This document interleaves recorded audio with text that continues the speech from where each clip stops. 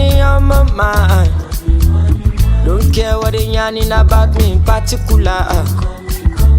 Out here on the road chasing my dream because I know. Wọ́n lọ́lọ́lá dé máa ń gbọ́mọ lọ, bọ̀rọ̀kọ̀tọ̀ ìdí ìṣọ́mọ lọ. Everyone sílẹ̀ jẹ́ kó máa lọ, no dey find anybody na money I want. No dey hear wetin people dey talk, wọ́n ti gé Àṣàkẹ́ létí lọ.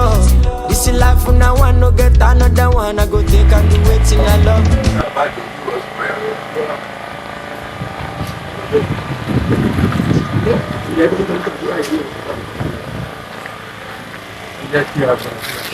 Ní orúkọ Jésù. Àmín. Agbẹ́yìnga Ọlọ́run wa, ọba tó wà nípa ti agbára, Ọlọ́run tó fún wa lórí ọ̀fẹ́ di wákàtí yìí, bàbá tí kò wo ìṣe àti ìwà wa fi dá wa lẹ́jọ́, yóò bá wa gbọ́ ọpẹ́ wa, Olúwa gba yín wa. Láti oṣù tó ti kọjá, a dúpẹ́ pé oṣù wa di oṣù yìí, a tún pàdé láyọ̀ àti àlàáfíà, ògo ni forúkọ yín lókè ọ̀run.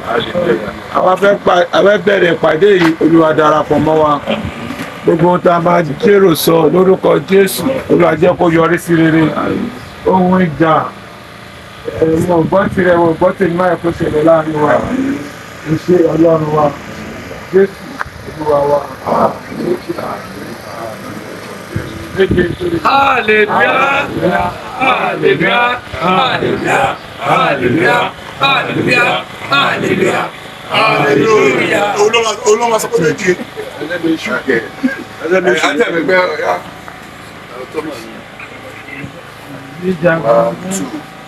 Jagunmolu gbégbá o, gbégbá o, Asiwaju làgbà o. Jagunmolu gbégbá o, Asiwaju làgbà o. Àwa òṣùpá ìlú òṣèlúta òde. Àwa òṣùpá ìlú òṣàràtà òde dá o. Jagunmolu gbégbá o, Asiwaju làgbà o. Àwa ń jayé ọba jẹ́jẹ́, àwa máa ṣíwájú o. Àwa ń jayé ọba mẹ́lọ́mẹ́lọ́, àwa máa ń jalè o. Kò sọ́lọ́dẹ tí ó yìnbọn pàgbé o, àfẹ́ ní èṣù bá ń ṣe. Kò sọ́lọ́dẹ tí ó yìnbọn pàgbé o, àfẹ́ ní èṣù bá ń ṣe. Kò sọ́lọ́dẹ tí ó yìnbọn pàgbé o, àfẹ́ ní èṣù bá ń ṣe. Great Jagun.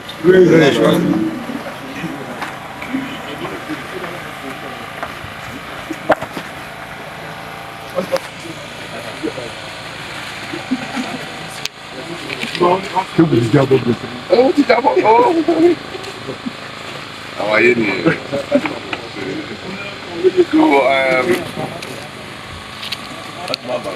So I welcome everybody sí annual general meeting wa 2023 tó yẹ ká ti ṣe ní March, ṣùgbọ́n fún kankan àbí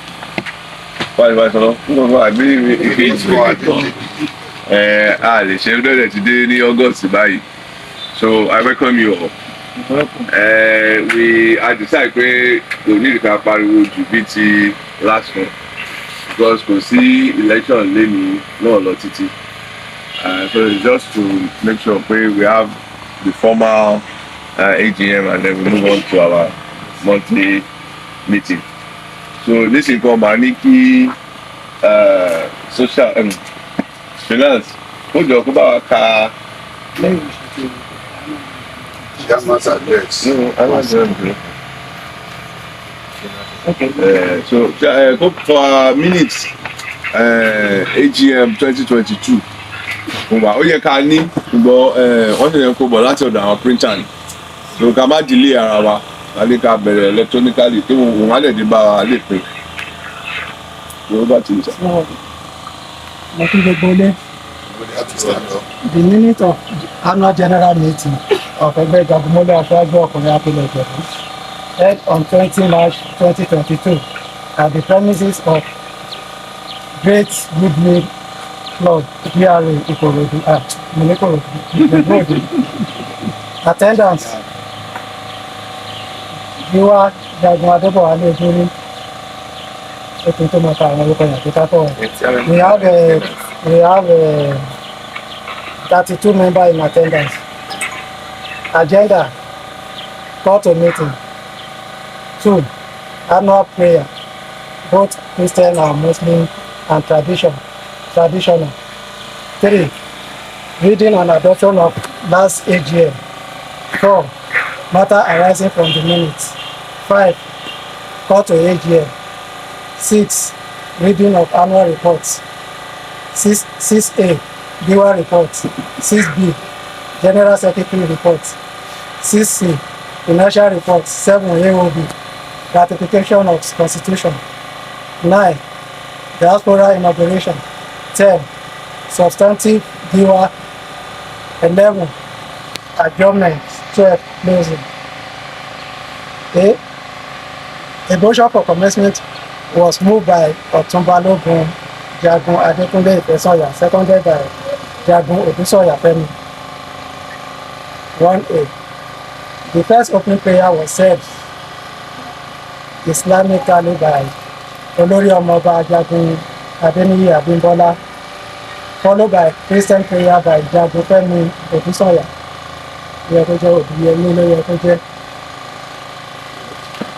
The traditional prayer was said by Otunba Giwa Babatunde Ganiu.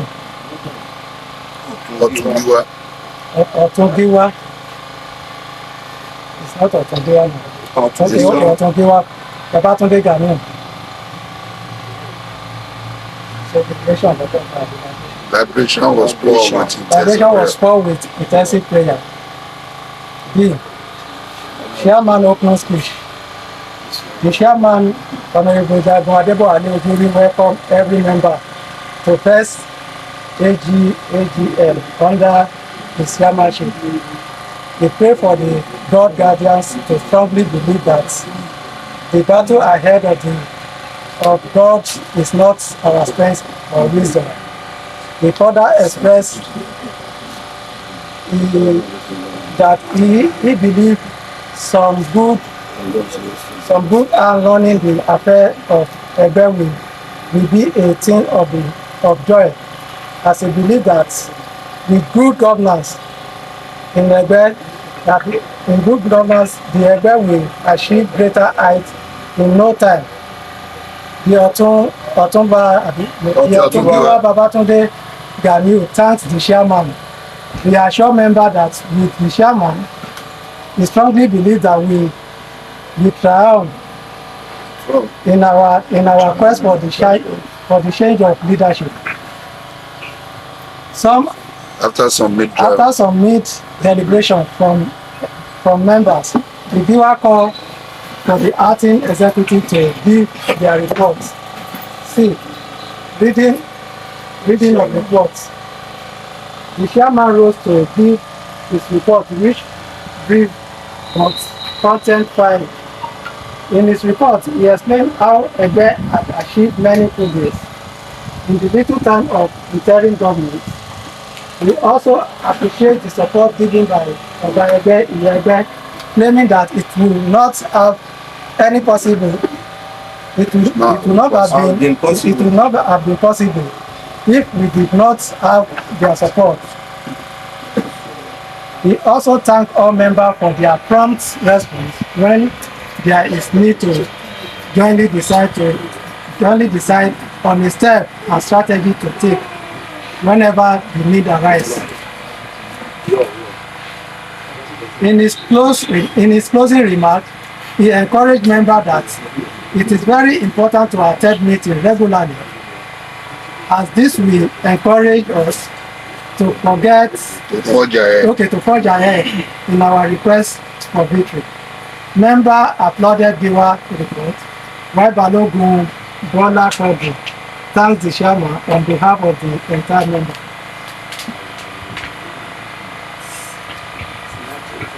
The acting general secretary, Adefinola Fela Silas, read the annual thanking report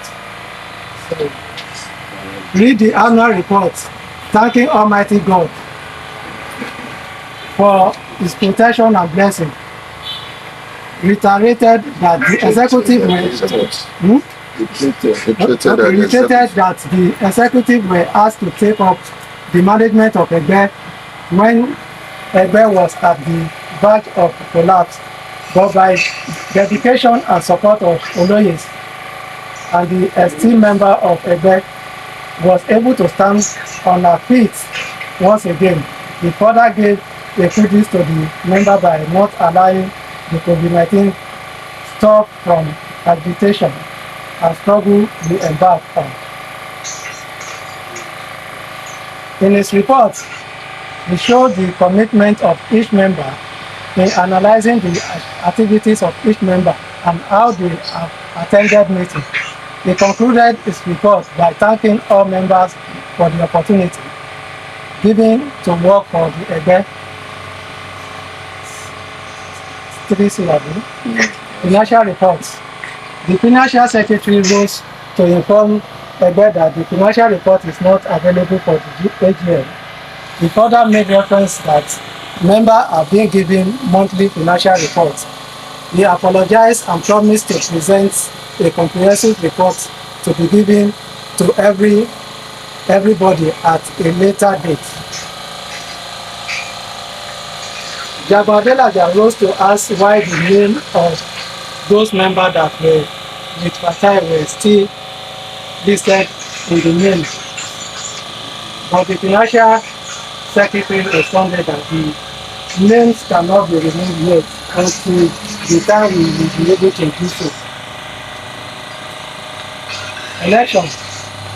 Motion for the dissolution of executive member was moved by Jaguntosin Olatokunbo, seconded by Jagunmolu. By this, all the executives stepped down to the floor, and the electoral officer were selected to see the election of the new executive. Mayegun Jagunmolu Abdul, Obalofin Jagunmolu, and Tosin Olatokunbo were selected to be the electoral officer for the election. Nominations were made, but at the end, it was agreed that all acting executives will return. A full executive and not as acting executive except the assistant secretary. Oluomo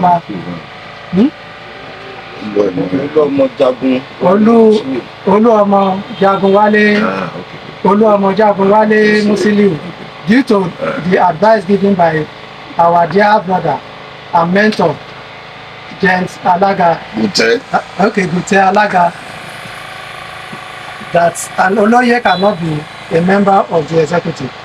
After the election, Gute Alaga addressed all members and recommended that their effort for staying strong in the face of our trouble,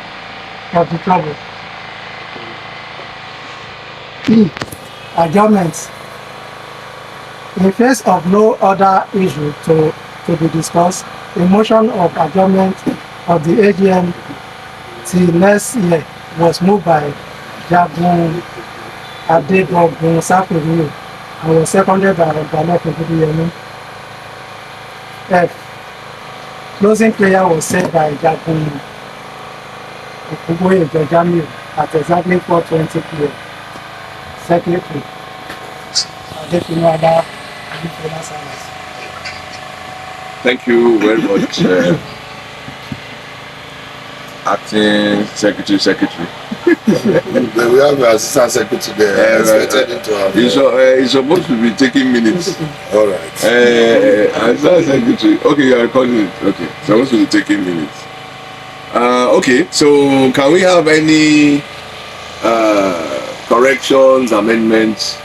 Apart from the grammatical typo, I think we can pick those up as we go. But is there any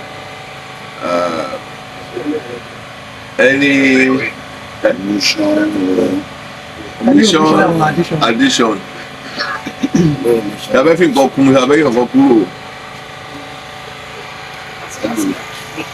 àbọ̀ pépérépéré.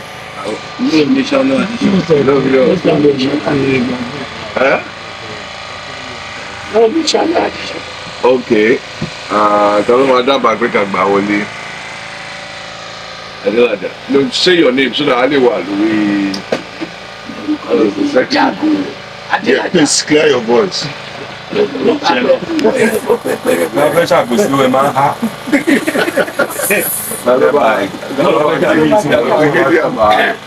Jagunmolu bíi Máyọ̀wá.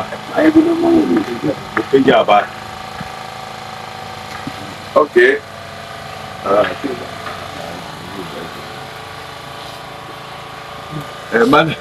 Matters arising. Kí ni matters arising ní Yorùbá náà?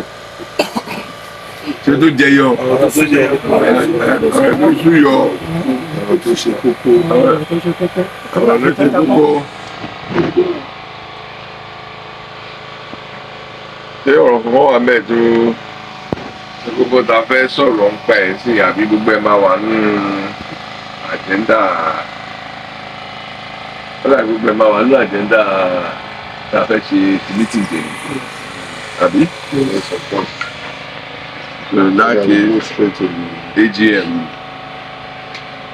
Okay, so we're now at reading of the annual report. Ẹ má bínú, mo fọgbọ́n dúró de fẹ́lá bóyá lè rí bọ́dà kó gbogbo ẹ̀ wà lórí.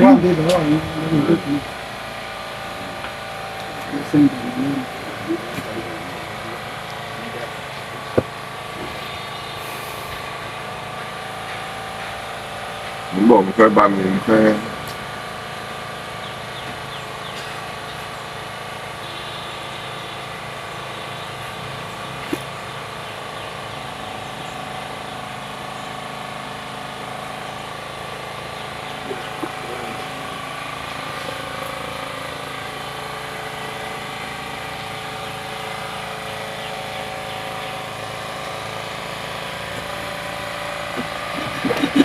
Sorry.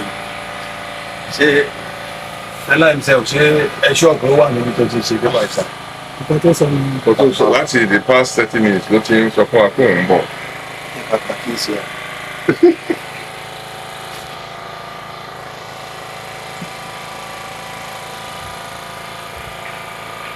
Yóò tún padà lọ́lé ni.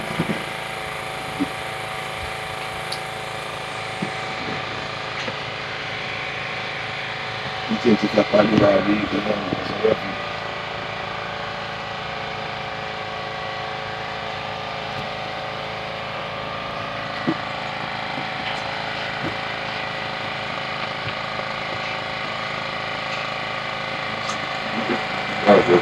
Gbogbo ẹ̀ wà electronically náà tó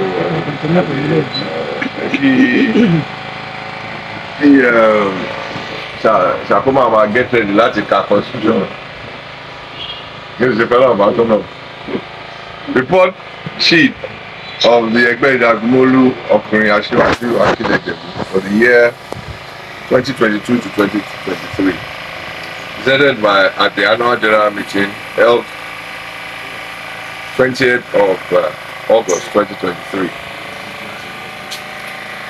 I welcome all distinguished members to this meeting, especially the representative of our Baba Egbe Asiwaju Dele Ogunbowale, Iya Egbe Iyalode Toyin Idris Oluwole, and all our elders. I thank you all for the support. That's a good Yes. That's the Asiwaju report. Yes.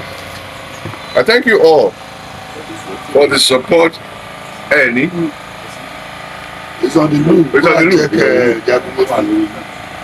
Wà ló fáwọn tó fẹ́ tẹ́tí rí. I thank you all for the support in the last year.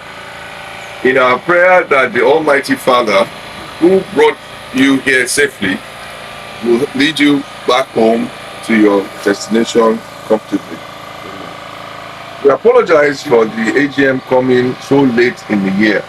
It was due to circumstances beyond our control. I must acknowledge that these modest milestones would not have been achievable, not for the talk of being achieved, if not for your support and belief in the current executive team. I thank you on behalf of us all for your support. Report sheet. I present here our report card. Once again, I acknowledge the readiness of all our members to donate generously whenever called upon so to do. No executive can ask for any greater support. Number one, the Egbe's Administrative Secretariat. We have designated has been designated as 62 Awujale Street, IJEBU. The Egbe's meetings and social address will remain the Goodwill Club, DRA, IJEBU. The Administrative Secretariat has the following facilities: 1, 2 furnished offices; 2, 1 boardroom; 3, 1 storeroom; 4, 1 waiting room; and 5, 1 common room. The Administrative Secretariat has had a facelift. We have been able to complete the painting, office desk and tables, 3 air conditioners, and storage cupboards. Please see the embedded video for further details. So there's a YouTube video that you can link up to. Number 2, installation of 5 solar lighting sets at Goodwill Club. As stated in the last AGM report, we have installed 5 solar lights and pole on the grounds of the Great Goodwill Club. We are hoping that this number will be increased soon. Number 3, petition prayers. In 2022, the palace answered our prayers as regards the petition against Fatai Salami. The Awujale, a paramount ruler of the IJEBU land, found in support of the petitioners and ruled that Fatai Salami step aside as Giwa Egbe. The Awujale proceeded to announce my good self as the acting Giwa of Egbe. The Awujale further pronounced that the former Giwa should visit all the members of the Egbe and apologize to them for his wrongdoings. Even though we have left open the lines of communications by including him and his members on the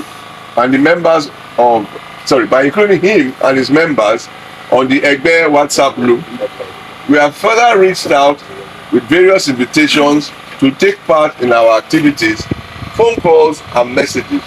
The Fatai Salami group have refused to attend meetings. They have also refused to partake in the Egbe financially. New Constitution. I'm happy to announce that the Constitution Review Committee have finally submitted a draft constitution for ratification by the whole House. I would like to take this opportunity to thank the committee members for a job well done. Once ratified, we shall be producing copies for members both in Yoruba and English. Number 5, diaspora membership. I am proud to announce that this year, the diaspora members have been actively participating in the monthly meeting via Zoom. Furthermore, we can also formally announce that the Egbe Jagunmolu Asiwaju has been officially accepted into the AKILE IJEBU Council in Diaspora. My special thanks goes out to the Egbe Baba Kenya, Akogun Bumi Thomas Aino, Jagun Leke Ajayi, and all those that facilitated this special project. Number 6, we continue to attract new and old members into the Egbe as we have seen during the years. It is particularly satisfying to note that some members of the Fatai Salami group have crossed over and made financial contributions towards the development of the Egbe. Year 2023, the way forward. I would like to thank the Egbe Baba Egbe for standing firmly with the Egbe during the last year. A special thanks also goes out to the Bumawe of Agoiwoyi, the Giwa Olori Giwa, Akpogun Kote, Professor Lasu Gbadamosi, Kunte Alaga, Bimo Ali Bashiru, Otun Yalode Fisayo, and everyone that supported our struggles. God bless you all. Are some of the pet projects that can be considered for the year. 1, the establishment of an annual educational award for the scholarship scheme. 2, the installation of additional solar lights at Goodwill Club. 3, the facelift of Goodwill Club's fence and building. 4, the introduction of educative after-dinner talks by invited guests. 5, the recruitment of new special advisors and AKILE for the Egbe. And 6, the appointment of Asiwaju of the inauguration of our UK chapter. Conclusion. I congratulate our members who celebrated milestone birthday anniversaries in the year. God keep you in good health. Thank you for listening, and God's blessings always. Signed, myself.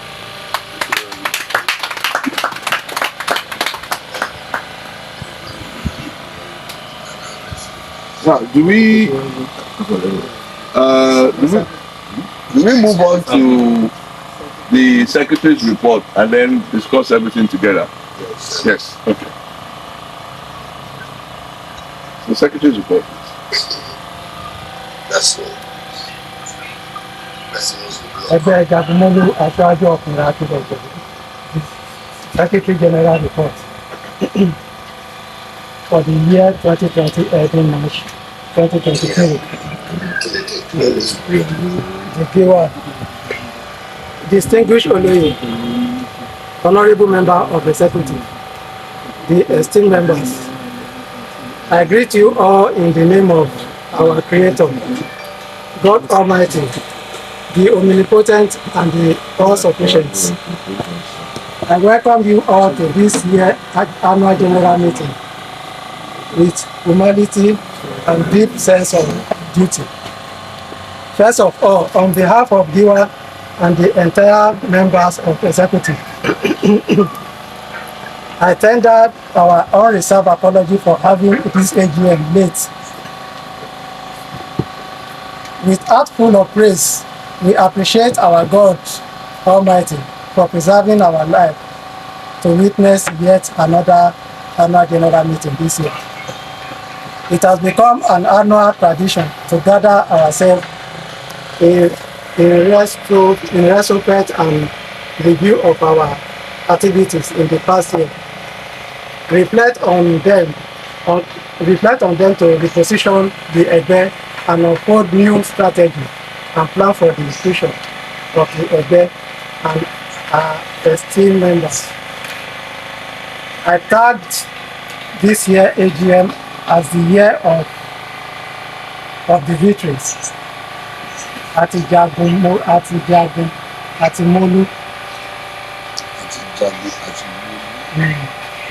We return to all glory to God Almighty, who has been our help throughout the battle. The activities of Egbe during the past year encompassed the following, among others. The Day of Victory. On Tuesday, 6th of September 2022, the long battle between Egbe and the SY Giwa Fatai Salami and his errant followers finally came to an end. After a fierce battle and struggle for a better leadership, the Kábíyèsí Aláyélúwà Ọba Dr. Sikiru Kayode Adétọ̀nà, the Awùjalẹ̀ of IJEBU land, finally found our agitation to be true and worthy. As the embattled Fatai to step aside as the giver of Egbe, Jagunmolu Asiwaju of IJEBU, and commended the Bamofin Egbe Honorable Barrister Jagun Adébọ̀wálé to immediately step in as the acting giver. You will all agree with me that this is uncommon victory which seems unachievable for other Egbe, but which God has compensated us with. We have indeed Jagunmolu with God on our side. Having said this, I want to plead with members not to see this victory as a winner take us. We should be magnanimous enough to receive other members who are willing to come back from Fatai camp with open hands. So, if we can remember, Fatai has a very strong convincing power to tie people to his state, and not easy task for anybody who is a victim of this fanatic to back up easily. I really want the committee in charge to please have this at the back of their mind. The executive. I sincerely want to appreciate the members of executive who have been so wonderful in their various review. The giver. Being a leader is not an easy task, and being human, we are all fallible, born to make mistakes. Here, we are born to make mistakes here. Yeah, but I want to appreciate the fact that the spotlight, good listener, I'm prone to correction. It is my prayer that God will continue to guide you right. The finance team, which includes the financial secretary and the treasurer, have made a wonderful in giving us the monthly financial update and have been so upright in discharging their duty. Kudos to the financial secretary, Olori Omoba Jagun, Adeniyi Abimbola, and Jagun Solatiwobi. You guys have been wonderful. The social secretary, and now they say, I quote, ọkùnrin tó ń sun rárá fún ọkùnrin ẹgbẹ́ àpọ̀jẹ́. It has not been easy. You guys have really tried. More power to you guys. As the General Assembly has instructed, please be reminded that for your work to be more effective, you can to all members who can assist you so that you can perform excellently. The Secretary, there's nothing I can say about the activity of Secretary, as I cannot be a judge in my own case. All I can say is the General Assembly should make the Secretariat more cautious and providing amenities and manpower that will make the office more effective. Other acts of executive need to be occupied, that is PRO, welfare, etc. I hope by next AGM we will have a complete executive.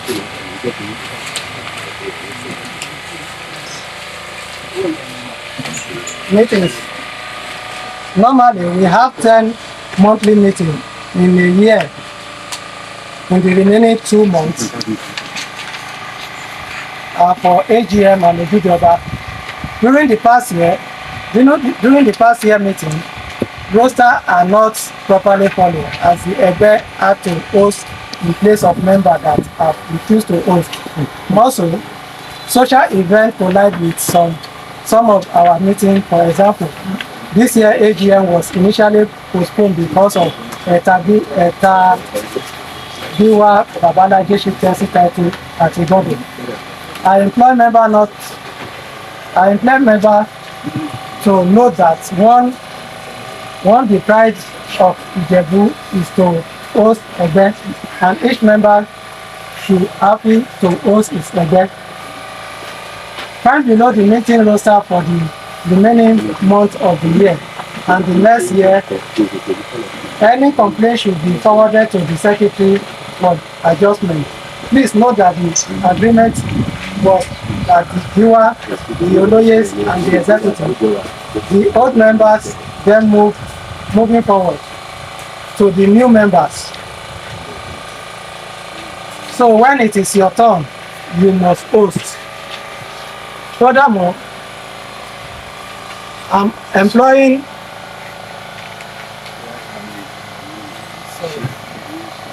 appealing when a host had prepared for a numerous of members and later found out that the numbers of attendees were lesser than the numbers of members catered for. In the light of this, I will enjoin all members to attend each meeting promptly and accordingly, so that the host and the Egbe will be happy. It is in the interest, it will interest you to know that during our regular monthly meeting, other subcommittees were set up for the present government. The conflict and resolution committee were set up to resolve conflict among members. 2. Project committee were set up to look into the project of Egbe that Egbe can do for the development of our society. And also, we were told at the palace that rating of Egbe during the Ojujoba will be based on projects embarked by Egbes. All this will be explained in the reports. Event during the past year. With grateful heart to God Almighty, I wish to report on the following events which took place during the reporting year in which all members participated fully. Please note that any invitation that is meant for entire Egbe will be reported. There were several invitations from the palace which involved all members during our struggle for the leadership of the Egbe boards. The one I will be reporting was the one we were finally verdict for pronouncement and by His Majesty Alayeluwa Oba Dr. S.K. Adetoba at the Lions of Awujale Palace on 6 September 2022. It was indeed a landmark in honor of Egbe's. The Seriki Egbe invited the entire member to the final burial ceremony of his father on 25th June 2022 at Ayepe, and most members were in attendance. The social secretary, Jagunmolu, invited Egbe to the final burial ceremony of his mother on Saturday, 12th November 2022, and it was indeed a success.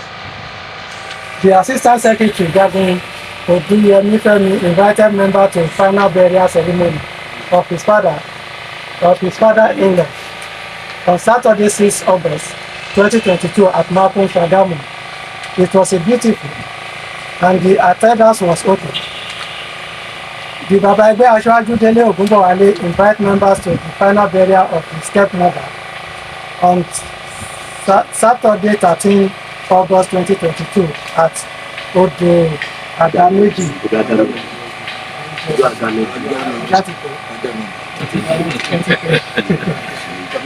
Members participated accordingly. 6. Jagunmolu invites members to his father burial ceremony on Saturday, 8 October 2022 at Ilogun Aton IJEBU.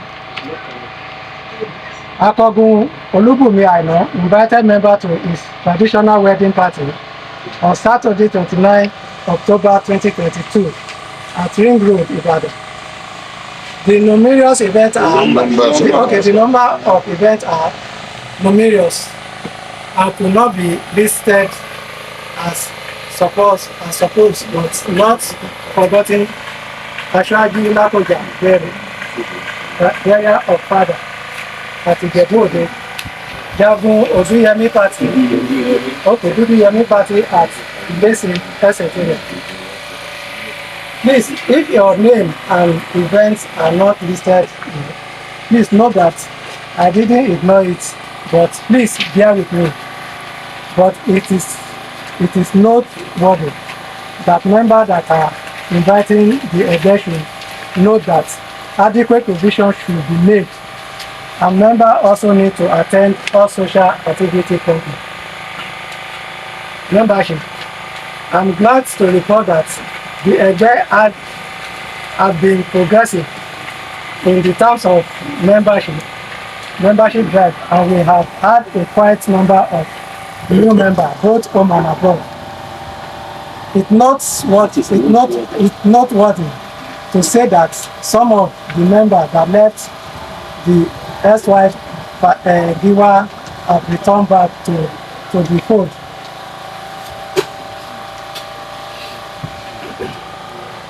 I'm doing well.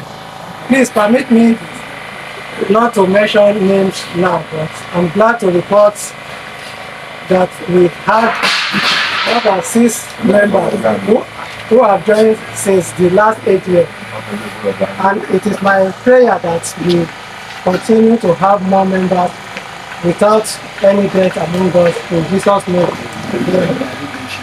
Subcommittee, with the great pleasure to report to the entire House that various committees were put in place to ease the pressure on the governors of Egbe. Such committee were: 1. Reconciliation Committee. This committee was established in January 2023 to reconcile some warring members. They comprise 1. Jagunmolu as the chairman, and some notable members, which time and space will not permit me to mention. The beautiful thing was that within 1 month, the committee had resolved all the issues before them, and the report of their resolution were submitted by 15 February 2023. This was indeed a great and speedy achievement by the committee. Kudos to the chairman and the members of the committee. Project Committee. The committee was set up to look into the possible project that Egbe can embark to add value to the entire IJEBU land. They sprang into action by giving the Egbe quite a number of projects the Egbe can do to uplift our immediate environment, while some proposed projects are still at the teething stage. Some projects have been already achieved. I'm proud to announce that the Giwa Egbe donated 2 electronic bulbs to the Egbe worth of more than 2 million naira to be donated to Taishola University of Education and Obaseki Adetona College of Science and Technology. I think members will join me in giving our able leader a beautiful round of applause. The building committee. Thank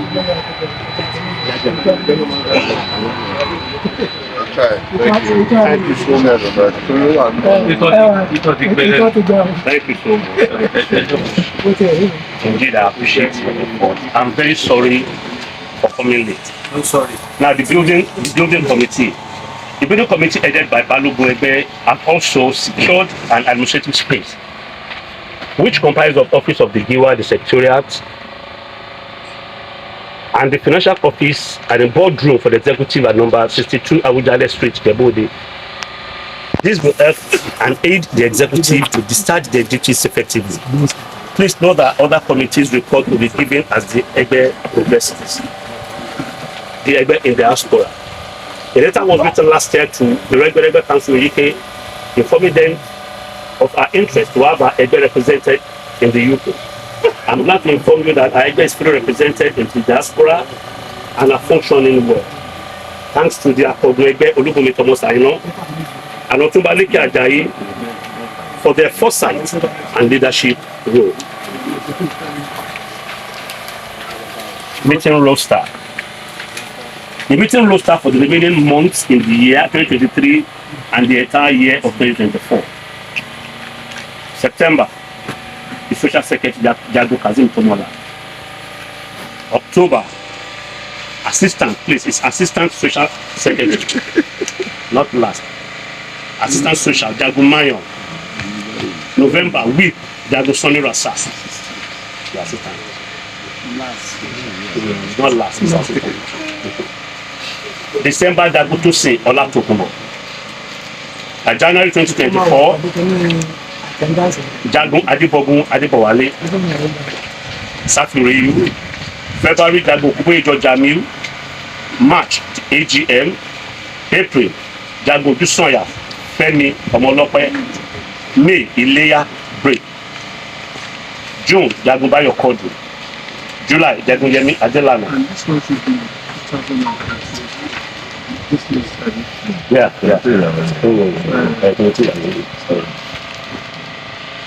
May, Ileya. June, Jago Bayo Kodu. July, Jago Yemi Adelana. August, Jago Mayowa Sholobi. September, Jago Wasiu Adetola. October, Jago Olayinka Aliyu. November, Jago Kawede Fetuga. December, Jago Odushoga Joshua. Please note that the above list is subject to change as events unfold during the year. Please note that any changes will be subject to the ratification of the executive. General evaluation of the Egbe. Since taking over the mantle of leadership of the Egbe last year, I'm proud to say that I'm not missing words. That the Egbe progressed impressively, and on one of the greatest achievements is the love that burns bright amongst Egbe. The honorary title holders and the tenure to Egbe have been fantastic. It is my prayer that God in His mercy will continue to bless us all with divine love, so that our Egbe can grow to be the envy. Or to the envy of other Egbe. To the envy of other Egbe. Amen. Members' welfare. It is with thanks and praise to God Almighty that I'm proud to announce that in the outgoing year, God has been faithful to us by granting all members grace, good health, and protection, both in our various homes and within the Egbe. We will continue to give all thanks to God for His mercy. Conclusion. I would like to express my profound gratitude to all our distinguished members for your support and cooperation during the past years. We, the executives, are not perfect, but your love covers all our shortcomings, and we are grateful for this.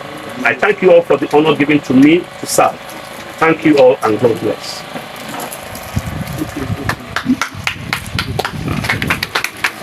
Thank you. Financial report.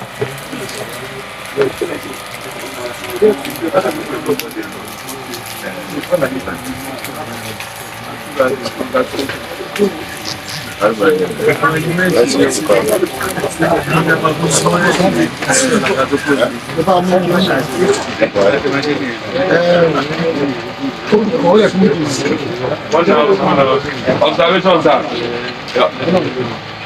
Observation. Yeah. Orúkọ mi ni Jagunmolu tó sì. Mo fẹ́ rí sọ̀tàmì lórí aṣọ tí sẹ́kítírì wọ̀ sí ẹgbẹ́ rẹ̀ síbi símẹ́tì lónìí. Nínú ẹgbẹ́ ọ̀tọ̀ọ̀tọ̀ mo nínú loop WhatsApp loop ẹgbẹ́ sẹ́kítírì fún ẹ̀ ló pé aṣọ ẹ̀.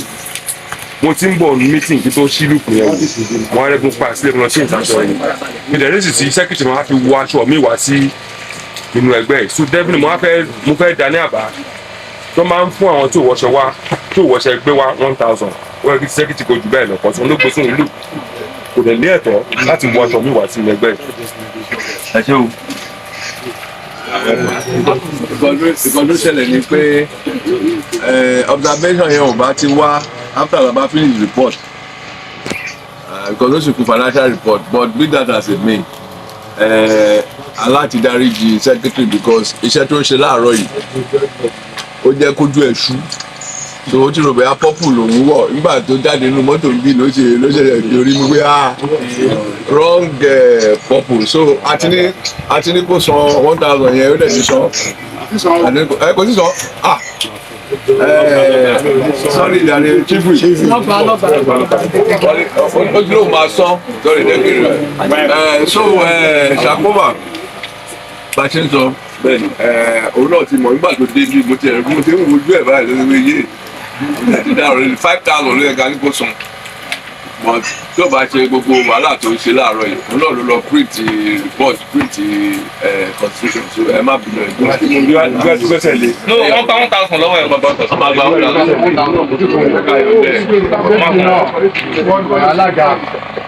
alága yẹn ṣé alága ò ní WhatsApp ni kò sí nínú WhatsApp ní ẹ̀jẹ̀ WhatsApp. láìjú ẹ̀yàn ṣe skills. mo ṣe lè pé kò ní WhatsApp. ó láti san what is due. ọ̀dà sọ ó jẹ́ ẹ̀kọ́ mi lè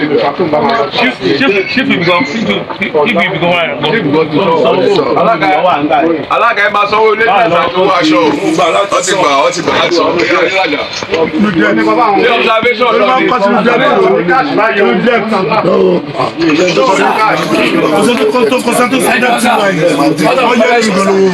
ẹjọ níbi tí wọ́n ti dárúkọ fún àwọn tó ṣe pàtí ẹ̀ kò ní pé wọ́n dárúkọ gbogbo ìlú èèyàn wọ́n dárúkọ ìlú síbẹ̀ wọ́n kò sí excuse me na excuse me jẹ́ ń bọ́ mi sà wọ́n ẹ̀kọ́ kọ síbẹ̀ òkèèrè kì í ṣe àtọ̀ ọmọ òkèèrè lèmi not àtọ̀ excuse me let me talk now.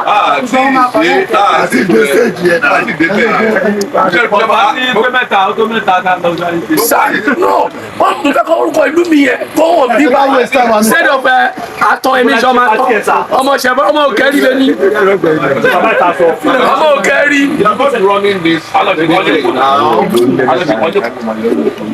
gbogbo aláàbí pé ká kọ́kọ́ ka report ká tó máa discuss report.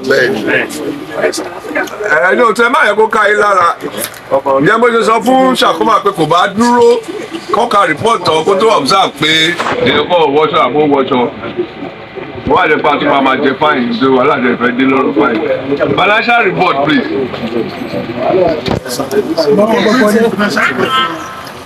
Bóyá wà electronic. Mo fẹ́ fi àsìkò yìí tọrọ àforíjì because financial secretary ò sí around kò dẹ̀ ti send a report. So but bóyá by next meeting ó máa wà available. Report financial report. Observation was No. observation. àti bí lẹ́ẹ̀kan ti kó yín lẹ́gbẹ̀ẹ́. Ẹ check on observation.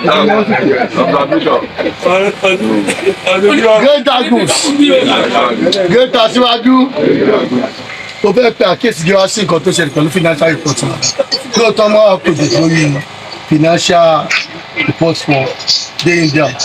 Mo ní last kínta ṣe náà sọ kà á sí nù pé nígbà yẹn náà wọ́n mú ọ̀kan wá wọ́n ní torí pé àwọn fún wa monthly basis pé so bí ilé agm lélẹ́yìí wọ́n gbé financial report gbọ́dọ̀ òjò nú ẹ̀ ẹ wo gbogbo kí ni bá pé tó ṣe kò sí pé iye báyìí ló wọlé o iye báyìí ló jáde o tó máa ń pọ̀ tí ń gbẹ̀gbẹ́ ẹ sí wọn lára.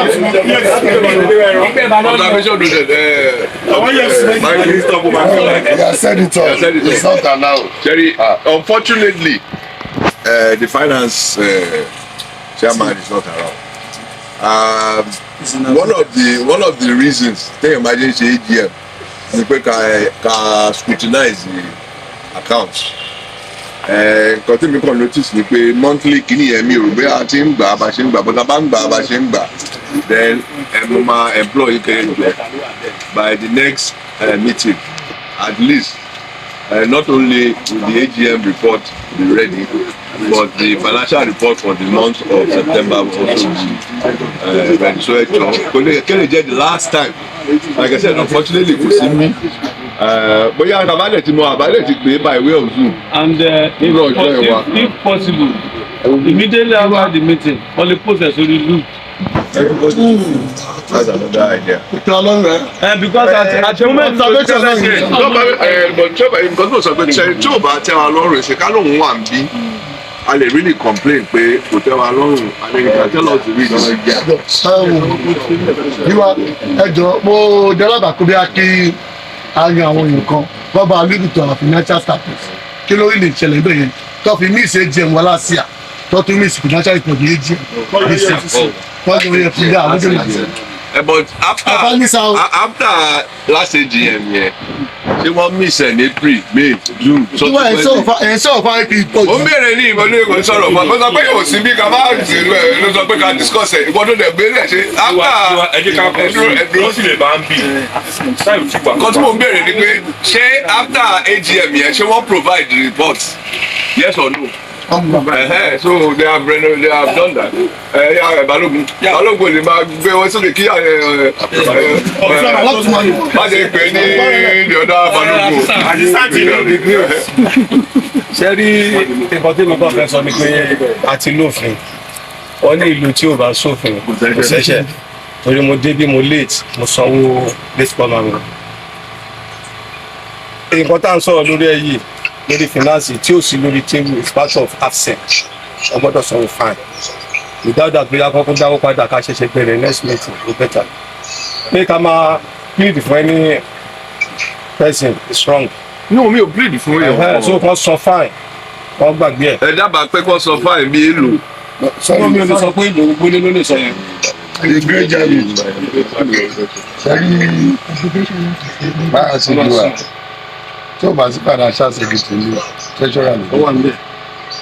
So they have to pay fine. They are taking us for granted. And he sent message that is traveling is going to deliver everything to the treasurer during the meeting that is not going to be available. Fine. Then where is the report? He said it's going to Abuja, but it's going to drop it for him. So which will be other people come one there. Talk like a soap. I talk to him time to time. So Shola, you people want him come back for more. I never reply.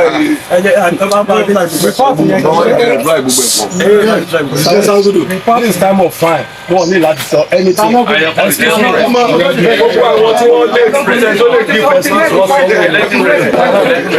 No, I make suggestion. Sit down.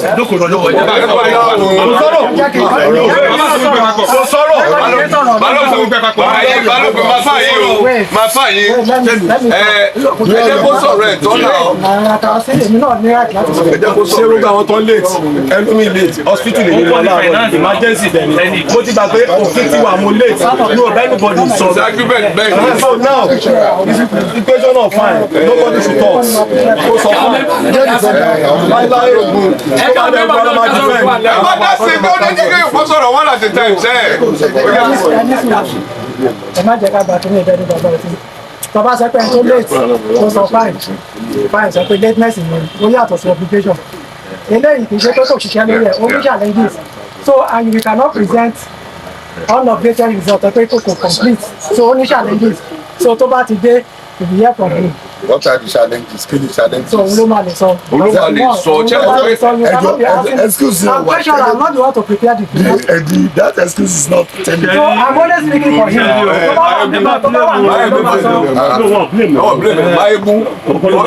Ẹ jẹ́ káwọn ẹ̀mí ìdásí náà ẹ̀dúró náà ẹ jọ mo tó gbogbo ìjókòó kẹrí ẹ máa ro kíní kan àbàtì àbàtì ká máa ro kankan ṣe ló lórí ọmọ ọba ó jẹ ìgbàgbọ́ mo lè pọ̀ tó yẹ wa kì í pa mí tì jẹ tí ó bá jẹ́ pé ó nídìí àti dé bíbá yìí wọ́n pè l'Àbújá èmi tí mo kéré ó sọ fẹ́mi mo pè lára pé mo lò wà ó ní ọmọ ọlẹ́nìkan ṣe wẹ́ẹ̀dì l'Àbújá.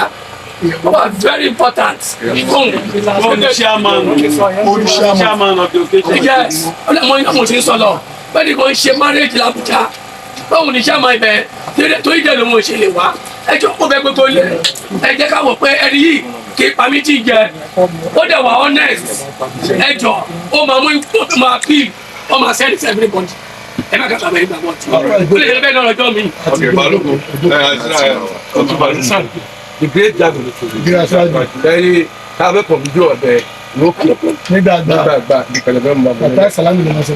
dédé ọmọ ifá táyì ti tírénì ìwà fàtà àmì sọ pé ṣé wọ́n fọwọ́ náà sọ pé ìwà fàtà yìí wà ní kù wẹ́ ẹ bá ẹ náà kojú ọ lórí kìnìún náà ìwà fàtà yìí náà tó mú ẹ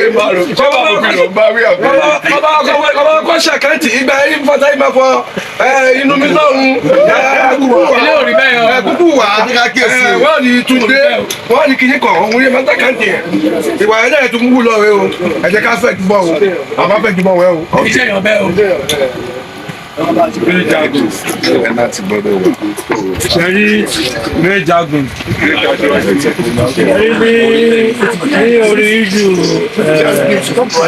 ní orí ìjù fìnánsì ní ò bá bẹ gbogbo ilé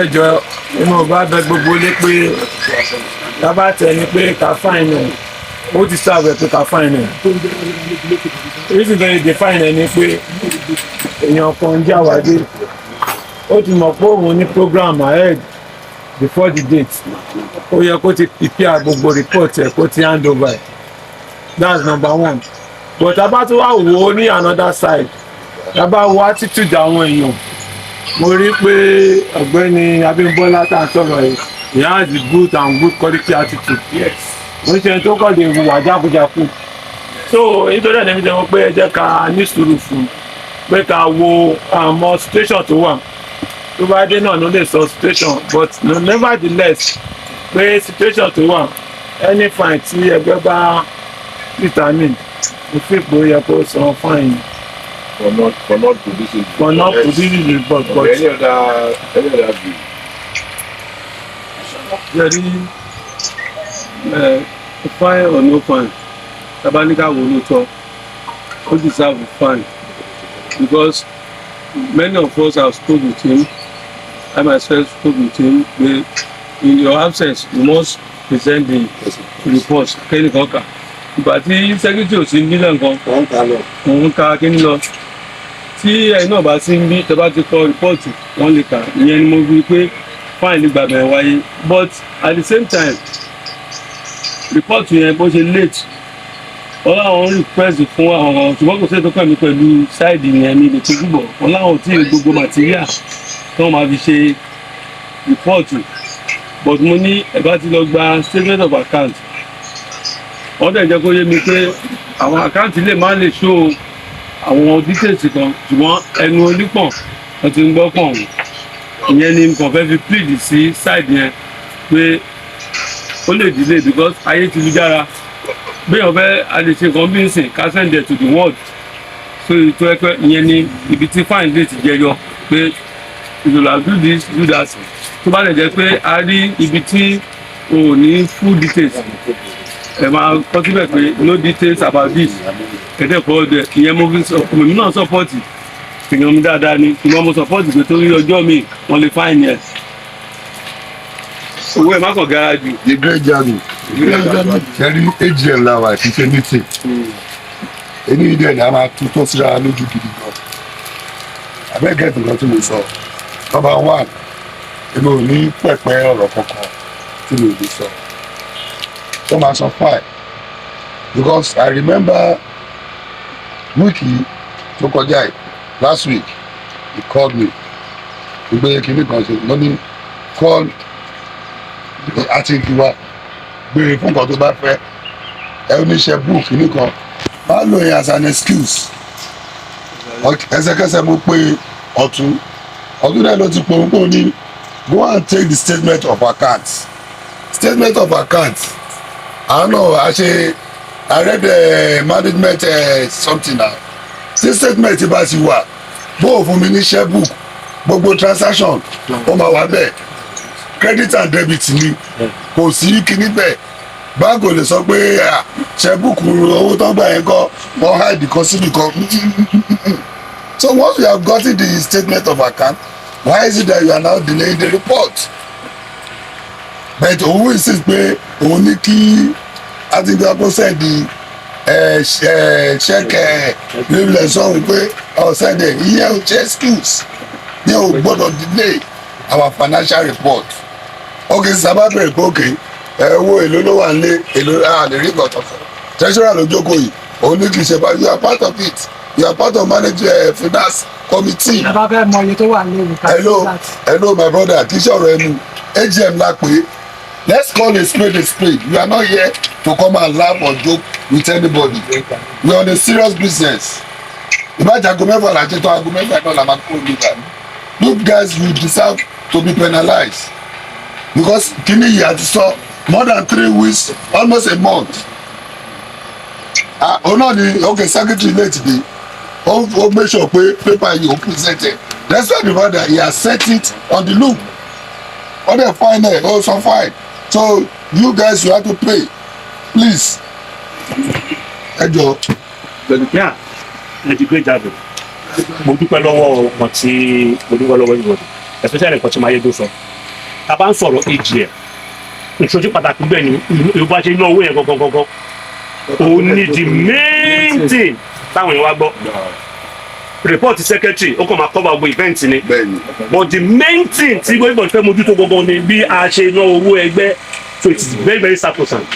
But I rántí pé mo sọ lórí executive if he has any question tó bá ń dilẹ̀ kó fi sórí ibẹ̀ ká treat ẹ̀ before that time.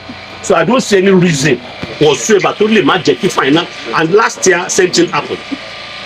So yẹ kó mọ̀ pé bàtẹ́jẹ́ last year ó yẹ kó lè ṣe everything within his power láti make sure wípé ti yá yìí kò dàbí ti síbẹ̀. So fine but ẹ jẹ́ ká wò náà ṣe síra but if they have been mo sọ nínú report mi the finance team has been so fantastic but the reason why we are having this is what I don't understand tí o dẹ̀ yé mi náà. Thank you sir. Tí anybody bá ní issue pẹ̀lú iṣẹ́ wọn ó yẹ kán lè kọ sínú loop yẹn pé nísìnyí mi ò lè ṣiṣẹ́ mi o nítorí ìdí báyìí.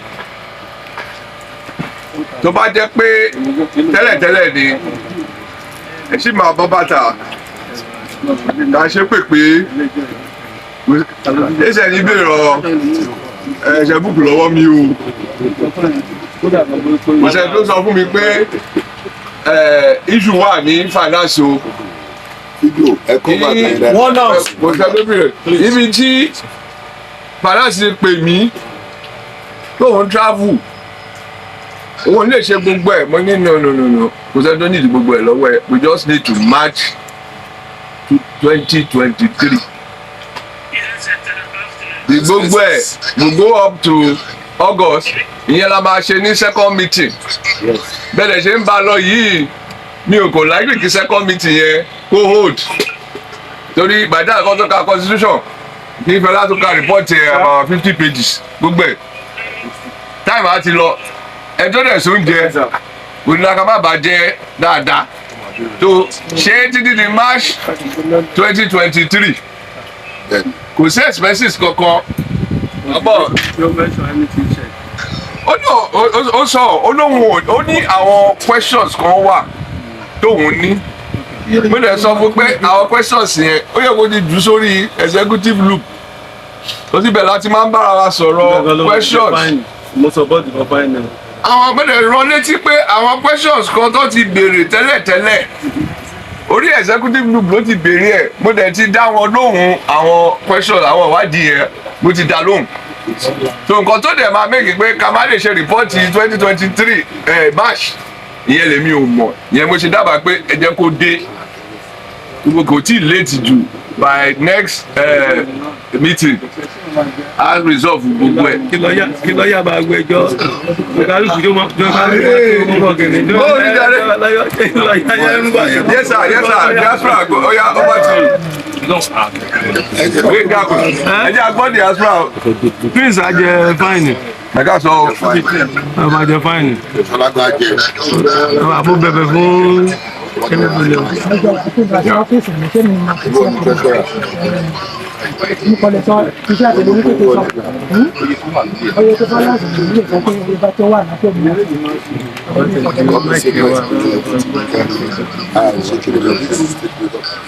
Iṣẹ́ tó kò sí statement ó wà lórí ẹni sùúrù ẹjẹ ká gbọ́ ló sọ yẹn.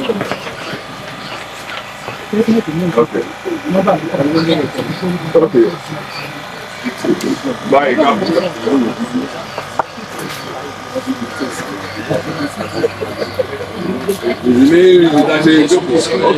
All right. Ẹ jẹ́ kí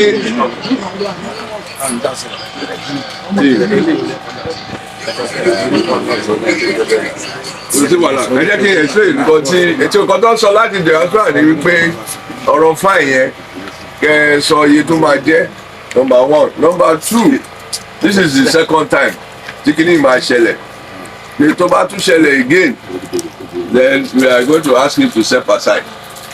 But èmi believe pé ẹjẹ́ àṣẹ àkàtẹ̀ ti gbọ́ nǹkan reason tí ò ṣe submit report tó bá dé. Fine, yes, fine. There's no option about that because it's happened twice in a year and twice in 2 years. So we will then resolve it so that kò ní lè ṣẹlẹ̀ again in 2024. But they promise you by the next meeting, I'll provide the AGM àti ti account up to date to this particular date. So I can feel it.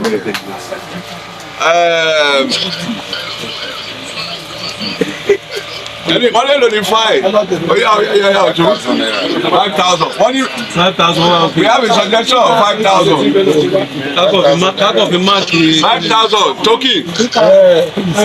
Fáìn yẹn kì í ṣe òun nìkan o. Ẹ náà tí wọ́n ní ìṣèpá tí wọ́n. No, each person ní 5,000.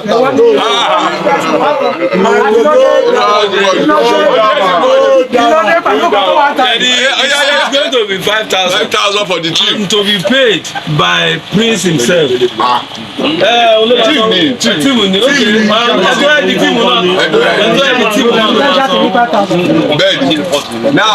now discuss. We want to discuss the 3 reports or the 2 reports. I guess we discussed the finance. Any other discussion of the meeting? Ó ti wà ní gbogbo pátí tá a lọ àti tá a lọ lókè ẹ̀rí. Kò tó bàbá tí bàbá jẹ̀ tá a lọ lókè ẹ̀rí gbogbo àbí 2023-24 òun rẹ̀ meeting yẹn láti máa discuss. Àbídẹ́bá rẹ̀ kó ṣe kakuku but that will not be good. We will close the AGM and then we'll move on to the meeting if time permitting. No, Marco. Yes, okay, no. If there's no, we have some comments. We have some comments on the report. On the report. Yeah. We have some comments. Yes, let me. No mind if it's in the hurry. Yes, this has to do with the GOODWILL report. Okay. Yes. The year 2023 way forward. Àwọn pet project kọ síbẹ̀. Afẹ́wọ́ bẹ́ẹ̀ ṣe fẹ́ bá wa execute ẹ̀. Is that the yes? That's the question. Yes, that's the question. Okay. Ọ̀nà méjì ni. Lẹ́sẹ̀ mo lè béèrè ti secretary report. Yes, sir. Because I can see that secretary mentioned something about building committee. Yes, sir. I may as Mayegu Egbe. I'm not aware of any secretariat I never sit. I will get a shit in IJEBU. So I want the secretary to throw more light on that for us. Because the continue about more. I suppose but I'm just seeing it in your paper now. Okay. I don't think I've heard it before. So other than Baloguni, Lugbalé, so Dibale Junior will stand and defend himself. Okay. Members, you are free to ask questions.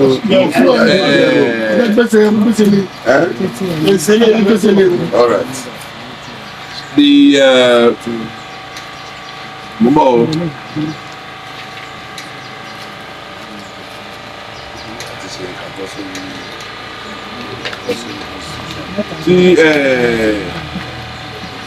Tí báyìí bá lóhùn mọ̀ ń pẹ́ then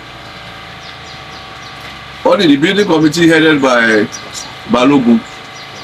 Balogun, are you aware of it? Of course. Okay, so that's that. Now, the other issue you asked, what was the second one now? The project, yes. What I was hoping, these are pet projects, not necessarily project department.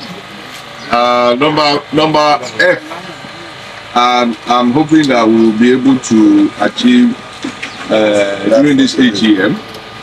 Number E, it's going to go back to the Oloye Tinubu to be looking for names or possible people that can put that role.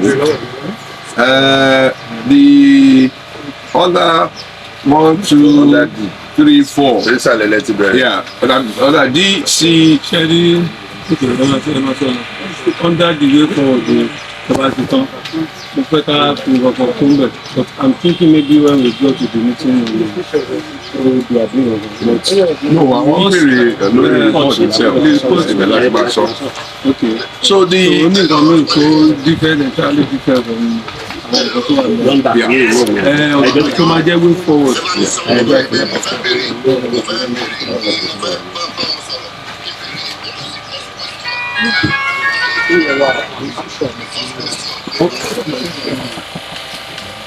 No, that was the second question, but I want to answer first. In the secretary's report, there was reference to 62 Avijale Street. Well, and the way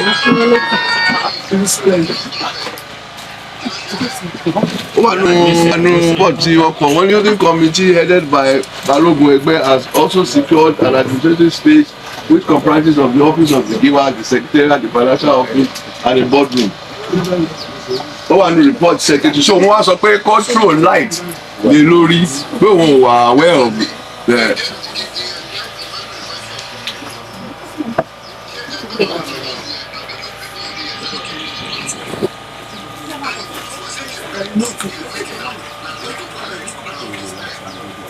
No, the hold on. Hold on. Well, the building committee said you should hold on, but my own short key is that it's been said in both, and the decision has been made. But we can talk to the building committee. When they can hold on, when they are responding, they will respond to that. Okay. Now, so the A, B, C, D of the way forward. Mayugu, yes. There are mainly things that are the givers' projections, and I will make sure that most of it we try to find finance for. It is separate from the activities of the project committee, because the project committee is working mainly on edifice that we can put our name to. So these are like pet projects of the giver. Yeah, that's why I asked the question. That's why That I don't want to use. Maybe the acting giver want to on behalf of Egbe Jagunmolu. Wọ́n ti fẹ́ ṣe project yẹn tó ní involve member financially. That's why I'm asking those questions. That is exactly what I'm saying. All right. Yeah. You are correct. Now, under the way forward for the year 2023, I would like to add a point apart from the project. But if we go to a project, but more it is under the way forward. Ní ìjókòó yìí, màá fẹ́ kó jẹ́ pé bóyá kí wọ́n nominate àwọn èèyàn kan inaugurate committee kan tó jẹ́ pé àwọn lára àwọn tó idea shares of the company, so tí wọ́n lè bá wa lọ ṣe amendment shares wa at First Bank, because we bought the share worth of 500,000 in 2007.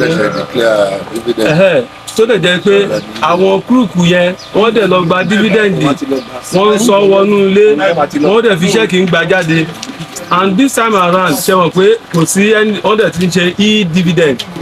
So bá ṣe máa ṣe tó jẹ́ pé e-dividend a máa wọnú àkáǹtì wa direct, ó máa ní kankan náà tí ó máa wúlò fún, at least a lè ní kankan bì kan àkànmọ́dá tá a bá ní owó náà á mú wá gbogbo project tí ó wà ní under this Egbe for ọdún owó náà ló máa jẹ́ so á tẹ̀ máa gba nǹkan wa díẹ̀díẹ̀ so níjókòó mo fẹ́ kí wọ́n establish committee tó máa lè ṣiṣẹ́ lé because as part of my own findings a máa need àti lọ sí first registrar láti lè pé akọ lẹ́tà lọ bẹ̀ ọlọ́dẹ ṣe náà agbègbè wa lọ́ọ̀yà lẹ́yìn náà ẹ mọ bẹ́ẹ̀ ṣe lè bá akọ lẹ́tà ẹ má jẹ́ kí owó wa gún síbẹ̀ so dóònà mo mọ̀ pé after tí a lọ sí palace lọ́dọ̀ Awùjalẹ̀ mo mọ̀ pé kò sí anybody tí àyálè lọ́kùn kó tún lọ tamper shares yẹn bẹ̀ yẹn torí àti rò mẹ́jọ ń bẹ̀ but tó yẹ ká gbégbésẹ̀ so that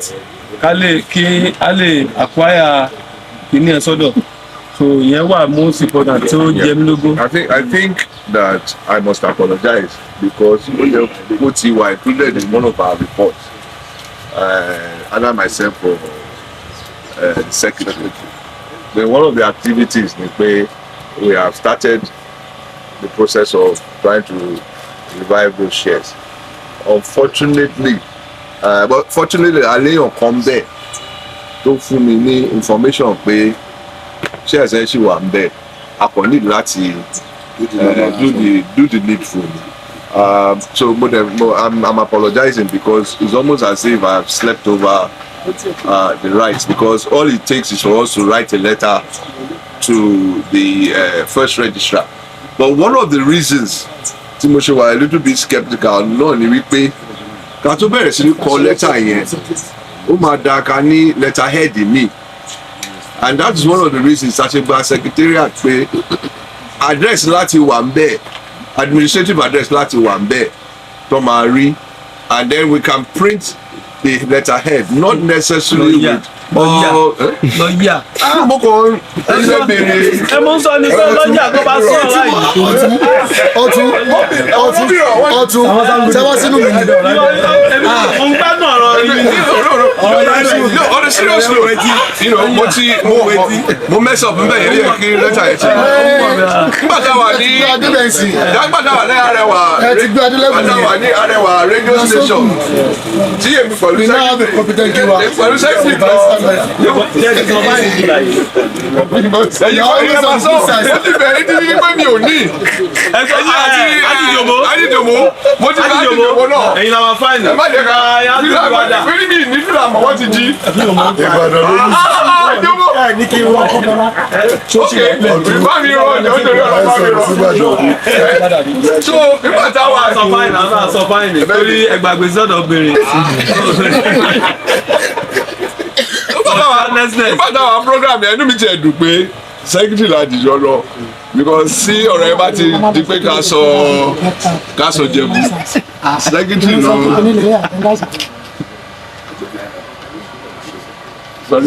secretary ló sọ̀rọ̀ àwọn ọlọ́run sì sọ́ṣẹlẹ̀ bẹ́ẹ̀ ni wọ́n ní ẹgbẹ́ Jagunmolu AKILE Ìjẹ̀bú tí èèyàn kan bá fẹ́ join yín kí ni àdírẹ́sì tó máa wá so secretary wò mí èmi náà dẹ̀ wò mí òun náà dẹ̀ sọ fún wọn pé 62 Àwùjalẹ̀ now ó láti jẹ́ pé Máyégò ní sísì program yẹn.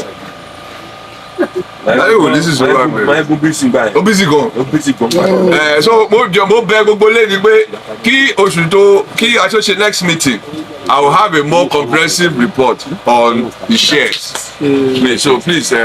No ṣé ọ̀rọ̀. no pa nọmba 62. No. ó ní nǹkan tí fẹ́ sọ maybe wellness ẹ máa gbọ́ wellness ní pé tínú kan bẹ́ẹ̀ bá wáyé because I know I'm not the only person ó yẹ ká mú ìjọ kan kí gbogbo wa lọ síbẹ̀ but this is our new secretariat office àánú mọ̀ pé àánú máa ní access síbẹ̀ èmi kàn rí lórí pépà ìjọ tẹ lọ sí rédíò wọ́n rí pé wọ́n béèrè òun náà tó máa dárúkọ 62 gan ó ń kọ́ lẹ́nu kọ̀dọ̀ èrí tó sọ pé 62 mo fẹ́ ní ká ní mo tètè bọ̀ ní tí bá ní fóònù máa pè pé 62 tó sọ ìwà ìta ló gba nọ́mbà 62 bẹ́ẹ̀ mo kàn pé kí ẹ. No, I know.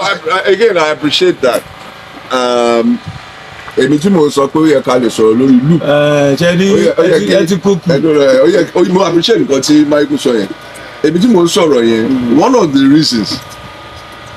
reasons pé tí ó ṣe rí bẹ́ẹ̀ yẹn is it is a form of pet project náà and nǹkan tá a kọ́kọ́ hope pé a máa ṣe ni pé by ojúde ọba ibẹ̀ la máa lò bí base láti move forward but kò tí ì ready the stage yẹn and most of nǹkan tó wà níbẹ̀ yẹn ó máa tó láti launch nísìnyí and I apologize to Maego again because once you say that you are not aware and the entire house but once you say you are not aware ó mean pé you know there's a breakdown somewhere and I promise that will not. ni mo bí balógun ṣe máa wé àwọn tí ṣé o pé balógun the grace ṣẹ́rí area àbí tí adé yìí ó yẹ ká jẹ́ ká understand ọ̀rọ̀ wa orí tébù yìí láti sọ nígbà yẹn lọ ó dà pé Máyégún ò wá. Of course that was the day tó béèrè lọ́mi pé níbo la bá project wa dé then ẹgbẹ́ ọ́fíìsì kọ̀ọ̀kan mo ní a ti gbìyànjú àti rí ibi tí ó wà òkè ọjọ́ yẹn acting wa ń dìde tí wọ́n sọ pé àwọn orí bì kan kódà ibẹ̀ yẹn wà òkè nǹkankan àjọ romance ara wa ní ilé ní ọjọ́ yẹn tí mo sọ pé òkè over to you ni wa ẹ bá wa sọ̀rọ̀ síbẹ̀ ẹ jẹ́ ká rí gbà a sọ lórí tébù fẹ́ gbé mu rántí mọ́ọ̀tì yẹn nìyẹn kọ́ lọ sí àbí tí sẹ́kẹ́tì ọba mínísítẹ̀ síbẹ̀. nínú mítìn láti sọ kìí pé sọ fún ẹ̀kọ́. nínú mítìn láti sọ. we're talking now mo ń rántí good. Balógun pé mo béèrè lọ́wọ́ yín when he said it I asked you you affirmed it and I moved forward but ṣẹ̀rì téèyàn bá tún bring it up again. torí àwọn tí wọ́n ń béèrè lẹ́ẹ̀kan tá. okay téèyàn bá tún bring it up again I'm not too proud. no ó better kí gbogbo wa tún gbọ́ for the last time. wọ́n dà pé kí wá ló kàn ṣe tinú ẹ̀. bẹ́ẹ̀ni gbogbo wa ti gbọ́ for the last time. àwọn diaspora fẹ́ sọ̀rọ̀ púpọ̀ jàre ṣé ẹ ti sọ fún àyìn aṣọ ìṣe. lẹ́kẹ̀ẹ́ ó yá. Yeah.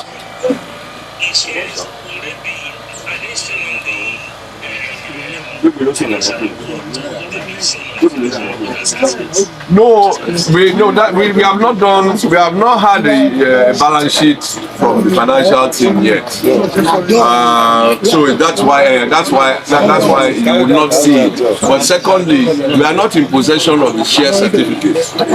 It's with Fatai. So the essence of bringing it up today is to make sure that we start the process of getting those certificates onto our name and just do e-certificate so the dividends can be posted electronically.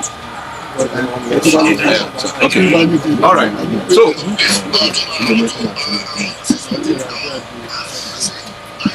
Yes, sir.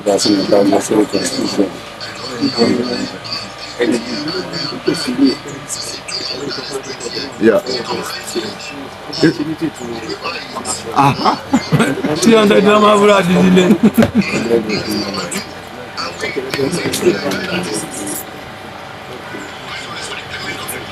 No, okay, I do. Yeah. No. Sherry, if we had the financial report, then this question will not come up because it will be reflected in financial. But be that as it may, what I know is that we had the rent. The annual rent is 250,000, and there was 50,000 security holding. So everything came to 300,000, and we paid it on the last day. Air condition, everything else that came to the place, that is being given to you by the giver. I'm not charging the Egbe for that. Yeah.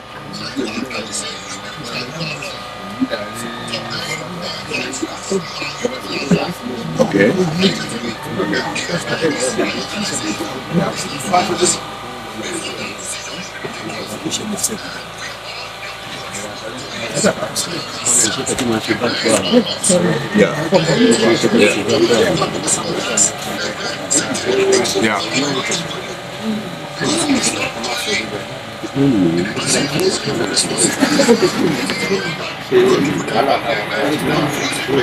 Absolutely. Sherry, I don't know whether you did it. Saying to you is that if you had followed the conversation, they have answered the question you are asking. And what is the question? I tried to say, look, what has been done has been done. And Balogun refused and said that the process was mentioned at a meeting. Balogun was not at that meeting.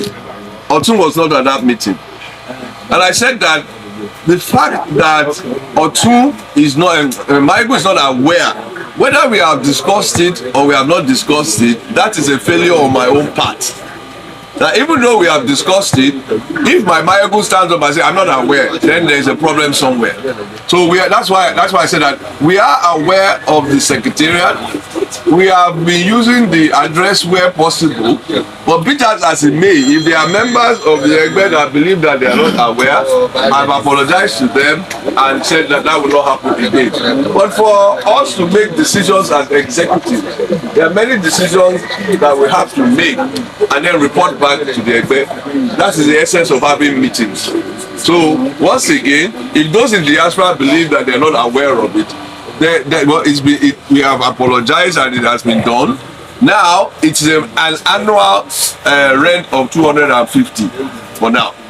The security bond of 50,000 was left there, and all the expenses that have come forth so far has been donation from the giver. That's that. So that, yeah.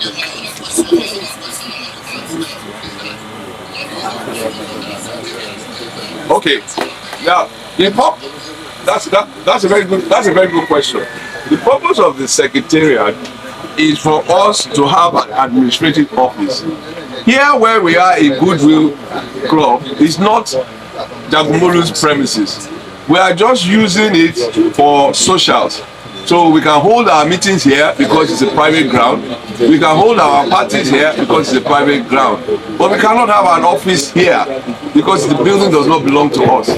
At 62 Aojale, the giver will have his own office. The secretary will have his own office. We have a boardroom so that when we want to have executive meetings, we can have it. The properties of the Egbe, particularly files and deeds and shares, will be locked up in the Egbe storeroom. So there we will have computer, printer, so that when we have our minutes, we are not going to floating tenants. Floating tenants, yeah. And we also have a lounge. The lounge is not for us to have beds and have been taking injection there. No, it's strictly an administrative office. There is a discussion now on the executive level that the finance team cannot have a room before Balogun has a room. So, Balogun is saying that one of the rooms that have been designated for the finance team should be given to Balogun as an office. And we are still arguing that. Because if the finance team has a room, an office, and the giver has an office, the issue of the fact that the accounts have not been made ready would have been brought up earlier. But all we are doing right now are virtual meetings. Are you with me, sir? Yeah, so that is the essence of it. And we need, yeah.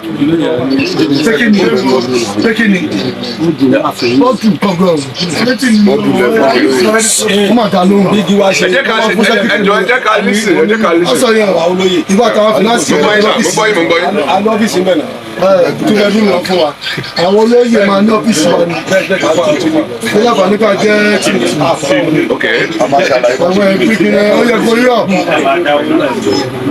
Ìyẹn kọ́ wọ́n sẹ́kítì náà lọ́fíìsì. Sẹ́kítì finance gbọ́dọ̀ lọ́fíìsì náà. That is what I'm saying. Enjoy. You are not listening to this conversation now. Enjoy. That is what I am saying to you. That you didn't listen to Balogun and Bayogun's conversation. Because in Balogun's reply, he has answered this question that the Egbe is aware. Okay. Egbe is aware. The same way that the same way.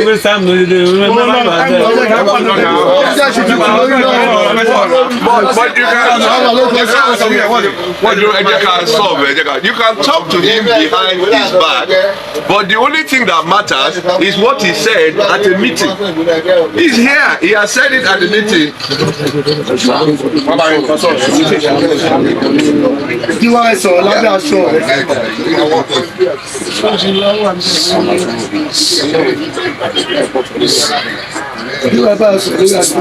That is what that is.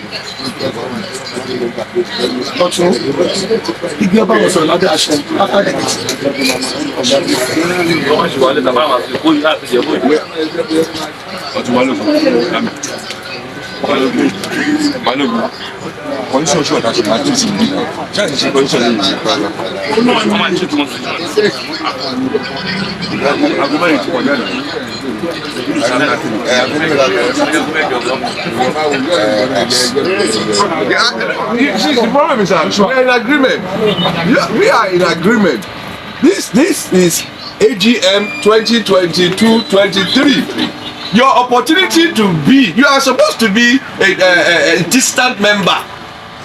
So when a distant member is given the permission not to attend meetings, but by virtue of technology, we have moved you into a regular attendance of this meeting. But we didn't do that in AG before 2023 March. You have to be aware. Where this exactly. So that but the technology came. But the technology came after March. Absolutely. But you are part of the meeting now. You are part of the meeting now. You were not part of the meeting before March 2023. So the fact that you are knowing now is because the decision has progressed into the second year. So the report of 2024 is when we will even talk about things like attendance of the meeting. So if you are feeling that you want to pay the rent on our behalf, no problem. No, I said if you are saying that. We still do some furniture and furniture. And I'm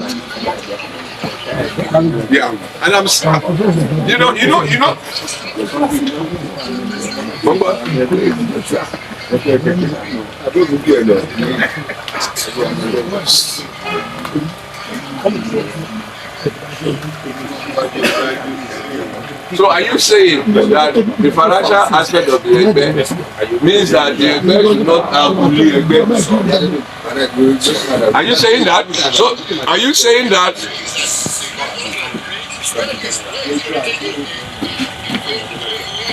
And that is what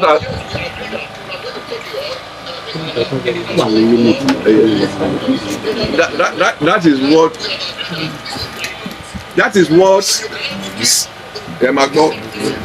what I said, that conversation was between Egbe and Balogun, and Balogun has cleared. Yes, it was. Yes. Absolutely. No, absolutely. You see, if wait. If what you are not party to, you now want to, there's a way of asking. You're not asking me as a matter of right.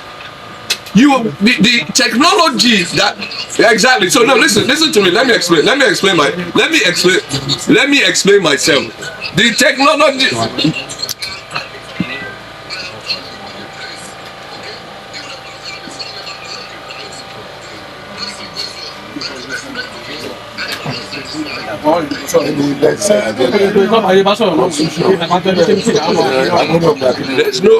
There's nobody No, there's nobody saying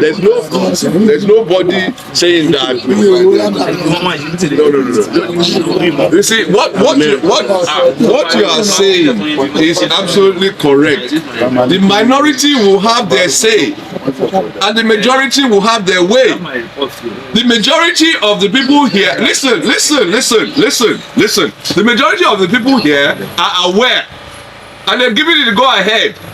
The minority has every right to state his opinion, and that is why I'm saying, like Maya is saying, that you are stating your opinion out of turn, because as of the time the decision was made, yes.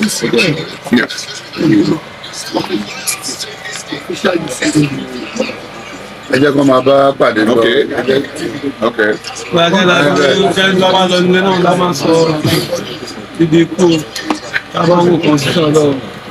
tó níbi tó fẹ́ fún wa tẹ́lẹ̀ ní àgbà wo àdúgbò pàgọ́. ó ṣe ìgbìkan ní bídí bí ó ti ní ìgbìkan àti orí ó ṣe ìgbìkan bẹ́ẹ̀. tó dẹ́ni jẹ́ òun ọ̀gá jáde. ṣẹ́ni kò sí ẹni tó lè kún lẹ́yìn ìyẹn mo ṣe tún repeat that you didn't listen to the conversation between Mayegun and Balogun, because everybody ló lè sọ nǹkan tó bá wọ̀.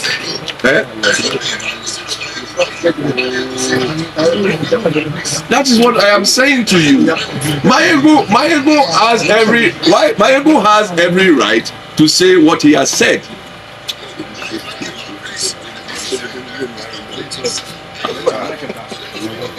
Okay, thank you very much. I will take that opportunity. Okay, Eshego, thank you. Oh yeah, what's the next agenda? No, if you need this diaspora, one distract for constitution. No, it's part of they have to talk. Then tomorrow, my it is on Mary. I want to say, Koni, Babalade is on. Waste time for one. They want to waste a part of it. Yeah, come to our constitution, please. Constitution, that's next item on the agenda. Next item, constitution. Yeah. Oh yeah, Chakoma, can you do us a favor? Constitution. Come on, start sitting. Wà lórí kó bá kà á wọ́n lọ́wọ́. wọ́n ní kí n ka ní o láti ka nílùú aṣọ ní Yorùbá o. Ṣé bá lásán ìbò nílé àná? ibi tí wàá ṣe bá wà lé ìdá máa tó ń bí lè lọ sí wa. wọ́n máa dá lóhùn. Siwa. ẹjọ members ẹ wọlé fóònù àti débi tá a lọ àwọn fóònù ògbó òṣèlú.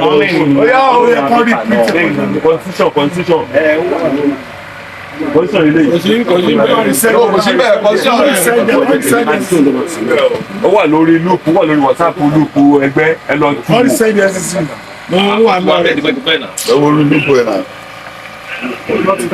Sàmọ́ Sangulu. Constitution of Rasak. Constitution ẹgbẹ́ Jagunmolu ọkùnrin Asiwaju Akile Ìjẹ̀bú. Page 1. Page 2. Preamble. We, members of the Egbe Jagunmolu ọkùnrin Asiwaju Akile Ìjẹ̀bú, a traditional age group of male children born between 1st of January 1965 and 31st December 1967, having realized and appreciated the benefits inherent in our interactions for now and the future, do hereby solemnly undertake to come together for the purpose of promoting the spirit of understanding and cooperation among ourselves, and in order to identify ourselves with all the Ìjẹ̀bú traditions and customs, enact and give to ourselves the following constitution. Page 3, Chapter 1, Section 1. Section 1, Identification. Roman figure 1, Name. The group shall be known and called and be called. Secretary, don't take note. Connection and The group shall be known and be called Egbe Jagunmolu ọkùnrin Asiwaju Akile Ìjẹ̀bú. 2. Motto, òtítọ́ àti ìrẹ́pọ̀. 3. Logo. The crown symbolize headship and rulership. The lion symbolized courage and leadership second to none. The gun and sword symbolize objects with which wars are fought and won for liberation. The red stars symbolize bloodshed during the war when the members of the age grade were born. The green leaves represent life and continuity. 4. Greetings. Great Jaguns. Great. Inside bracket. Great Asiwaju. 5. Anthems. A. Anthem 1.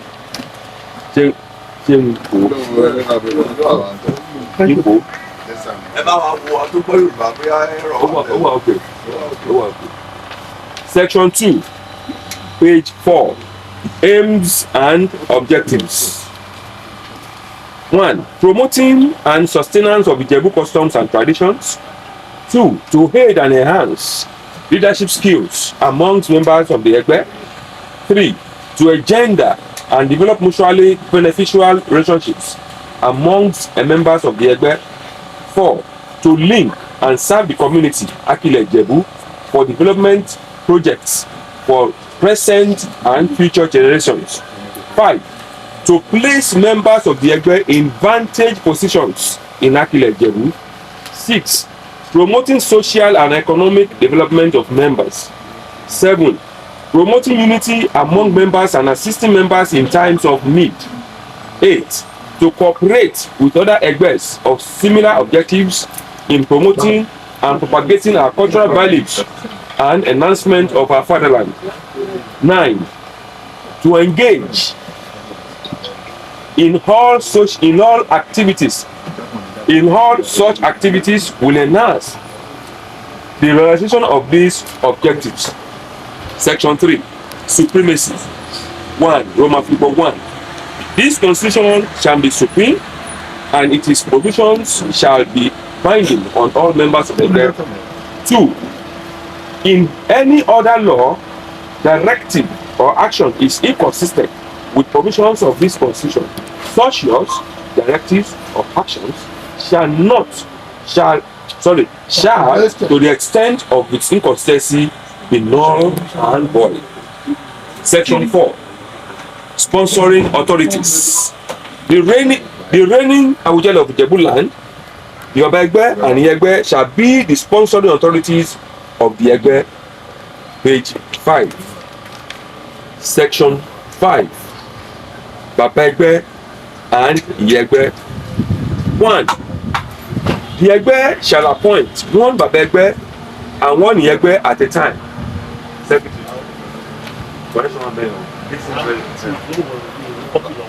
Such persons, such persons so appointed shall be people of proven integrity and impeccable, not impeachable. Yes, impeccable. IMPECCABLE, impeccable. Impeccable character within the community. 2. The Baba Egbe and the Egbe must be prominent sons and daughters of IJEBU land. 3. A member of the Egbe shall by motion propose, not purpose, please, propose. Yes, not purpose. Propose any personality as Baba Egbe or Egbe. 4. A person shall be deemed to have been appointed as Baba Egbe or Egbe by a vote of not less than 4/5 of members present and voting. 5. A person appointed as Baba Egbe or Egbe under the provisions of this constitution shall hold office for life. 6. A person shall cease to be Baba Egbe or Egbe if A. He or she dies while holding the office. B. He or she resigns his or her appointment as Baba Egbe or Egbe. Or C. Removed by a resolution of the Egbe supported by at least 4/5 majority of members present and voting. Section 6. Membership. 1. Membership of the Egbe shall be open to all sons of IJEBU land born between 1st January 1965 and 31st of December 1967. 2. Membership of this Egbe is open to anybody irrespective of religion, profession, or town of origin within AKILE IJEBU, page 6. Section 7. Admission of new members. 1. Application for membership shall be made on a prescribed form to be obtained by all intending members on payment of a non-refundable fee of any amount as may be directed by the Egbe from time to time. 2.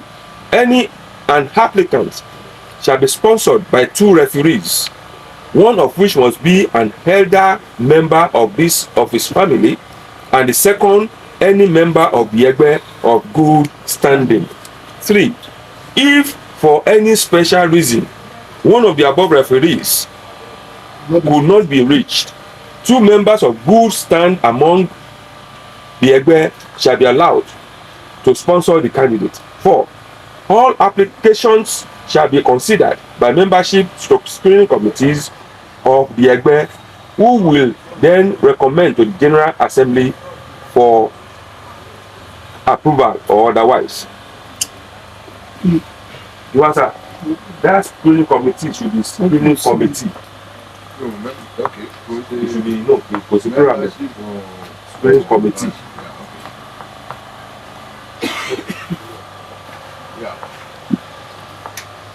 Number 5. An applicant shall be given full membership upon fulfillment of the following conditions: payment of A. Membership fee, B. Palace fund, C. Meeting contribution / annual subscription, D. Development levy, E. Any other levies in existence as may apply. 6. The new member shall purchase all approved outstanding outfits / uniforms of the Egbe bought before his admission. All members shall subscribe to an oath of allegiance. Sir, all new members. All new members.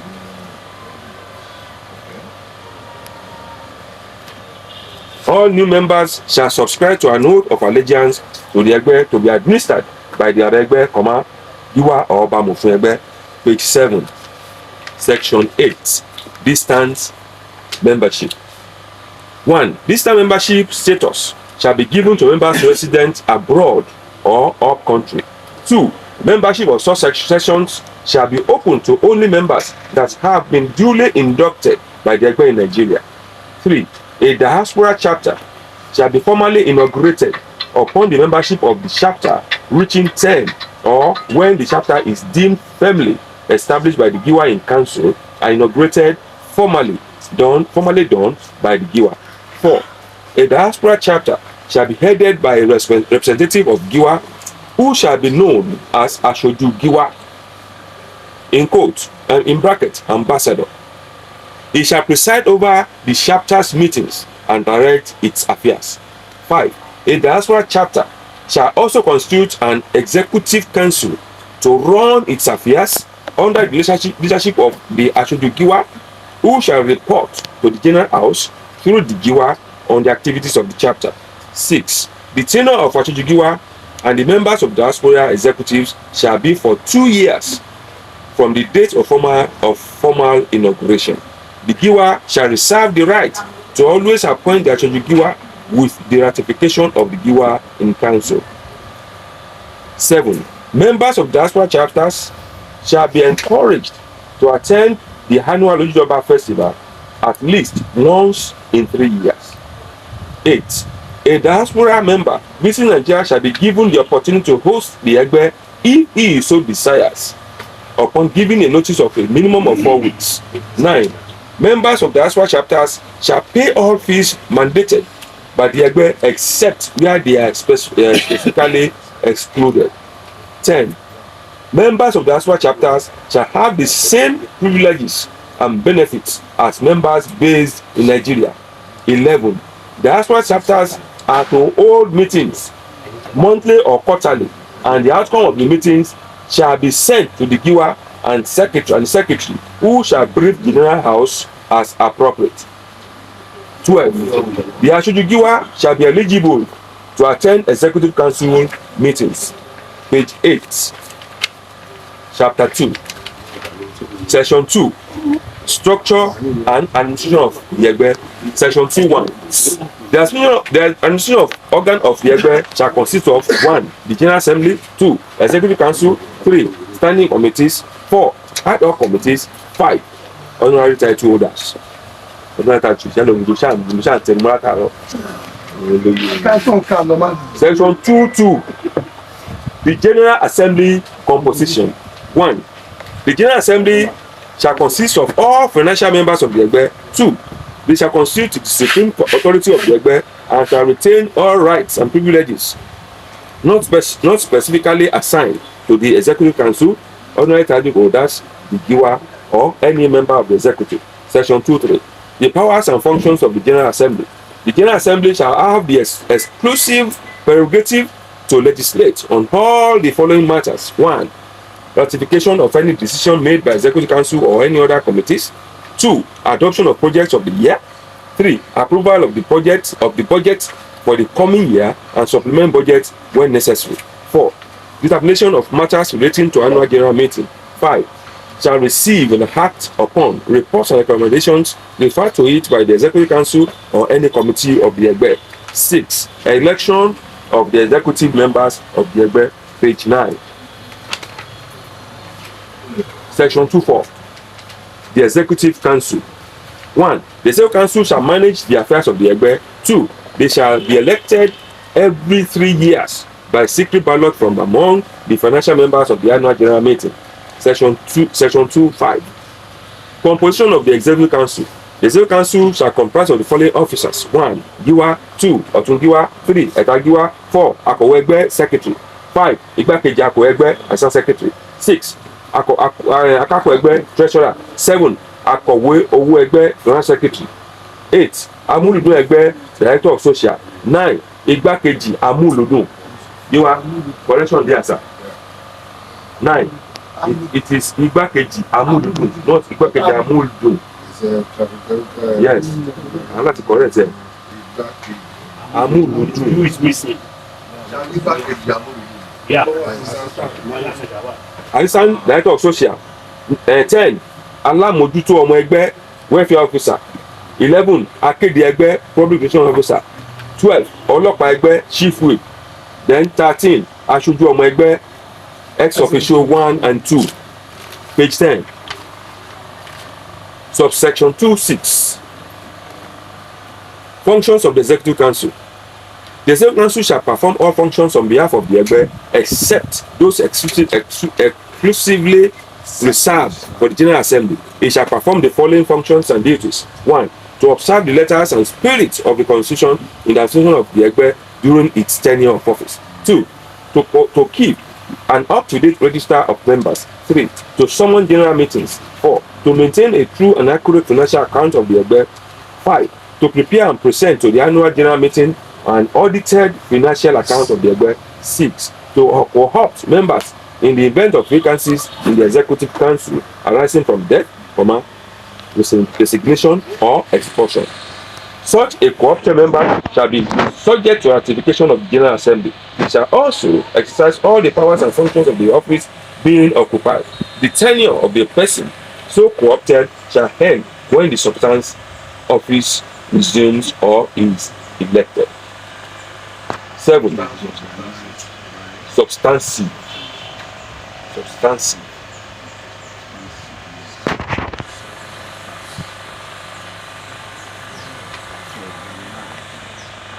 7. To organize by elections at general meetings to fill vacant positions on the Executive Council. 8. They shall ratify the appointments of new honorary title holders in conjunction with the incumbent holders. Page 11. Subsection 2C 261. Functions of officers. The Giwa. 1. Shall be the head of the Egbe and leader of the Executive Council. 2. Shall preside over both executive and general meetings. 3. Shall coordinate the activities of other members of the Executive Council. 4. Shall undertake emergency decisions on behalf of the Egbe and report back to General Assembly for ratification. 5. Shall be signatory to the financial account of the Egbe.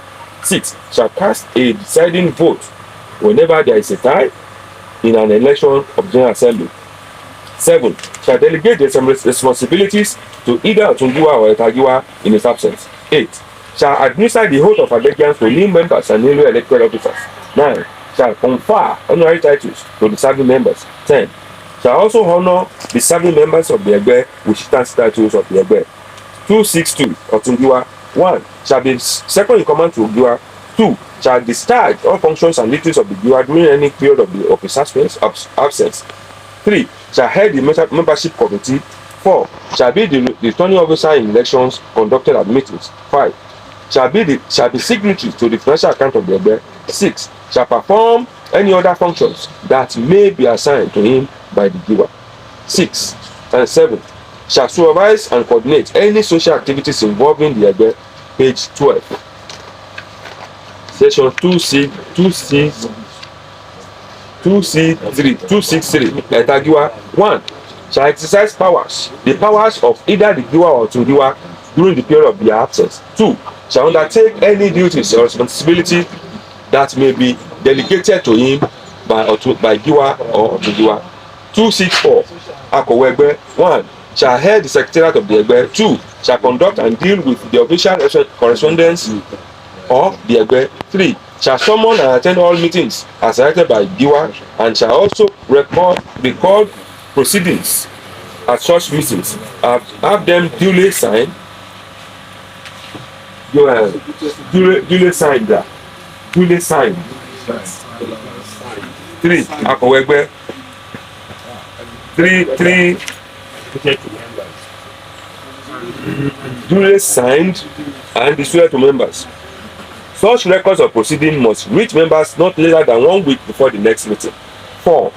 Shall coordinate the activities of all standing committees of the Egbe and report back to Executive Council for necessary action. 5. Shall, on the advice and approval of the Executive Council, prepare a comprehensive annual report and shall present same at the General Assembly at the annual General Meeting. 6. Shall maintain correctly up-to-date registers and files of the Egbe. 7. Shall be a signatory to the financial account of the Egbe. 265. Igbakeji Akowe Egbe. 1. Shall assist the Akowe Egbe in the discharge of his duties and perform all the duties of the Akowe Egbe in his absence. 2. Shall be secretary to all standing committees of the Egbe and report back to the General Secretary. 3. Shall execute all such duties that may be assigned to his office by either the Akowe or the Executive Council. Page 13.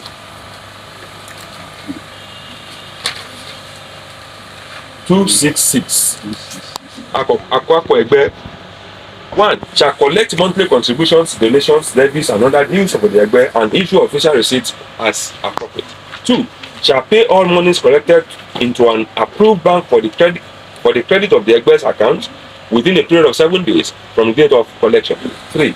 Raise vouchers and withdraw cash for the use of the Executive Council or other committees of the Egbe as the need may arise. 4. Liaise with the Financial Secretary to prepare financial records of the Egbe for the purpose of annual financial report. 5. Shall be signatory to the account of the Egbe. 267. Akowe Egbe, Financial Secretary. 1. Shall be responsible for preparing the financial records of the Executive Council. 2. Present the budget of the Executive Council to budget meetings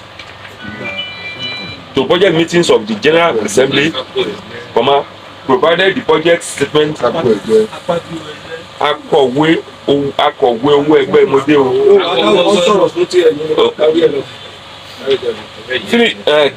3. Keep an accurate and up-to-date record of all incomes and expenditure of the Egbe. 4. Prepare and present an annual financial report of the Egbe to the Executive Council. 5. Cooperate with the Akako Egbe and the auditor in preparing and presenting an audited account of the Egbe to the annual general meeting. 6. Shall give financial advice to the executive council. Page 14. 268. Amulidu Egbe, Director of Socials. 1. Shall head the social committee of Egbe. 2. shall be responsible for planning and execution of all social activities and functions of the Egbe in collaboration with the social committee. 269 Igbakeji Amoludun, Assistant Director of Social. 2. 1. To assist the Director of Socials in the execution of its duties. 2. Shall be a member of the social committee. 3. Shall take up any responsibilities that may be assigned to him either by the Director of Socials or the Executive Council in order to give the Egbe a befitting section at social functions. 5. Shall also assist the Director of Socials to entertain guests of the Egbe at the social engagement where present. 2.6.10 Alamojuto ọmọ Egbe welfare officer. 1. They shall be responsible for matters relating to the general welfare of the members. 2. They shall also monitor the day-to-day welfare of the members and report back to the General Assembly. 3. They shall liaise with members in distress or need and report back to the General Assembly for necessary actions. Page 15. 2.6.11 Akéde Egbe Public Relations Officer. 1. Shall be responsible for effective publicity of all activities of the Egbe. 2. Shall be responsible for all publications of the Egbe. 3. Shall be a member of the social committee. 2.6.12 Ọlọ́pàá Egbe Chief Whip. Shall be the chairman of the disciplinary committee. 2. Shall maintain law and order in accordance with the provision of the constitution during meeting or outings of the Egbe. 3. Shall have powers to discipline members who behave in such manners that may embarrass the Egbe or put the Egbe in disrepute by way of fine or any other punishment as may be advised by the Executive Council and subject to ratification of the General Assembly. 2.6.13 Asujo should be not Asujo. Please, you are Asoju ọmọ Egbe, not Asujo. 1. There shall be 2 ex-officio members. 2. They shall act in any executive capacity delegated to them by either the Giwa or Executive Council. Page 16. 2.7 Standing committees. All committees shall have a chairman and 4 other members which shall be appointed from among the General Assembly. The Egbe shall have the following standing committees: 1. Membership Committee. 2. Finance Budgetary Committee. 3. Welfare Committee. 4. Disciplinary Committee. 5. Social Committee. 6. Community Development Committee. 7. Publicity Committee. 271 Membership Committee. 1. Shall be responsible for the sale of membership forms. 2. Upon receipt of the completed forms, shall investigate the applicant by verifying all information supplied on the form. 3. Shall report to the General Assembly its finding about the intending members. 4. Shall recommend to the General Assembly what shall be done about the applicant. 272 Financial Budgetary Committee. 1. Shall be headed by Financial Secretary. 2. The committee shall, at the beginning of every year, receive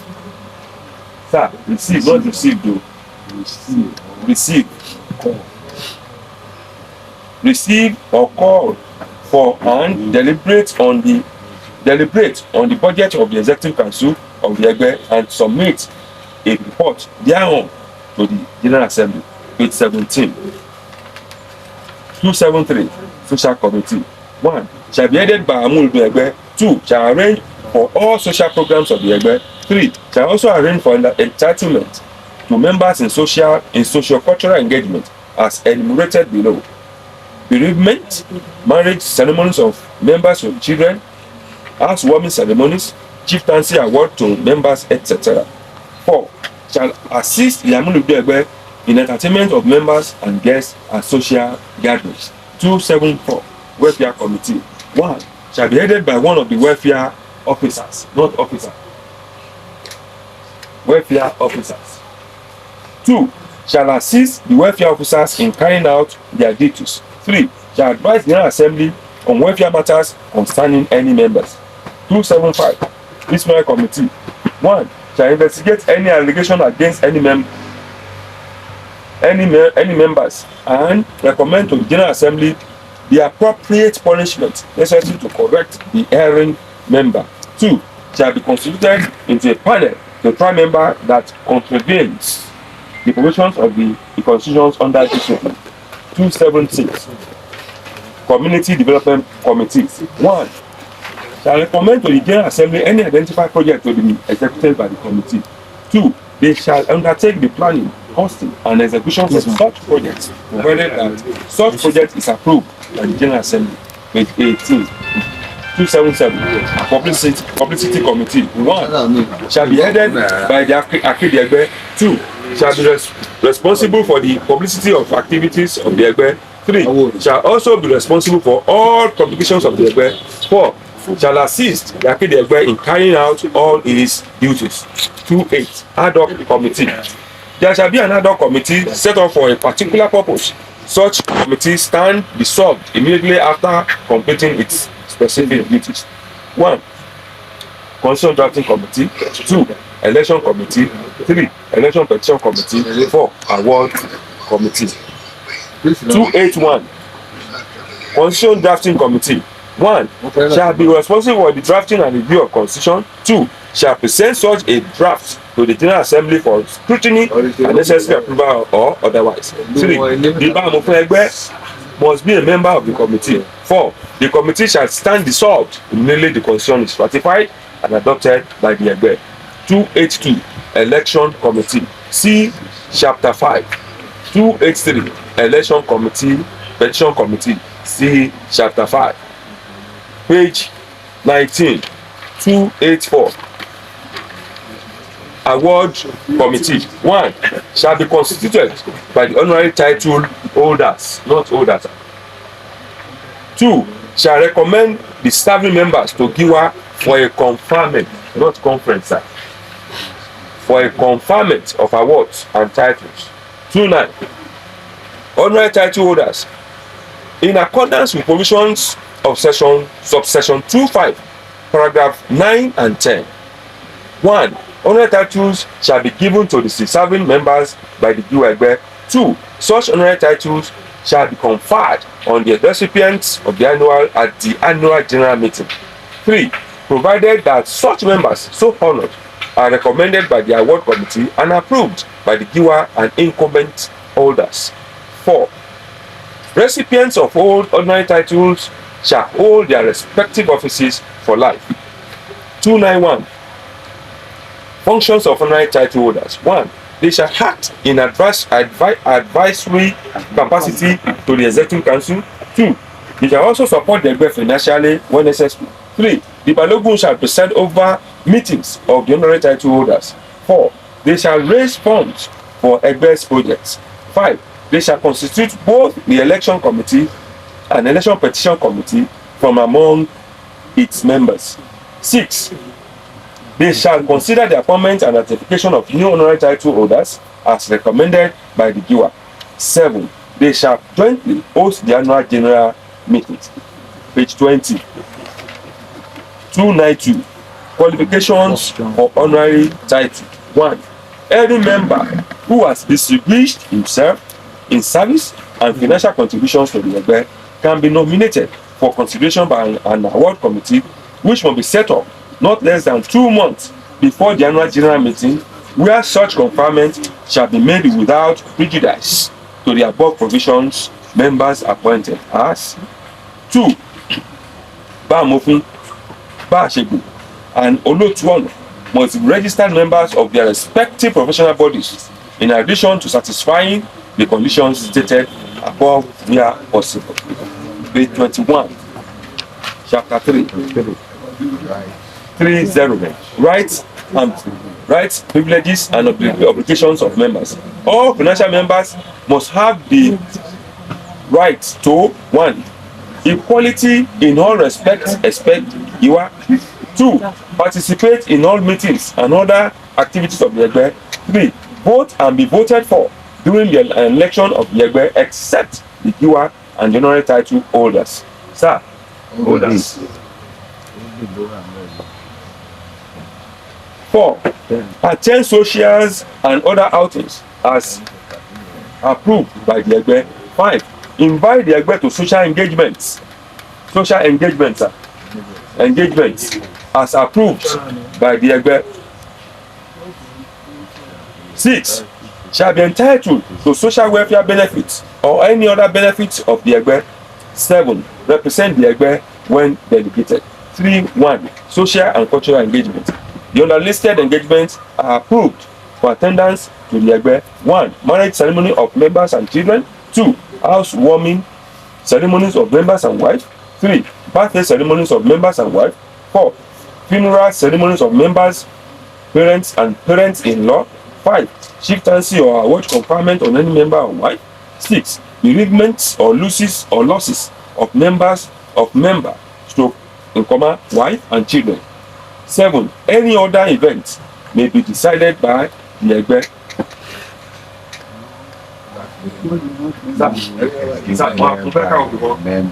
There will be 6 years. Bereavement or losses of member, wife and children. Children they cannot come back. Yes. Noted. Noted. Member and wife. And wife. Yes.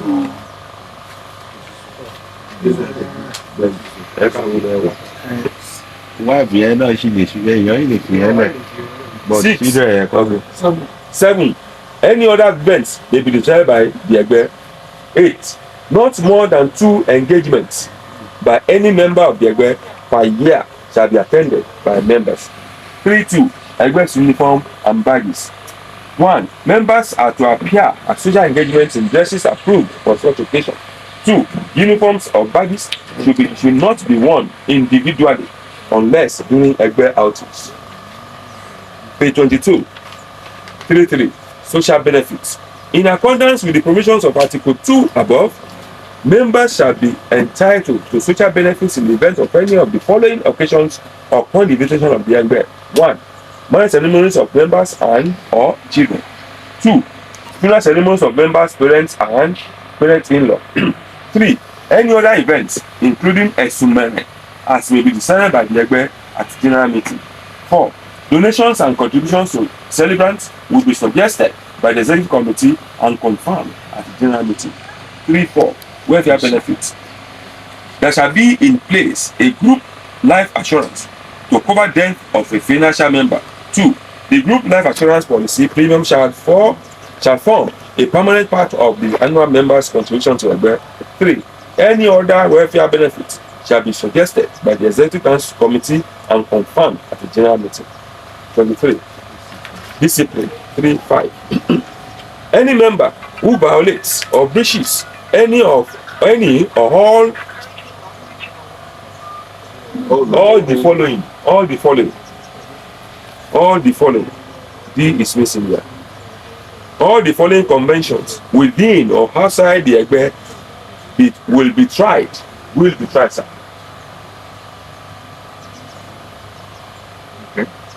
Will be tried by the disciplinary committee, which shall recommend appropriate punitive measures to the General Assembly.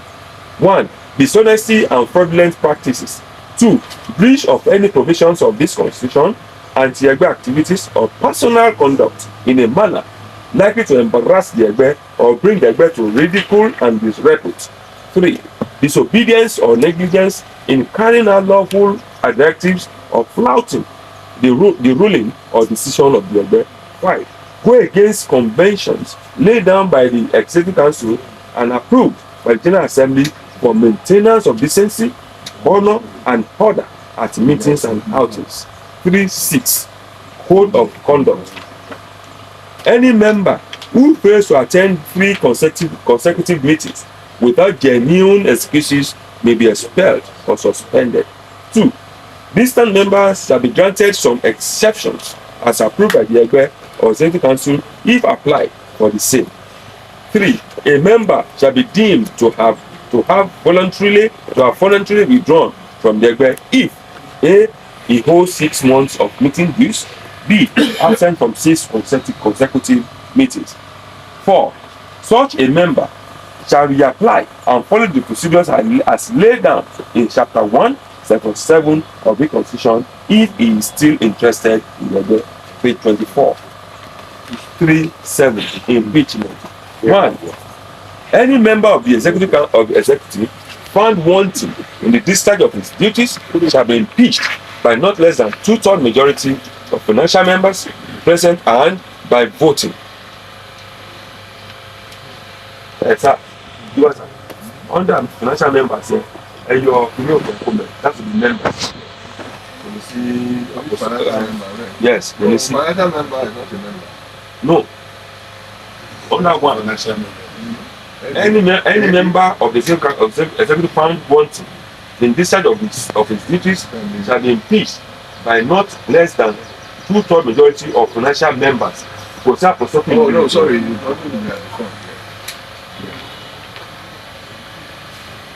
present and by voting, provided that such impeachment notice has been given to members not less than 2 months before it is carried out. 2. Such executive member concerned shall appear before the disciplinary committee and given adequate opportunity to defend himself before the decision is taken. 3. Subsection 3.7(1) and 2 above are also applicable to errant honorary title holders. Page 25.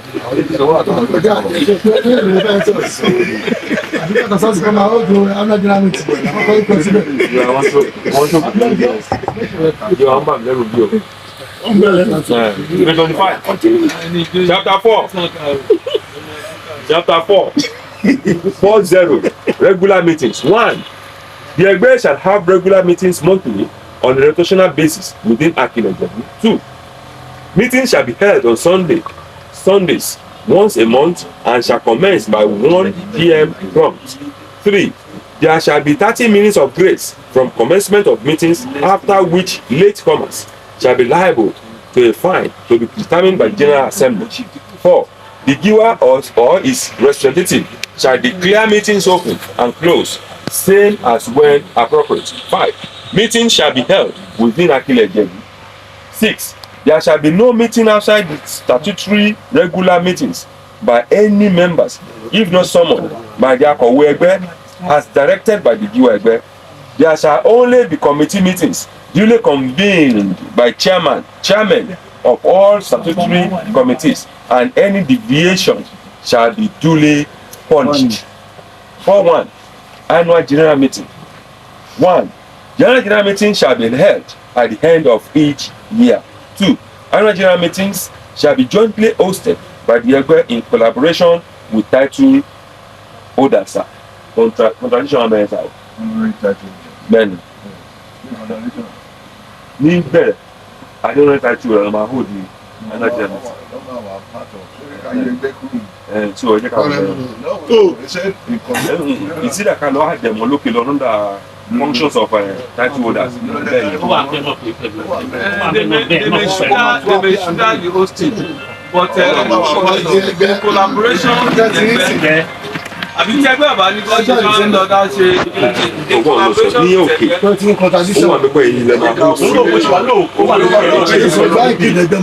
ẹgbẹ́ wa bẹ́ẹ̀ lọ lókè afẹ́ni ká fi ká fẹgbẹ́ àjẹmọ́ lókè kó má sì kọ́ láyé ẹ̀yẹ́ ká wo kí ló sọ lókè honorary title holders. But with the conjunction with irọ́ kò sí lókè ní functions title holders ní sọ fún ẹ. Function of the child jointly. Jointly. Correct.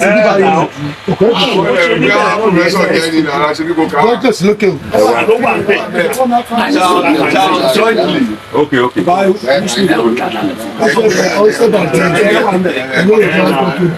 Number 2. 412. Annual general meetings shall be jointly hosted by the Egbe in collaboration with honorary title holders. 3. The annual general meetings shall consider and deliberate on the following activities. A. Receive and deliberate upon annual report. B. Conferment of honorary titles to the serving members. C. Swearing in of new members. D. Conduct elections into executive posts at the expiration of their term. E. Consider amendment of the constitution. 4.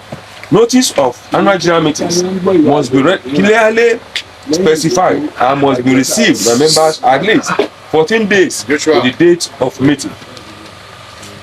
Page 26. 4.2. Executive meetings. 1. The Executive Council shall meet at a place, time, and date as may be necessary, provided that such meetings take place once before the general meeting. 4.3. Committee meetings. 1. There shall be no committee meetings as may be decided by each committee. 2. Various committees shall meet at such a place, time, and date as may be necessary. 4.4. Emergency meetings. 1. These shall be summoned by Giwa or the Executive Council. 2. The Egbe shall also summon an emergency meeting upon receiving a written request signed by at least 20 of the financial members of the Egbe. 2.5. Notice of meetings. 1. The calendar year of Egbe commences from September 1st to 31st August each year. Page 27. Chapter 5. 5.0. Elections. 1. There shall be an election committee for the purpose of conducting and effectively supervising elections into vacant posts in the Executive Council are necessary by election. 2. Election for the Executive Council shall be by secret ballot. 3. The committee shall stand dissolved immediately after the election. 4. The chairman and the other members of the committee shall be appointed from among the general title holders. 5. The election committee shall be responsible for the general assembly. 6. Without prejudice to the provision of subsections 1 above, elections shall be conducted all vacant seats in the Executive Council except that of the Giwa. 5.1. Election Petition Committee. Thank you, sir. Yes, sir. Another issue here, sir. Okay. I want us to clarify this. Which section is that? Section 50, elections. 50. Election Petition Committee. With prejudice to the provision of subsection 1. Without prejudice to the provision of subsection 1 above, elections shall be conducted to all vacant seats in the Executive Council except that of the Giwa. What about the Giwa and Kagiwa? Yeah, the only provision earlier on is that the Giwa and the Kagiwa have to be returned. Once they are returned 3 times, they become permanent. Once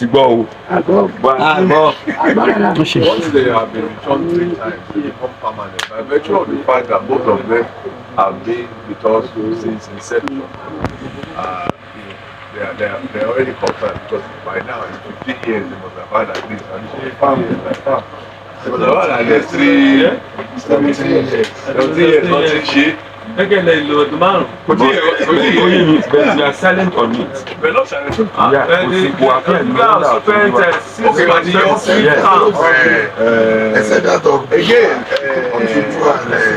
What's silent on it? So that we should remove it from here or add it to here. Let us add it to the functions of Otudiwa and Kajiwa that after 3 consecutive elections, they stand to be permanent. Everyone will position.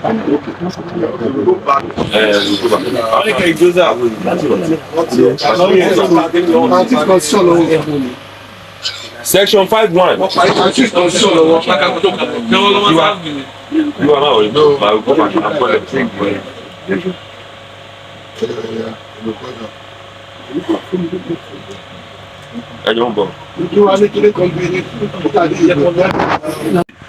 One. They shall listen to both cases of irregularities, if any arising from elections, into the Executive Council. 2. This committee shall be constituted into a panel for this purpose. 3. The committee shall stand dissolved after performing its functions. 28. Chapter 6. 6.0. Schedules. 6.1. Rules of debate. 1. Only one member shall be allowed to speak at a time and stand up while speaking. 2. Any member who wishes to speak shall seek for recognition by raising up his hand. If 2 or more members raises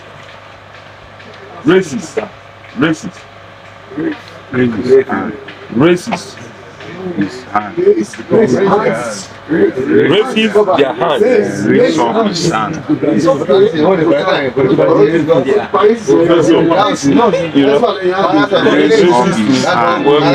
Continuous tense. Raises their hands. He raises their hands. Okay. Their hand raises their hands at a time, comma, the giver or the presiding officer shall determine to whom preference is given. 3. Official language at meetings shall be IJEBU or Yoruba.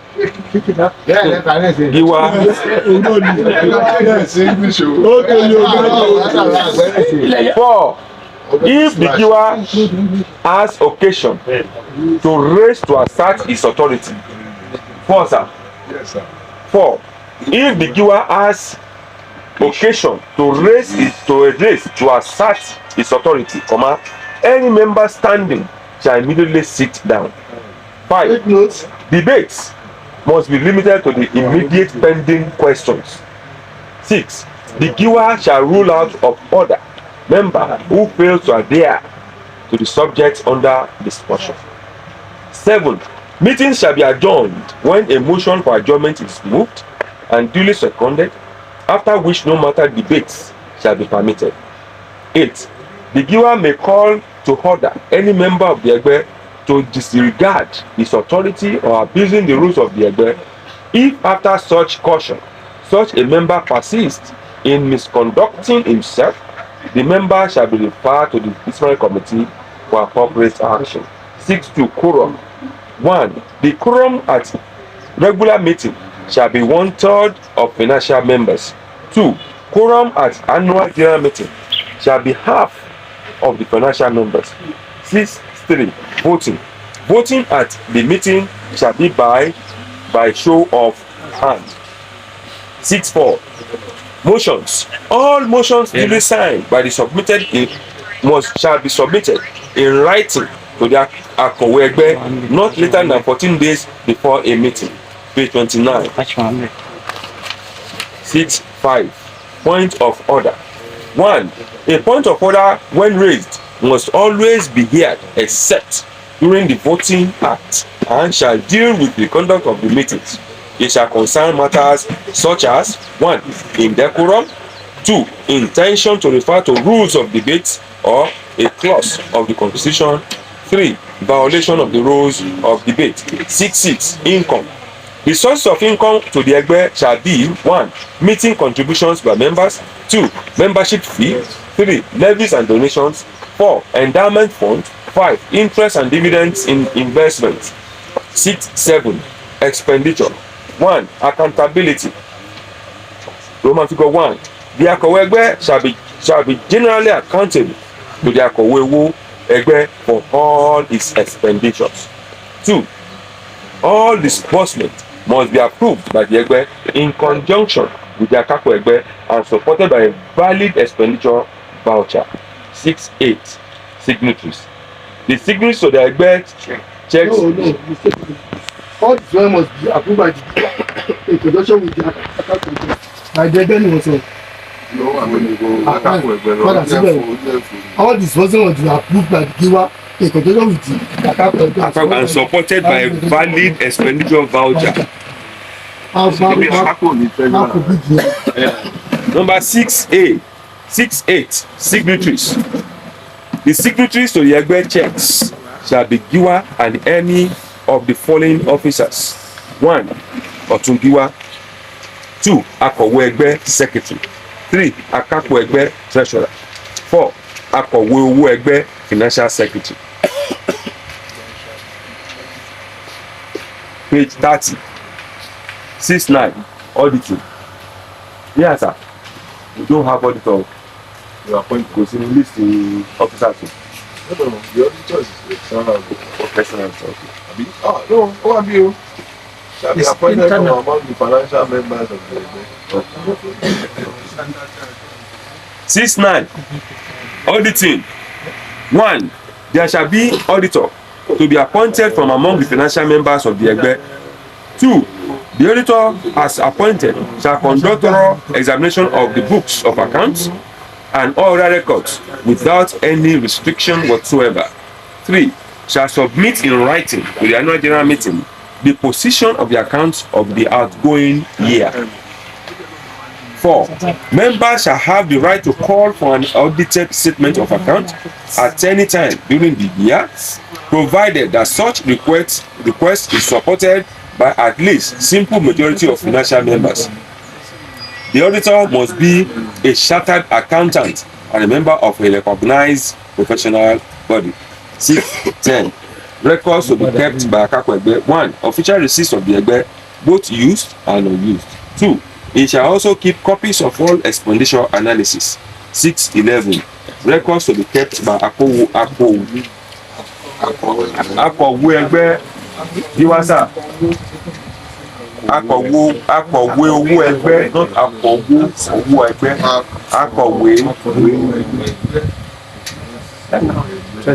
Akọ̀wé owó Egbe. 1. He shall keep and maintain all such books that will enable him to ascertain the financial position of the Egbe at short notice. 6.12. Assets of the Egbe. 1. The Egbe shall engage in profitable commercial activities that may be decided by the State Council to ensure an adequate asset base of the Egbe. 2. By the time the members of the Egbe is reduced to 3 by old age, the surviving members should pass on the liquidated assets of the Egbe to the surviving children of deceased members who are of good financial standing in the Egbe before their demise. Page 31. 6.13. Dissolution. The Egbe, being a traditional age group, cannot be dissolved. 6.14. Amendment of the Constitution. 1.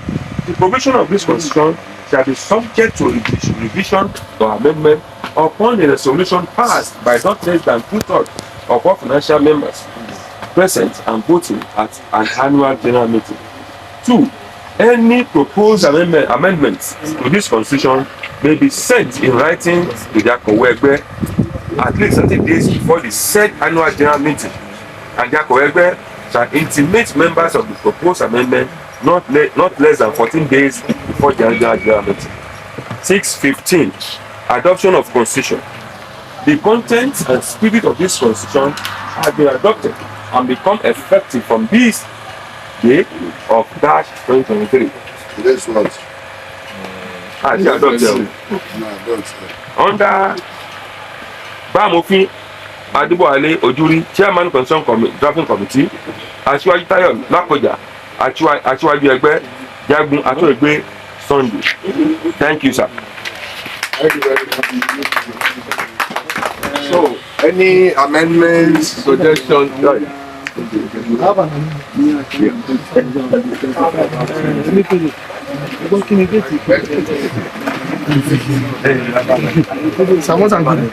Let's go to chapter 5.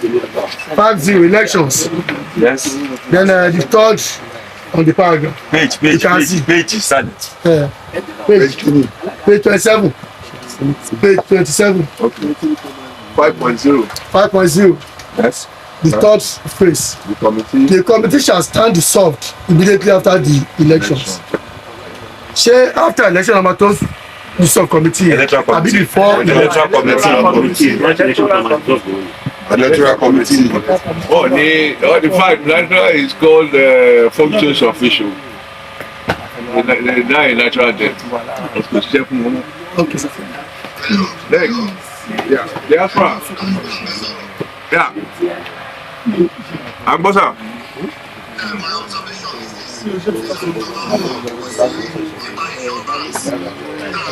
Oh, America. No, the amount. No, it's silent on the amount because that can change depending on. It says that the amount, the insurance shall exist. So correct. Okay. No, for now the amount is 1 million, but that can be changed without changing the constitution. No, what the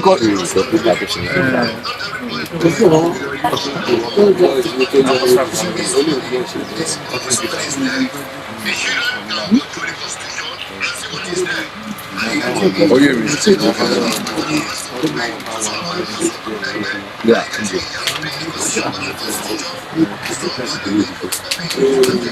No, what? No, the constitution. The constitution has a general cover that there must be an insurance policy. Now, when we take out the insurance policy, the member will sign a form telling the insurance what to give to the benefactor. So some of them have 4 wives. They divide it 25% per wife. Some of them will say 100. Eh?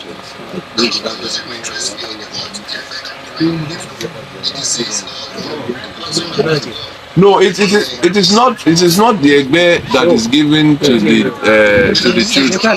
No, yeah, I know. It is not the Egbe that is giving the money to the children. It is the man himself.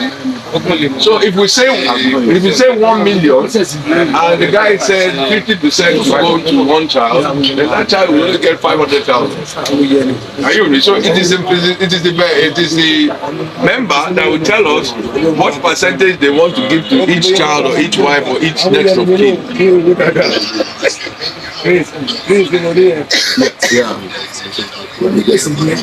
That's it.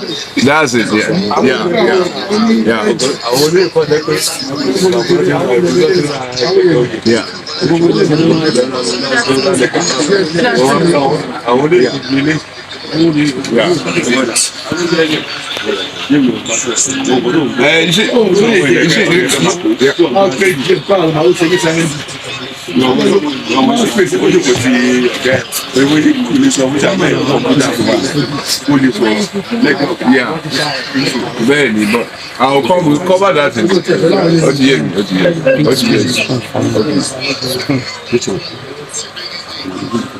Authority yìí bóyá máa pọ̀. All right. Yeah. Okay.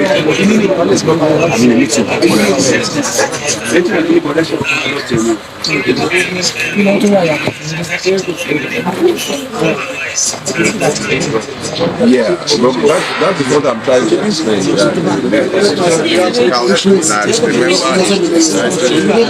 Insurance policy. Now, the details of insurance policy is given by the form that we submitted to the member. So in that form, the member knows it's $1 million and he has given a certain percentage to certain people. Now, if we put it in the constitution, every time we change that, if we change that to 1.5 million, we have to change the constitution.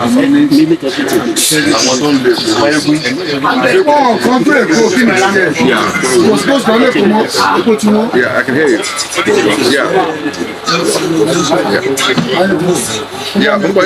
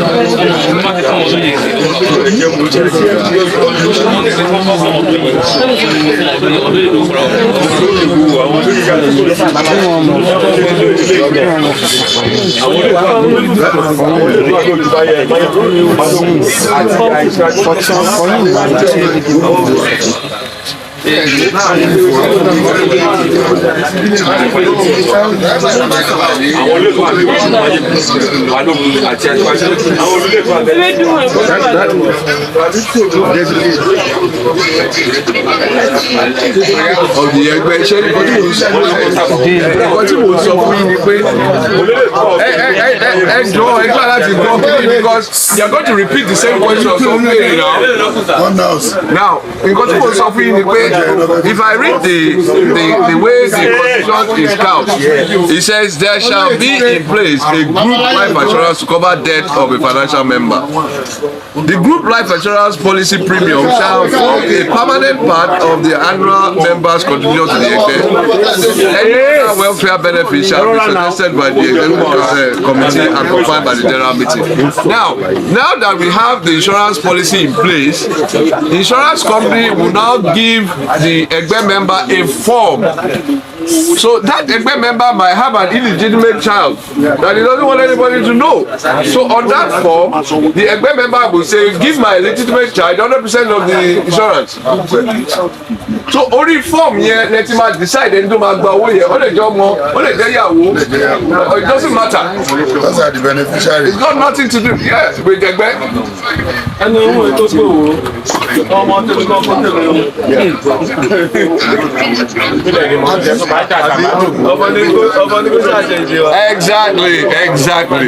Exactly. So what the constitution says is that we must have insurance cover. You know, so yeah, the annual changing of the premium and all that, that's a general assembly issue. It's not a constitutional issue. Yeah. Okay. All right, sir.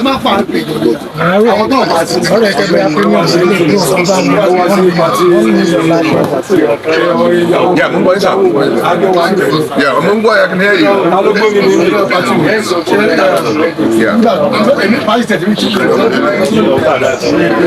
Yes, mostly I agree. Yeah, that's what we're doing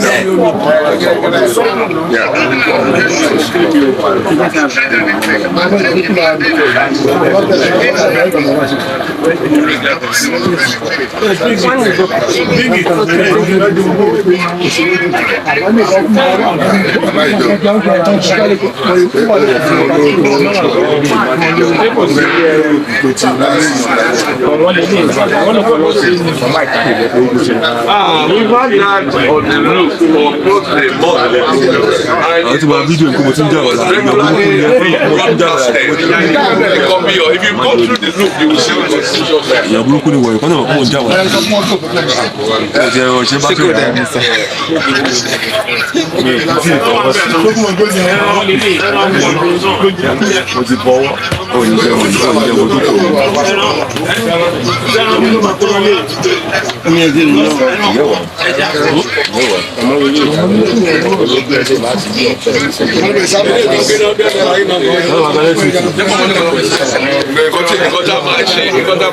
It's a suggestion which we will put to the house now that we have a notice board that is only for admin. So there we have one for finance. We have one for finance. We can put it on the. We have a platform just for finance, just for financial information.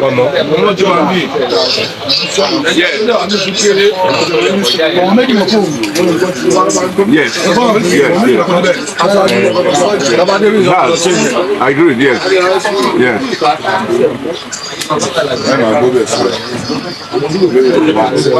No, I concur with Akogo in the sense that the constitution should be put on that financial platform which nobody can post to except for admin. So I agree with you. I will do that. We'll put it also on the financial platform.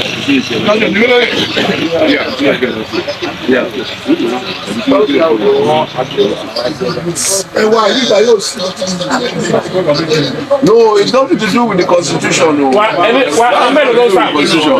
constitution has nothing to do with finance. So today we can get on. We cannot close the AGM because we don't have financial records. And you are right. By the time we get the financial records next time, so that they can go up with that.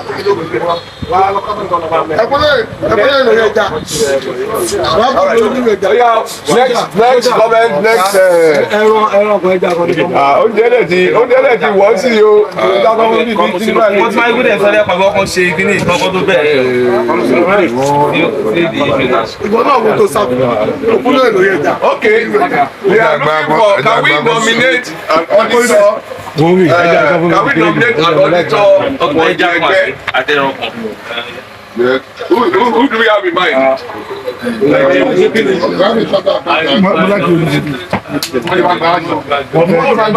is a chartered accountant has not been nominated by Objection.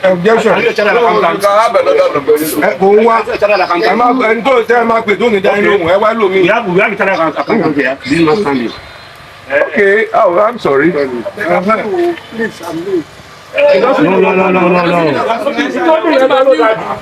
But because you are new, you are coming. You will not disappoint. And when we call you, you answer. Oh, yeah, for the record, what's the name? What's the name? What's assignment here? Are you not ready to work the case? It's supposed to be fine. Of course. You are nominated by Balogu, Abi? Supported by me. Supported by Adelaja. Those in favor say hi. Those against say nay. Hi, I remember. That's that one. We've done that one. Secondly, okay. Take note, please.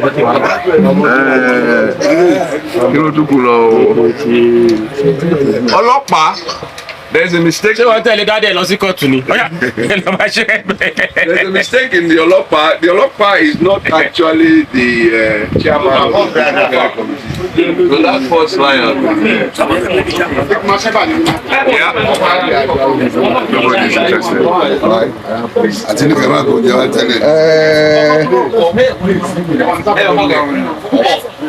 okay. If according to any other observations? Yeah.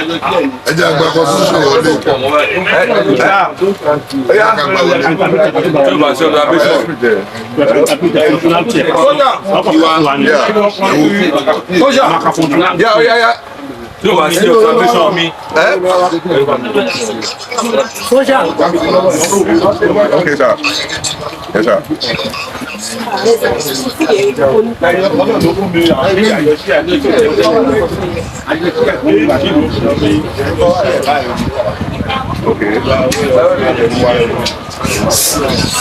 Okay, we can deal with that under. Let's deal with that under any other business because we want to close the constitution thing. So we'll deal with that under any other business. Yeah. Soldier, Mumbai. Yes, sir.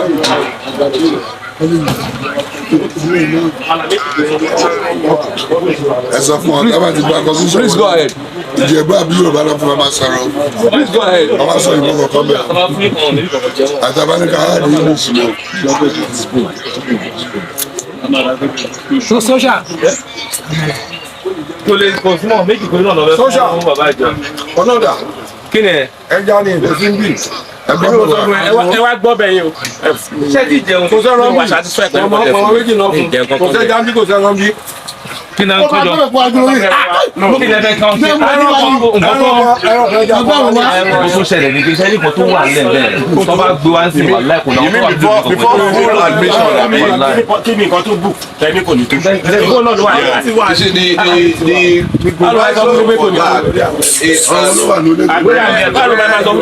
erring member. Say for example, ẹ ti gba àwọn ẹ̀yọ̀ ọ̀dà wọn kọ́ gbé lọ. Ẹ̀yọ̀ ọ̀dà kò ṣe kókó for 6 months. The commissioner has made a decision to refer them to disciplinary committee. So if you take somebody on board and the person happens to be failing, you will just refer them to the disciplinary committee. And they will do the needful.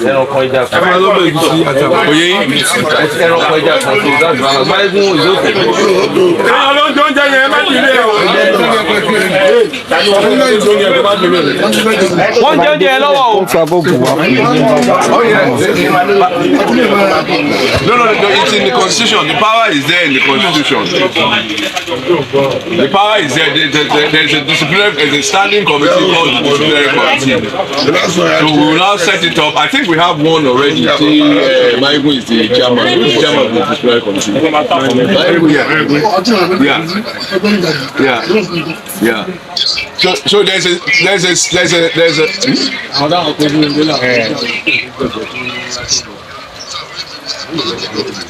Oh yeah. That is why I corrected that Olopa is not the chairman because the Michael is the chairman. Yeah.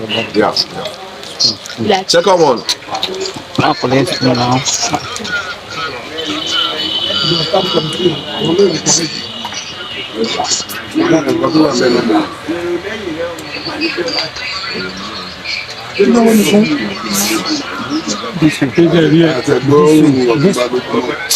Wọ́n ránṣẹ́ kọ́ lọ ní fún wa. Oh yes, of course. They all are. Go and collect. All the members. Because it's a very tough committee.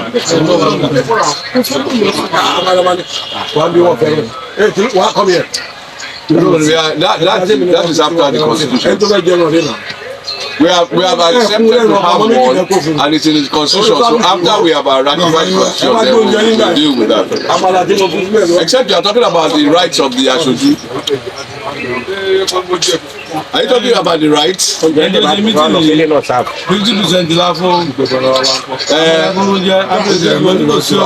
what it says in the constitution, in line with what we have with the executive, it's every 2 years you have your election. So there's no limit to the number of times you can have and be the Asiwaju. It's just that you will have renewal every 2 years. There's no limit. There's not like there's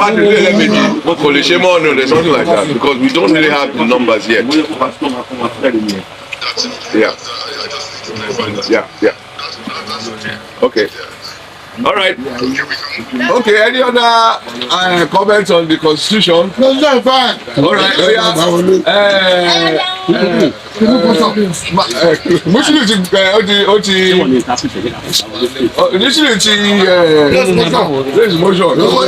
Nobody is writing. Nobody is writing. Yeah, the recording. Jagun. Adéwálé Mùsùlùmí àbí Adéwáṣàhùn bí ó ní ọmọ ọ̀fẹ́ gbẹ́jẹ́gbẹ́ lọ ṣáájú ọkùnrin AKILE Ìjẹ̀bú níyà àbá fọwọ́ sí pé àgbà constitution ẹ̀wọ̀dé ní òfin ẹgbẹ́ nìyẹn ó pé pérépéré àwọn orin ẹ̀ka ẹ̀ka àtijọ́ pò lórí ẹ̀ka fi kún àtìmúnú rẹ̀ òbí náà ti ṣe ọtí tó yéńgé náà yìí òkà kágbá wọn yìí. Tàdíkejì àbá Ọ̀túnbalógun. Show me for the member. Ọ̀túnbalógun kẹ̀. Show me for the member. Okay, show me for the member. Ìdè sọ́ọ́rì.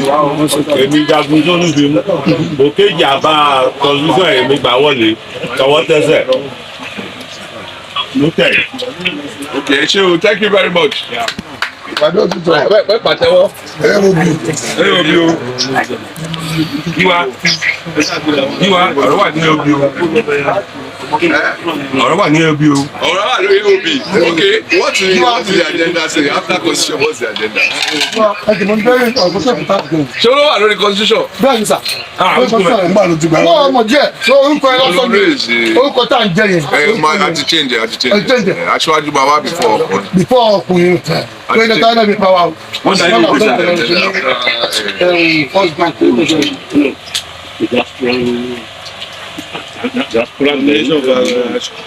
Okay, she's tí a ti gbà wọlé pé a máa ní aṣojú and the chapter we have now set up a chapter in the United Kingdom.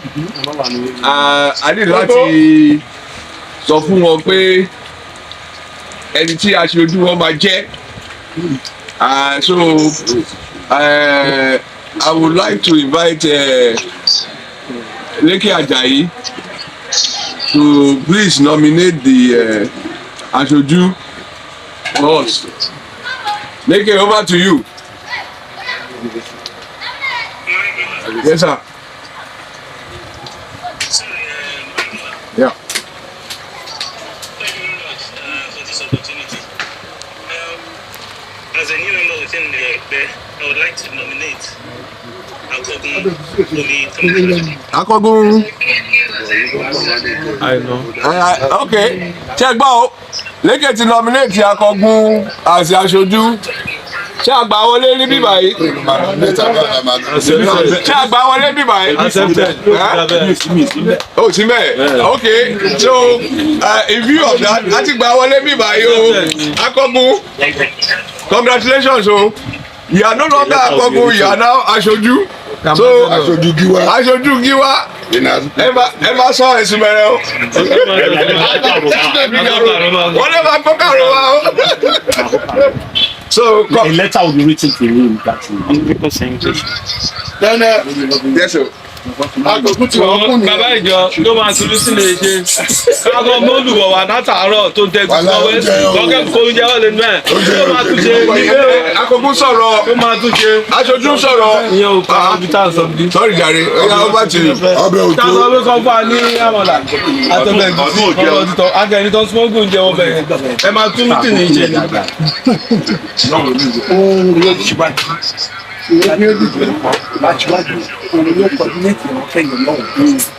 Kí ni Asiwaju kẹ́yìn wọ́n sọ bí Asiwaju náà.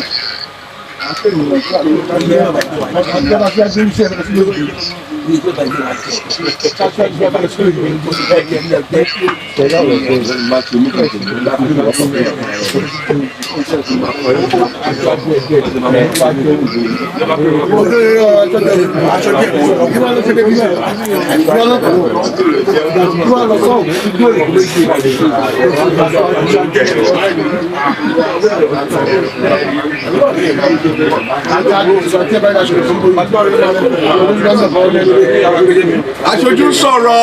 Aṣojú ọmọ ṣáájú. Thank you very much, Jare. I think you are emotional. Àwọn tó lè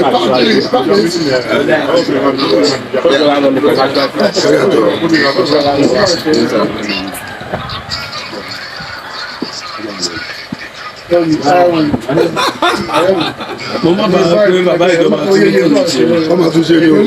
ó máa tún mítì ní ṣe ìjẹ jíbí síìtì ìlọtọrẹ tó jẹ tí ọba ló jẹ bàbá ìjọba tún mítì ní ṣe bàbá ìjọba tún mítì ní ṣe ṣe mọ̀ pé ìkan méjì gbòó ṣe lé ní o ṣe méjì mo tún ṣe mo tún ó ṣe jẹ ọwọ́ sábẹ̀rẹ̀ kó bá ẹ̀kọ́ fẹ́ sùn jẹ kọ́lá sọ́dà bá fẹ́ Wobi. ẹ̀fẹ̀ náà ìṣiṣẹ́ ìgbà má ti Wobi ọbẹ̀ tí o ṣe jẹ ẹjẹ wà wọ̀ wá. ìṣiṣẹ́ ìgbà má ti báyìí ni. Ọmọ ọlọ́kọ̀ sínú oúnjẹ. Ọdẹ nìkan lọ mẹ́rin wá ọ̀rẹ́ nìkan. Bàbá àjọ máa wẹ̀ kù sí ẹni. Order now. Mi lè jẹ. Thank you very much. Aṣojú ti accept o. Ẹ jẹ́ ká kúlàbù. I can assure you, I have every confidence. I have every confidence that by this time next year, I'm a lot bigger than this. And the people here are expecting a lot from you. I will know that you are going to do a lot for us. So we thank you for accepting to take the position. And you will serve us for long life and prosperity. Amen. Amen. Amen. Yeah, next one. AOB.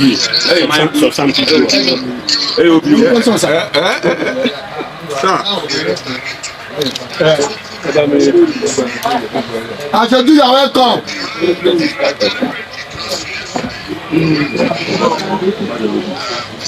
Aṣojú is highly welcome. Yeah. Ká ní kíni spíkà ìlú jẹ́ kí n lọ́ra àwọn ìdí tó fẹ́ gbé wá tó tẹ̀lé ní ìfẹ́ tó máa gbà wọ́n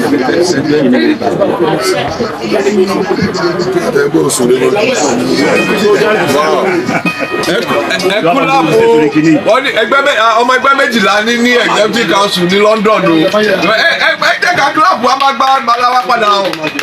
Congratulations, well done, my guys.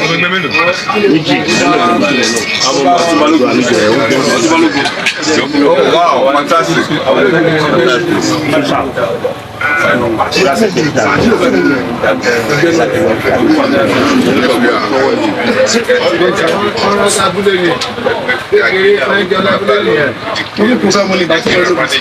Amen.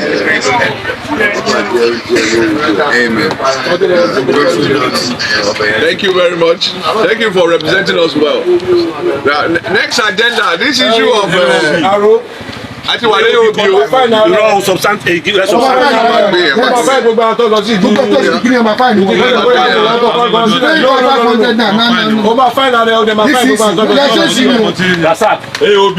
The great. For the second motion of position yẹn. Àjọ àrò ọlọ́pàá ẹgbẹ́ ó máa fáìnà rẹ̀ gbogbo àwọn kan lọ sí ti ọmọ tẹ̀ ń ṣe náà. òfin ti bẹ̀rẹ̀ sí ní mú ìyá rẹ̀ síbẹ̀ lọ. kí wá ẹgbẹ́ kò ṣẹlẹ̀ bí ẹgbẹ́ kò ṣẹlẹ̀ láti ibà lọ. anáàzù ẹ báyìí kí n bá bẹ̀rẹ̀. fẹ́túgà àgbàlagbà ní gbogbo wa gbogbo kí ni à ń rà lé náà. I say everybody behaving like this. sọ̀rọ̀ sangudu. ìwà ẹ̀kọ́ bẹ̀rẹ̀ láti bí ẹ̀jọ̀ ẹgbẹ́ bẹ̀rẹ̀ láti bí please kì í ṣẹjọ́ wọn. nígbà tá à ń ṣe meeting nǹkan tí ẹ ká ẹgbẹ́ mu tó kú ọ lé mẹ́rin kọ́ ẹlẹ́mi ò ní òkè wọn ni báyìí tó pọ̀ wọn ló ń jẹjẹ yìí. ọtún ọjà wọn ni ẹ máa fẹ́ kí wọ́n jẹ́ káàkiri jáde nígbà tí wọ́n jáde. kí wá ẹjọ́ ẹgbẹ́ bẹ̀rẹ̀ kejì kan nígbà tá a ṣe pati ilé ọdún mo dìde oníwàlúwàlú ni lónìí kí sàkóso nínú àbúkà síìtì oúnjẹ dọ́dọ̀ mi gbogbo fẹ́lẹ́ dọ́dọ̀ mi náà ẹgbẹ́lágbà níwà. àbájọ wà kó dà. báyìí kú tó lòun jẹ kàn méjì kan ó yí sọ pọ̀ báyìí tó lòun jẹ ọdún wa ọdún ọmọ ọmọ tó dábàá jẹ ọdún sí ọjà rẹ ọmọ ọmọ tó máa sọ gbọrọ ọ̀rọ̀ kí wá ẹni pé tọ́ọ̀bù sábà àjà ẹjọ́ lọ sí pé social mo blame náà. ẹ bá a pe social ọlọ́pàá ọlọ́pàá ẹ bá a pe social kó jẹ́ ká àti parí meeting náà. announce giwa ìjọba ìkíní kan giwa ìjọba ní opposition fún ìfún ní sí ni pé ṣe ilé ìlú. ní kẹ́ share drinks náà akọ ní kò share oúnjẹ nínú. wọ́n máa lọ gbé wọn àti mọ́tò ẹ̀ àtijọ́ fà á látẹ̀kọ́. àti ní kò share oúnjẹ gbogbo àwọn ọmọ ẹgbẹ́ ló ṣì wà bẹ́ẹ̀ ní kẹ́ share drink. olórí ẹni tó ṣe lọ́dà. social. sá. Yeah, let's carry on.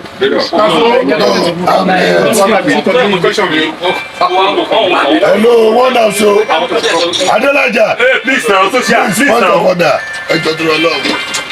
AGM la wá ṣe bí báyìí. Ìran ẹlòmínú wa wà oúnjẹ náà wá jẹ́ bí báyìí. Máa ti kí wa. Ẹ ṣe gan fún àtúntò tẹ́ ẹ ṣe pẹ̀lú léyìí. Nǹkan kan wà tó yẹ pé a ní láti sọ nígbà lẹ́nu. Because gẹ́gẹ́ bí rìpọ́ọ̀tù tí akọ̀wé ẹgbẹ́ wa kọ pé a ti Jagunmolu akẹ́yìn náà ń takuntakun. Lẹ́tọ̀ wá kú ìgbésẹ̀ kan tá a máa gbé. Ìgbésẹ̀ yẹn dẹ̀ ní pé ní iléyà tó kọjá yìí mo ní orí ọ̀fẹ́ láti rí prof àti alhaji alága hello one house o rọwọ ìlúmínú wa abajẹ́njẹ and we are adult over 55 and above ní pé wọ́n ní kí ló dé tá a ṣe mú Gíwá wá sí palace pé wọ́n expect pé gbogbo àwọn rẹ́gbẹ́rẹ́gbẹ́ táwọn fún ní kíní pé ká náà mú Gíwá wá a ní àníká ìjáde iléyà ọdún yìí gbé bẹ̀tì tí ó bá ń jẹ́ tọ́lọ́run àbádélé ńkọ́ a máa tún tò ìbílẹ̀ máa rọ gbogbo ilé pé ìwọ́n lè káwọn tó wà ní disapora náà wọ́n máa gbọ́ ẹ̀ta máa mú lọ sí palace àṣàwà Gíwá bóyá bámu fún mi náà la máa ní bóyá àbí any other member tó bá ní interest wọ́n show concern ká má dẹ̀ yẹ kó pẹ́ tó bá possible àmàrà ẹ̀ tí wọ́n torí nígbà tá a ṣe meeting sí ẹni inú wa tá a bá wà sábà àtàwọn tó wà lọ́hùn àwọn kan fẹ́ máa sẹ́ẹ̀dì kí they are not part of us but we thank God that àti ṣe GM and AGM kí ló wà fún ni pé issues tó bá wà ká yanjú ẹ̀ it's not a normal regular meeting a lè sọ̀rọ̀ síra wa a lè búra wa AGM la wá ṣe so nǹkan tí mo try láti sọ ni pé gbogbo ilé ẹ jẹ́ ká wò ẹni tí hello please social ìjọ tó rọ lọ́wọ́ gọmọrọ tí ní láti àṣẹjẹ máa ń gbà táwa ní palace ní aláìlúwà abáwújalè ọ̀nà wọ gbàmòfin wa sókè àti ìlú wa anọ́dẹ̀ wa wò à ń gbọ́ kùrùkùrù àwọn tó tẹ̀sí ọmọ ẹgbẹ́ gan wọ́n ń pè ṣe ti yan Gíwá ni ṣe ti ṣe kínní ni AGM yìí náà láti lè ṣe gbogbo nǹkan tá a máa ṣe so therefore èmi fẹ́ jọ wá pé anybody among the members ẹ tó bá tó gbangba sùn lọ yẹ ó lè show interest as a giwa ọba rẹ̀ jáwọ́ náà tó wà lórí seat náà la máa ṣe a máa fún sí date fún yẹn so that a máa kọ lẹ́tà sí rẹ́gbẹ́rẹ́gbẹ́ in council pé wọ́n ṣe gan ni o wọ́n dẹ̀ kú akitiyan wa èyí sì ń kọ́ àwọn náà ti wò ìwọ́lẹ̀ àti yan ẹ̀ tó máa jẹ́ olórí wa tàbádẹ̀ ti ṣe mo fi pé gbogbo kùrùkùrù táwọn tó tún jẹ́ counterpart wa nínú Jagunmolu tó ń bèrè ẹ má dẹ̀ fi ṣe gíwá náà yìí ṣé balógun ìjọba ti gíwá àbí ṣé aṣáájú má dẹ̀ ti gíwá gbogbo yẹn á ṣe kí ni akọ dà so nǹkan tí mo fẹ́ sọ nìyẹn ká gbé gbèsè tó bá yẹ pé a máa ta fọ́ọ̀mù tata a máa fi kó wọlé mi ẹ̀rẹ́ tó wọ́n máa jẹ́ gíwá wá sí i torí owó ta máa san balance ẹni ẹ̀ máa múlẹ̀ o ó kéré jù àìsàn bíi 5 million ẹni ẹ̀ máa múlẹ̀ a máa sanwó ẹjọ́ a máa sanwó balance ẹjọ́ tó rọ lọ please ẹ jẹ́ ká wọ́ ẹ jẹ́ gbọ́ wọ́tá so màá fẹ́ ká gbé ìgbésẹ̀ yẹn sí tó bá jẹ́ pé máa ti ju àbẹ́ wọn máa yan àwọn kọmitì tó máa wà ní cháàjì yẹn ni ẹ jẹ́ ká wò èjì yẹn bá wa ká dẹ̀ ká ṣe bó ṣe yẹ kó rí ó dẹ̀ rí bẹ́ẹ̀ ìgbà míì gan tó bá fẹ́ pè wọ́n màá ní màá gíwá ìgbà míì màá tún ní màá ti gíwá ẹ jẹ́ ká kún mọ́ fún ara wa bóyá next meeting ni o bóyá in 2 months time ni o ká fi fúnra one time so abọ́ mi ni o. Thank you. Lẹ́dàgùn lẹ́tà Asiwaju ọ̀rọ̀ tí Máyégún Ẹgbẹ́ sọ sílẹ̀ ọ̀rọ̀ alákàǹkà ni o ẹbọ kàǹkà tó ń búláyà ní ọ̀rọ̀ yìí wọ́n fẹ́ kájọ ní àkíyèsí kan lórí tọ́rọ̀ bá ṣẹlẹ̀ bóyá ní law court tàbí ní àtọ̀dọ̀ àwọn bàbá wa wọ́n máa nítorí baálẹ̀ ò bá dàrú kò ní ṣẹjọ́ dá tó bá ti kúrò dọ́kun baálẹ̀ á ní ọtún ọ̀rọ̀ tó sọ kí lórí sí lágbẹ́dá kí lórí sí tó bá ti ń fi ọ̀rẹ́ àti mọ̀tò rẹ̀ tó fi sí tá a bá ní abẹ́pẹ́ àti palace inú mi dùn pé Máyégún àjọlọ palace ń dọ́sí mi àdèmọ́ what it takes àmọ́ ọlá pé gbogbo ṣì lè ń gbà yẹn àìsànjú ànágbókìtì ni ọmọ tá ni wọ́n jẹ́ bóde yòó ló jẹ́ àwọn fámìlì ẹ̀dà àkọ́kọ́ àsanwó yẹn lọ́kọ́ tó sọ tiẹ̀ àwọn ìbẹ́ẹ̀sì báyẹn ikọ̀ tí wọ́n yàtọ̀ sí o ọmọ ẹran tààrà ní méjì 10 náírà gbà yẹn ìgbẹ́ ẹ̀jẹ̀ ò gba 10 million mọ́ o àgbẹ̀rọ̀ gbé ṣùgbọ́n lé and tẹ́ bá wo Ìjẹ̀bú Òde nígbà tá a palace ń dọ̀ yẹn kí kábíyèsí tí a ti yọjọ́ rẹ̀ fún wọ́n sọ ẹgbẹ́ kan fún ájọ́ náà bàbá Gíwá bóńtà sọ̀rọ̀ pé kábíyèsí bàbá náà kì í yọjú wá ti yọ kan rí o ẹgbẹ́ beach club ọlọ́pàá ojú wípé acting Gíwá tẹ́lẹ̀ látọdún yẹn lọ́yìn ìgbà nínú ẹgbẹ́ ẹ̀dì sí o wọn ò mú Gíwá lọ padà ní èdè ènìyàn fún bàbá ní ká mú lọ òun jẹ́ pẹ̀lú máa pé àwọn olóyè ńkọ́ wọ́n máa sọ 50% lájọgbó ìṣirò owó yẹn bá ń gbẹgbẹ ọlọ́sìn àwọn tó sọ yẹn àwọn tó bẹ́nẹ́fìtì nínú pálásì ni o àtẹnìkíní àtẹnìkejì sọ̀bí ló ń gbọ́ ní ọba sọ̀bí tó ń gbọ́ yẹn díẹ̀ ń ta sí àwọn lọ́wọ́ ń ta sí wọn lẹ́sẹ̀ that is why àtọ́ṣe advertise product wọn fún wa àjà náà gbé wa kò sí wàhálà àti ní ẹni tó fi ṣe tẹ́ kábíyèsí ló yẹn ní ẹ fún wa tọ̀gbẹ́ ní is going to be your acting Gíwá ó wọ̀ kápẹ́ láti ilé wo dàrú ìkó ìṣèbájúlẹ̀ sílẹ̀ ìṣọ̀tẹ́ tí ń pọ̀ díẹ̀ mo lè ní mo ní interest lórí Gíwá àti bẹ̀rẹ̀ physical ni yes àti bẹ̀rẹ̀ physical ni nídìí yẹn ẹ̀bọ́n ń da ètò àtàwọn tó gbé lọ déédéé náà ní tó dání tó bá tó lọ gbé lọ́wọ́ kan síwájú bá sì ó lè kà wá láyà àìpọ̀ ìfẹ́ ẹ̀jọ̀ tó náà ẹ̀ ṣàánú àti 50%. Great Asiwaju wà lójú náà. Great Asiwaju gẹ́gẹ́ bí ọ̀rọ̀ tí oyè ọmọ Jagunmolu sọ lẹ́ẹ̀kan yẹn mo rí díẹ̀ ẹni tó jù bó ṣe sọ yẹn torí kò sí ìwọ̀n kó jẹ́ pé acting wa yìí náà òun la fẹ́ gbé sílẹ̀ pé òun gangan ni kó máa ṣiṣẹ́ yẹn lọ ó di dandan ká lọ sí palace a gbọ́dọ̀ lọ sí palace nísìnyí ni pé bàtà ìfúnra rẹ̀ ó sọ ọ́ tàbí wọn lè jẹ gíwá yẹn láti sọ àtú wọ́n retí wa ní palace pé káwa náà kọ́ àwa láti máa ṣe ẹ̀tọ́ wa torí mo remember one house. ok mo ti kọ́ lóko ìpínlẹ̀. balógun náà lọ́wọ́ one house o one house. orí platform.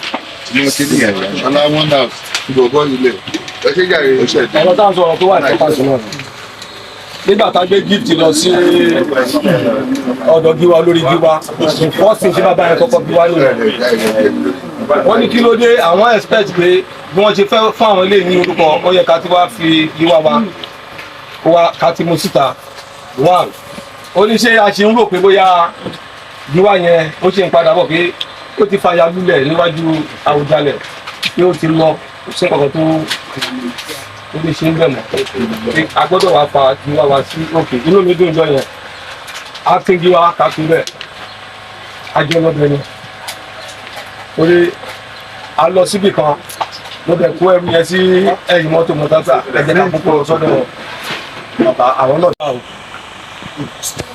then Fatai dẹ̀ tún lè jáde at any fucking time pé tí wọ́n gíwá òun jẹ tí wọ́n lè jẹ látìgbà tí òun kúrò ń bẹ̀ wọ́n tó láti jẹ that is it àbálọ ní issue tí Máyégún sọ pé ẹni tó bá ní interest kó jáde ẹni tó bá ní interest kó fojú hàn bẹ́ẹ̀ tí wọ́n ń bọ̀ ní ọ́fíìsì àwọn olóyè ọ́fíìsì olóyè náà máa wá kì í ṣe bọ́ọ̀ kò sí kọ́mítì kankan tí a fẹ́ yàn fún eléyìí ọ́fíìsì àwọn olóyè nìkan wá ẹni tó bá tá bá rí wọn tó bá tọ́ sí àjẹkọ́mọ̀ pé ẹni yìí náà kò capable tó bá dẹ̀ capable ọmọ àtòwò tó san ìyẹn ti lọ nìyẹn. mo kí gbogbo ojókòó kò sọ̀rọ̀ mo kí gbogbo olóyè ẹ jọ̀ọ́ ṣe rí ọ̀rọ̀ tí Máyégún àti Balógun sọ ẹ̀ ọ̀rọ̀ tó wà òkè ni mo fẹ́ ká ti ibì kan wú ọ̀rọ̀ yìí. ta ló ń pè kílẹ̀. ṣe rí ṣe ní yóò lè délé o ẹ ṣe ń bẹ ọjọ́. ṣe rí ká mú bí wọn lọ sí ààfin yes ó yẹ ká ti ṣe bẹ àsìkò gbogbo nǹkan wọn ní tó bá tásìkò tí wọn fẹ́ ṣu tó bá tásìkò. túwò ni pé mo fẹ́ ká kọfẹ́ sí nìkan o ṣe rí kábíyèsí aláyélúwà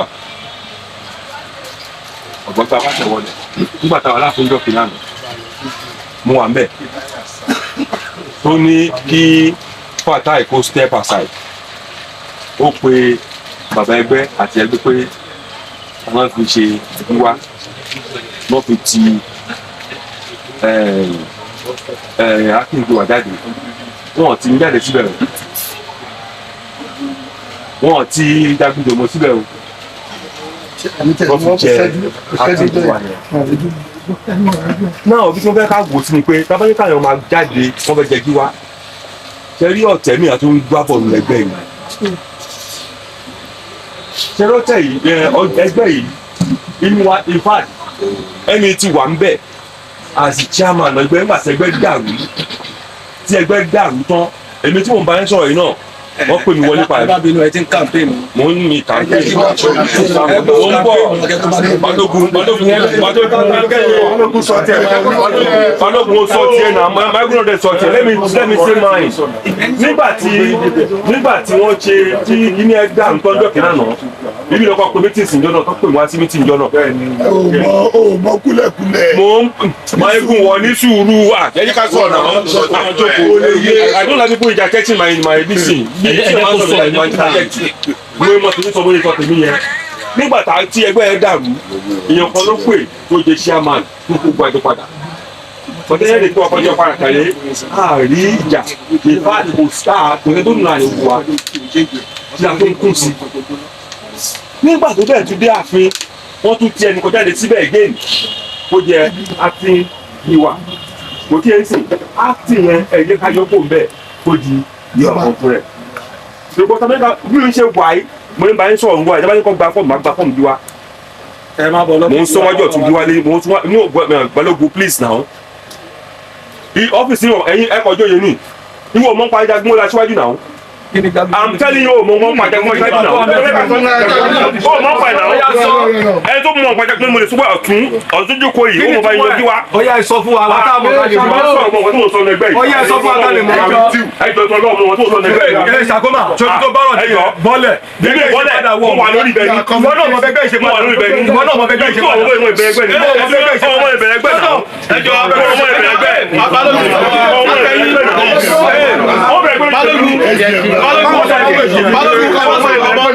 Sakoma tó wọ́n sọ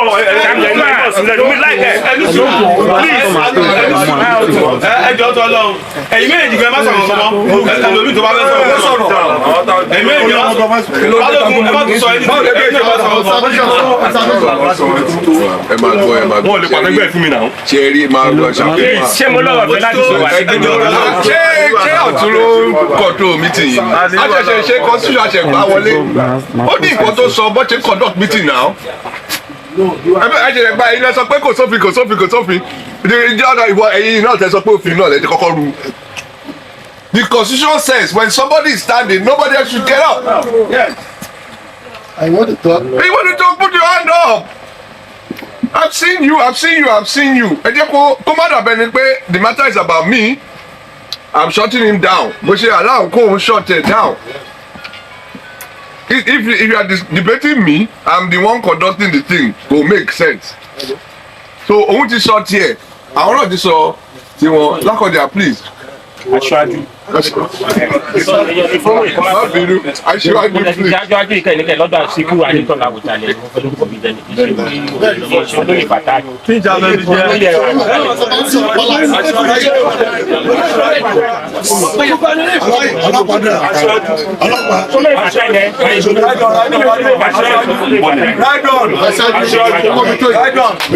Aṣáájú mi ló ń wọ̀. Ẹ jẹ́ ká fi ọwọ́ síbi tí ọwọ́ ń gbé. Níṣe tí olúọmọ sọ̀rọ̀ lẹ́gbọ̀n yẹn. Ó lọ sọ́dọ̀ bishop which is ẹgbẹ́ Bọ́bayọ̀. Torí bó ṣe sọ yẹn o. Wọ́n yọ bishop ní tòótọ́. Ìgbà tó ń yọ bishop, the next person tó jẹ gíwá wọn, ó ní Dr. Alison, well recognized as gíwá. Ní tèmi o, mi ò ní kólégún má ṣorígun. Mi ìdẹ̀ ní kólóró má ṣòro. But a gbọ́dọ̀ ṣe oyè pé kò fowó ọlá. Because gbọ́dọ̀ bá fóra, oníyì o. Apá tèmi ni wọ́n. Kò yé mi o. Ẹ sọ Yorùbá yẹn dáadáa. Ìwà yìí náà sọ òyìnbó yẹn pọ̀.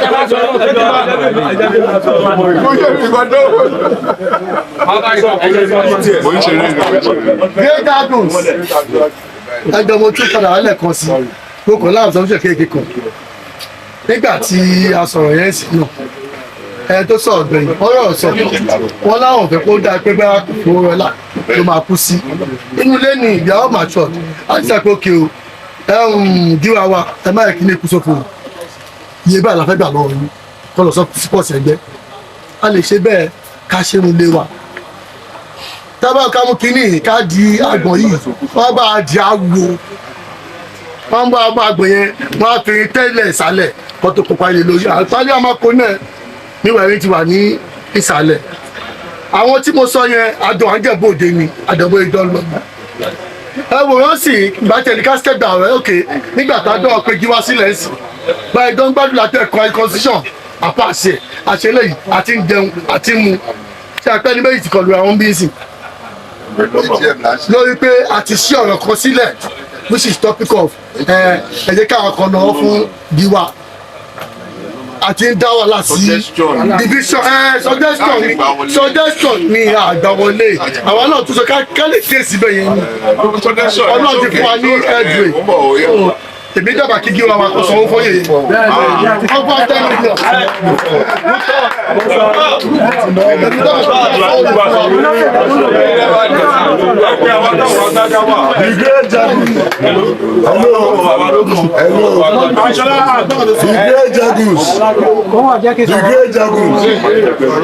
Sẹ́rí tàbá wà bí báyìí tábà bára oṣù tọ̀rọ̀ gbogbo àtàjókòó yìí máa ti Gíwá lójókòó yìí èmi ò wojú wíṣẹ kankan èmi mọ nínú wa tó ti ń pè mí lẹ́yìn Máyégún ẹ wò dé a gbọ́dọ̀ mú Gíwá lọ pálásò kí ni ẹ ṣe ká ṣe democracy o ẹ má ṣe concession candidate o now my Asiwaju has spoken pé owó náà ni àwọn náà fẹ́ pọ̀wó sínú ilé bàbá ní káwọn èèyàn jáde kọ́ mú fọ́ọ̀mù wa tìbí democracy là ń ṣe adéwo àwọn ohun tó pójú ṣùwọ̀n ọba jẹ́ tó wà bẹ́ẹ̀ náà ló pójú ṣùwọ̀n á sanwó kò ní jẹ́ ọ̀fẹ́ kò ní jẹ́ pé tó bá di lọ́la àwọn náà ló máa sọ pé ìbẹ́yẹ àwọn aláṣẹ ìgbésílẹ̀ òkú ẹjọ́ ẹ jẹ́ ká ṣe bó ṣe jẹ́ o then Shakoma please I want to make some correction you get what I'm saying Balogun is your Balogun you might be in the Egbe before him but you know when we are on the war our kan ló dúró for the war sorry I started this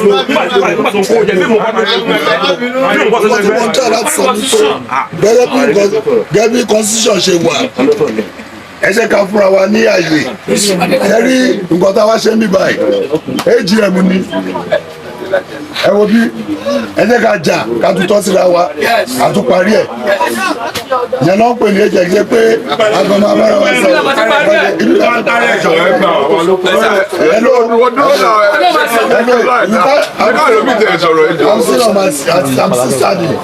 ẹjọ ẹ ká fúnra wa ní kíní jẹ́ gbogbo nǹkan tá a sọ yìí èmi tẹ́mi náà sọ abẹ́bí kó wọlé yìí ẹni tábàdẹ̀bù náà ó máa náwó lọ́hùn ni àbí kò yẹ yín sí kò sí nǹkan tá a máa ṣe bá fi hàn jóyè bá fi hàn jẹ́ kí abẹ́fi pawó sínú àpò ẹgbẹ́ ni so ẹjọ arrest my case. No problem. Balogun.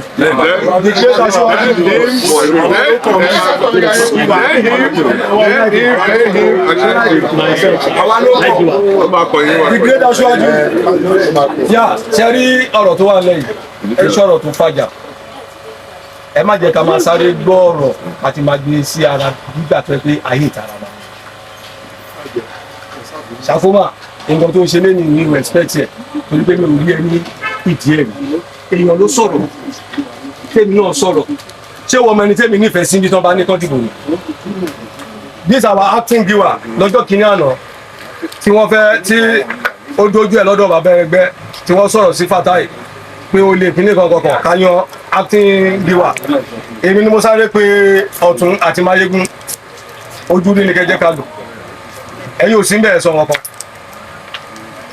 tó bá ipa alága iná la ló ń jọ yẹn náà bá ṣe wọn máa jà fún lẹ́ni náà ní eléyìí bẹ̀tà wọ́n ẹ̀gbọ́n lè máa mọ̀ ọ́ dẹ̀ lè mọ̀ kán pretend òun ló fa ọ̀rọ̀ tó wáyé yìí ṣe fún wọn mọ̀ pé ẹni báyìí ló nífẹ̀ẹ́ sí èmi mọ̀ pé ṣé wàá pè mí pé Balógun ọ̀rọ̀ tó délẹ̀ yìí ò lẹ́yìn ni o níbo là ń lọ kí wọ́n sọ pé báyìí ọwọ́ ló máa gbà mí pé à ni mo gbé kan tó wà lọ́kọ̀ kì í ṣe pé ká sọ̀rọ̀ lẹ̀ ká má lè mọ bá ṣe máa debate ẹ̀ òun ni Aṣíwájú ló yanjú gbogbo nǹkan yìí a gbọ́dọ̀ lọ sí palace à ń lọ jẹ́ Gíwá tó bí I don't know ẹni tó bá fẹ́ ra fọ́ọ̀mù kó ra fọ́ọ̀mù ṣùgbọ́n ẹni tí a bá mú fọ́ọ̀mù ẹ̀ tá a bá sọ pé kò qualify kò ní sísì gbà padà ẹni tó bá jáde tó ní òun fẹ́ jẹ Gíwá awẹ́kọ̀ ọmọ ẹ̀ 5 million la fẹ́ ta fọ́ọ̀mù kó rà tábà dẹ̀ wo ìdí ẹ̀ pé ẹni yóò qualify kò ní sísì gbà padà lọ́la sọ yìí. Thank you, my Balogun. Finance.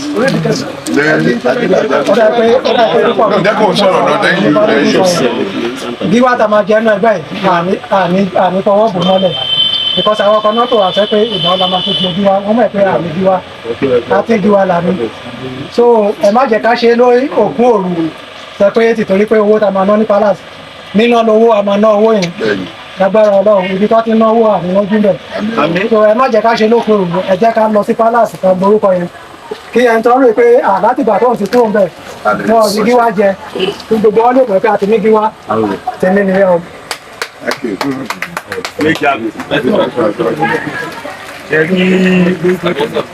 Mo dúpẹ́ lọ́wọ́ gbogbo àwọn tó ti sọ̀rọ̀ lọ ẹ̀rí sọ̀rọ̀ tán ìdí pàtàkì kan tèmi kàn fẹ́ sọ lórí ọ̀rọ̀ yìí ni pé báyé wà bí oníkálukú ló mọ ẹni bó ṣe tó gbogbo alamọ ẹni yìí ó wọ́ọ̀tì ikọ̀ yìí ẹni yìí kò wọ́ọ̀tì ẹ̀ àbí tá a bá kàn fẹ́ fi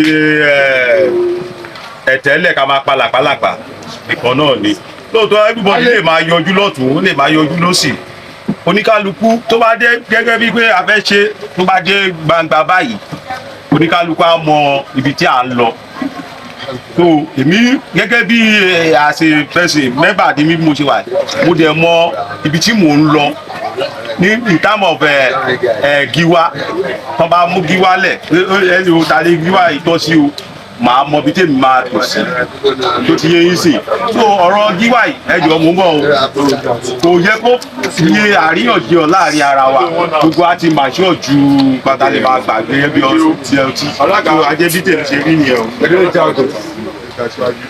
mo fẹ́ fi ṣókí díẹ̀ fún ọ̀sẹ̀ nípa ọ̀rọ̀ gíwá tábà wo lọ wò bọ̀ àwọn kan wà ní ọ̀dà àmì askora jẹ́ tó ń fáìtì ní gẹ́gẹ́ bí ó ṣe yé mi sí o ṣùgbọ́n èmi ń tẹnu mọ́ nǹkan gbogbo àti múlẹ̀ ìjẹun tó bá jẹ́ ti owó yẹ ẹni tí Awùjalẹ̀ ti fàálà sí let giwa wa which is ó fit tiẹ̀ gbogbo ara ẹ̀jẹ̀ ara omi ara tèmi èmi dìbò fún un tó bá yẹ kó ṣe lẹ́sàn àbí owó nǹkan mo ti campaign o eléyìí ó ṣe kíni o open ballot ni o èmi ti campaign sábà ti ń campaign fún kí wọ́n tó wà bẹ́ẹ̀ the great Jagun one house place one house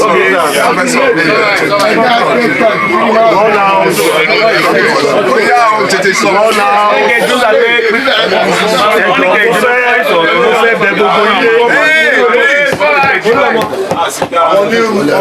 mo fẹ́ bẹ gbogbo ilé ẹjọ́ ẹgbẹ́ títí bí dáadáa ẹgbẹ́ ká gbọ́ra wáyé dáadáa ṣe rí ọ̀rọ̀ tá à ń sọ yìí inú mi dùn pa sọ lé ní tó tá a bá fẹ́ kọ̀ sọ lé nínú àmà sọ lọ́jọ́ iwájú asúnkún símú lọ́rọ̀ yìí bó bá wá ní kun àwa ń kẹlẹ̀bẹ̀. Number 1 a gbọ́dọ̀ lọ sí palace ìdí rèé nígbà tí iléyá ń bọ̀ Fatai kọ lẹ́tà sí palace. Fatai kọ lẹ́tà sí palace. Gbàdó kọ lẹ́tà sí palace. Ó sọ fún wọn lọ́rùn lẹ́tà tó kọ yẹn ó sọ síbẹ̀ ní pé kọ́ fóun láyè kóun kó àwọn ọmọ ẹgbẹ́ tuntun tóun ṣẹ̀ṣẹ̀ ní kóun kọ́ wọn wá pé àwọn fẹ́ gba Olúpọ̀. Nígbà tí ẹ̀ka dọ́dọ̀ kábíyèsí lẹ́tà yẹn kọ́ lọ sọ sínú dustbin pé wọ́n bọ́ tẹ̀sí ń kà lóògùn kọ́ lọ sọ sínú dustbin. Nígbà tọ́rọ̀ yẹn jáde ó ti fún àwọn ní opportunity ó dẹ̀ ti fún wa ní door láti má lọ sọ pé à ń wá bóyá káwọn ọmọ ẹgbẹ́ padà wá ní o àdúgbò ń fàyà àníkàn wọn ṣe pẹ̀lú ẹ̀ mọ́. Dẹ̀rọ wá sọ fún mi ká pé aspect kan tí tètè take decision yẹn pé a fẹ́ present giwa wa ni pé kò ní kọ́ wa ní kò ní ná wa ní anything pé kò tó kàn máa ná wa ní ìkarò because kábíyèsí ò ní gba owó giwa yẹn ní ẹ̀ẹ̀mejì wọ́n ti kábíyèsí kan tó àkọ́ máa ṣú lọ ní ìkarò ni àwọn máa kó wa má dẹ̀ kú present ẹ̀ mọ́ àwọn tí ó fẹ́ gba orúkọ wọ́n ṣe máa ṣe nìyẹn that is 1. Number 2 tá a bá ní pé ká fi anybody tá a bá múlẹ̀ tó fẹ́ jẹ́ giwa tá a bá ní pé ká sọ pé kó sọ sọ rẹpẹtẹ 10 million 5 million kí nìkan ní kankan ṣe à ń tán ara wa ni ẹ jẹ́ ká wà very realistic with ourselves ṣé rí a lè generate owó tá a bá fẹ́ kó dúró dáadáa giwa fẹ́ kó máa sanwó kò sí kó máa sanwó bọ̀ kì í ṣe pé bóyá ká lọ gbé lọ sí 10 million kìnìkan ní ọjọ́ tẹ́ bá tẹ̀ ṣe kìnìkan tẹ́ bá fẹ́ ṣe pẹ́ bọ́kì àfẹ́ rìn náà gbé giwa ṣé mo rí tá a máa pa ń jọ yẹn kan wá pa tí ètò bá wà tá a bá gbọ́ pọ̀ lọ́lẹ̀ that is 1. Dẹ́ni kejì ni wípé tí a bá ń sọ̀rọ̀ ìkàrò yìí ó máa mú mi kí gbogbo èmi àti yẹn ká ní ọwọ́ nínú ẹ̀ tó bá di ọjọ́ iwájú igi ẹ̀ tó ẹni kí ló gbé wá jẹ́pọ̀ nìkan ló sanwó kàrò ní pé ṣe oúnjẹ bóun ló ń jẹ gbà ṣe bóun ló ń náwó bẹ̀ ṣe sọ ẹnu kọ́bọ̀ nú ẹ̀ ni ṣùgbọ́n tó ti ń bá pẹ̀lú tó bá ṣèbàjẹ́ sínú ẹgbẹ́ tí bá padà bí àdàbí àmọ́ o èpè ní adẹ̀ ràn I understand so what I'm saying in essence is this ẹ jẹ́ ká fi làákàyè ẹ jẹ́ ká fi gbé a máa gba owó fine a máa gba owó bọ̀ ẹ jẹ́ ká fi pẹ̀lẹ́kùtù ká fi ṣe ká fi gbóòtò lò. Thank you. Ọ̀tún. ẹ̀yin ọ̀rọ̀ tó wà lẹ́yìn kì í ṣe nǹkan tó di ẹ má jẹ́ ká dára bí gbà ọtí nǹkan tẹ́mi tẹ̀ ṣe tòlẹ́ àmà sọ ń bẹ̀ lẹ́yìn pé ok o owó ìwà kọ owó fọ́ọ̀mù yẹn kọ èyí báyìí ni àbúkọ yìí sìn ẹjọ́ tó lọ nǹkan tẹ́mi kò fẹ́ ká ṣe ni pé owó yẹn ká sọ iye owó tí wọ́n máa san ká dẹ̀ ṣe wọ́n ti sọ wájú fún ká sọ iye tó máa sọ ká dẹ̀ ṣe ká dẹ̀ mo bá máa yẹ tẹ fọ́ọ̀mù ká mo bá máa yẹ tẹ fọ́ọ̀mù. ìyẹn àwọn àtìgbà tí àtìgbà tí fọ́ọ̀mù tí tẹ́ẹ̀mù yẹn wọ́n máa sọ owó yẹn tó máa yẹ kí ó máa expire ká sọ gbogbo ẹ̀ kí ẹ̀ kúrò bẹ̀ nǹkan tí no ẹjọ́ sá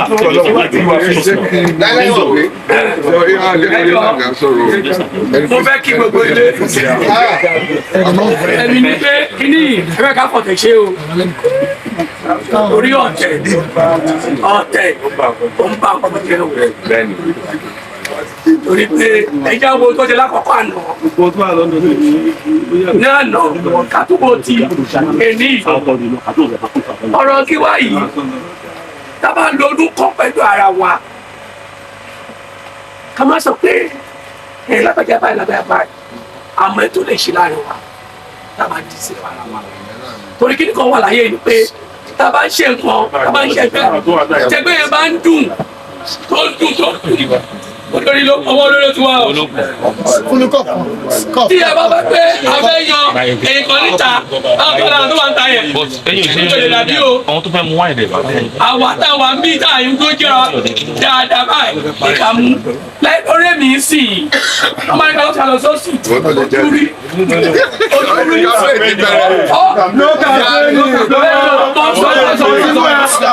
ẹjọ́ kí ẹ̀sà ẹ máa rí máìkì wá ẹ bá mi wọ ọkọ̀ sọ yẹn tó láti gbà wọlé mo tó bá sọ ẹ bá mi ẹ ṣe é sí. Thank you very much.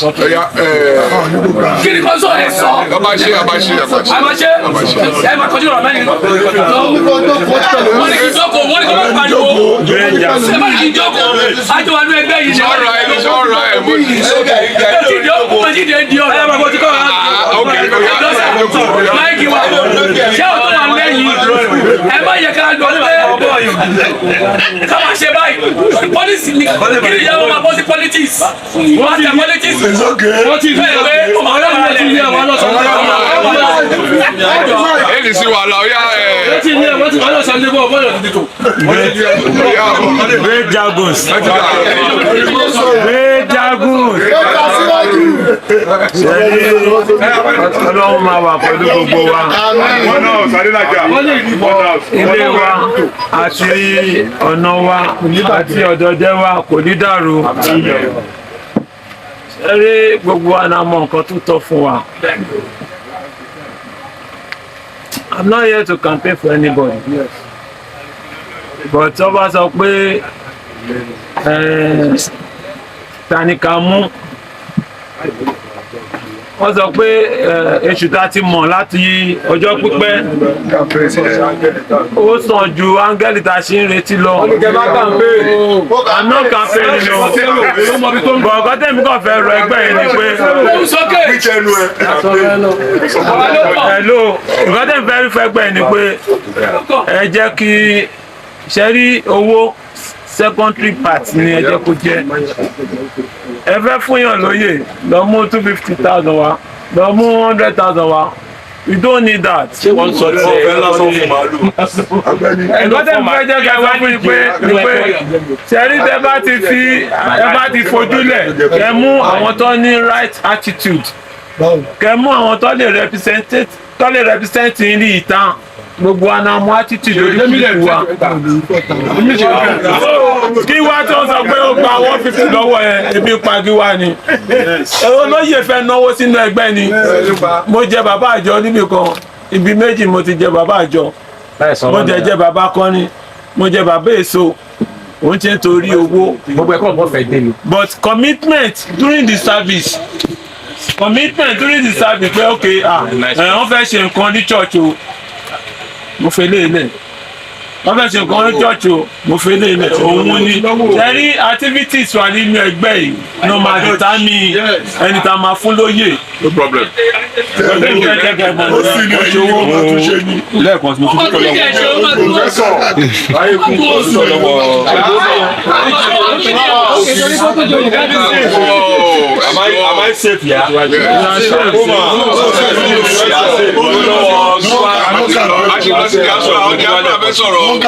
Jerry, issue tomorrow is like one. If my utterance or utterances has offended somebody here, then never be. That's not it. No. You are going to apologize. You apologize. Jerry, tí mo mọ̀ lọ ni pé Jerry Bàtìmọ́lógún sọ lẹ́ẹ̀kan ó ní bí a mo ní ọ̀pọ̀lọpọ̀ ìfẹ́ gbẹ́ lọ́lọ́kàn mi mo fi gábàsì búra ìfẹ́ gbẹ́ lọ́lọ́kàn mi because nǹkan tó ṣẹlẹ̀ sẹ́gbẹ́ yìí kó má tún ṣẹlẹ̀ mọ́ kò sẹ́ni tí ò lè joyè gí wá tí máa ń fẹ́ joyè gí wá ẹ má ti lọ gbé 20 million wà láì sẹ́ máa gbé sílẹ̀ àwọn tó wà support wà lẹ̀ tí máa ń fẹ́ jẹ gí wá tí mo gbà fọ́ọ̀mù tẹ́lẹ̀ mi lè gba fọ́ọ̀mù tẹ́lẹ̀ náà gba fọ́ọ̀mù táwọn èèyàn wá wọlé inú kálukú ọ̀tọ̀ọ̀tọ̀ ni bó o tó gbà mí sí gíwá yẹn pé mi ìlú ìlú gíwá yẹn mo bẹ̀ sí máa da ní kiri nù kẹ́yìn máa mọ̀ àti mílíọ̀nù kan tá a ti ń lò tẹ́pẹ̀tì owó ni owó àtàjókòó yìí a lè mú lọ sílẹ̀ pé gíwá wa lélẹ́yìn kò sí kò tó máa ṣẹlẹ̀ bí ọ̀rọ̀ rẹ̀ kó má tiẹ̀ mú kọ́bọ̀ lẹ̀ bàbá ní bò kì í bí wàá ilé òkè òkè kó lọ kówó lẹ̀ bá ṣe wà ilé bílẹ̀ 100,000 lẹ̀ nípa nǹkan tí ẹni ká fi ìfẹ́ tó wà ní ẹgbẹ́ yìí mo sọ kíní kan jọ kan bàtà ń sọ̀rọ̀ gíwá tó ń gbé àyè mo ní ọ̀kan ni mo lè tẹ̀lé pé kálọ̀ fẹ́ jẹ́ ìfún ìjú ẹgbẹ́ yìí mo lè ṣe àpapọ̀ lẹ̀ tẹ́lẹ̀ múlẹ̀ òun náà tún gíwá ìsìn fẹ́ẹ́ ó dẹ̀ lè rí sí àjọ bẹ̀rẹ̀ ni olójókòó bó ṣe gba ọ̀tún gíwá yẹn kò ṣẹ̀yìn mi but ìfẹ́ ó kẹ́yìn wo sí àjọkòó sí acting gíwá acting gíwá ẹlòmí ò tẹ̀ mọ̀ nǹkan tó ń jẹ́ acting gíwá ṣáájú òun làdé jókòó etí èyí tó ń wọlé ìfẹ́ ẹ̀ lè mi fẹ́ ẹni kìfẹ́ wà láàrin ẹgbẹ́ ẹjọ́ ọ̀tọ̀ náà. Okay, diaspora.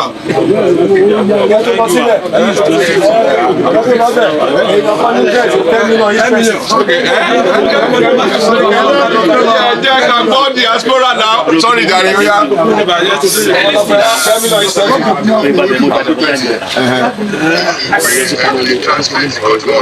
Bẹ́ẹ̀ni nǹkan tí mo máa ń ṣe nìyẹn. Bí ìdàgbé pé ọ̀rọ̀ kíwà àti dáàtì kíwà lásán ẹ̀ẹ́dẹ̀ lè bá mi gbé fún ẹ̀rọ mi ìdúró tó yẹ kó sí nǹkan tí mo fẹ́. Ẹ sọ̀rọ̀ wọ́n gbọ́.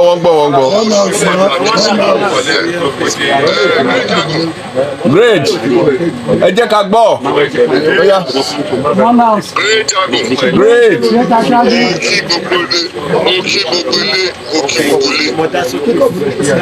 lórí subject tá a sọ lọ́wọ́lọ́wọ́ yìí ó ṣe kókó fún ẹgbẹ́ yìí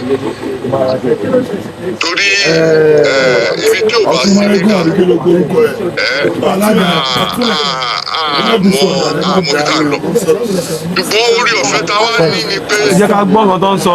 a ní àti wà a ní ètò tó délé ọ̀sẹ̀ rí bó ṣe wá ń délé yẹn gbogbo nǹkan láyè ló ní procedure ló dẹ̀ ní process tabawo gbogbo aṣáájú gbogbo Jagunmolu aṣáájú tabawo bíta plane tabawo bíta tí ń bọ̀ tabawo bíta wà àárí ẹjọ́ tó lọ́wọ́ one house o. One house ẹjọ́.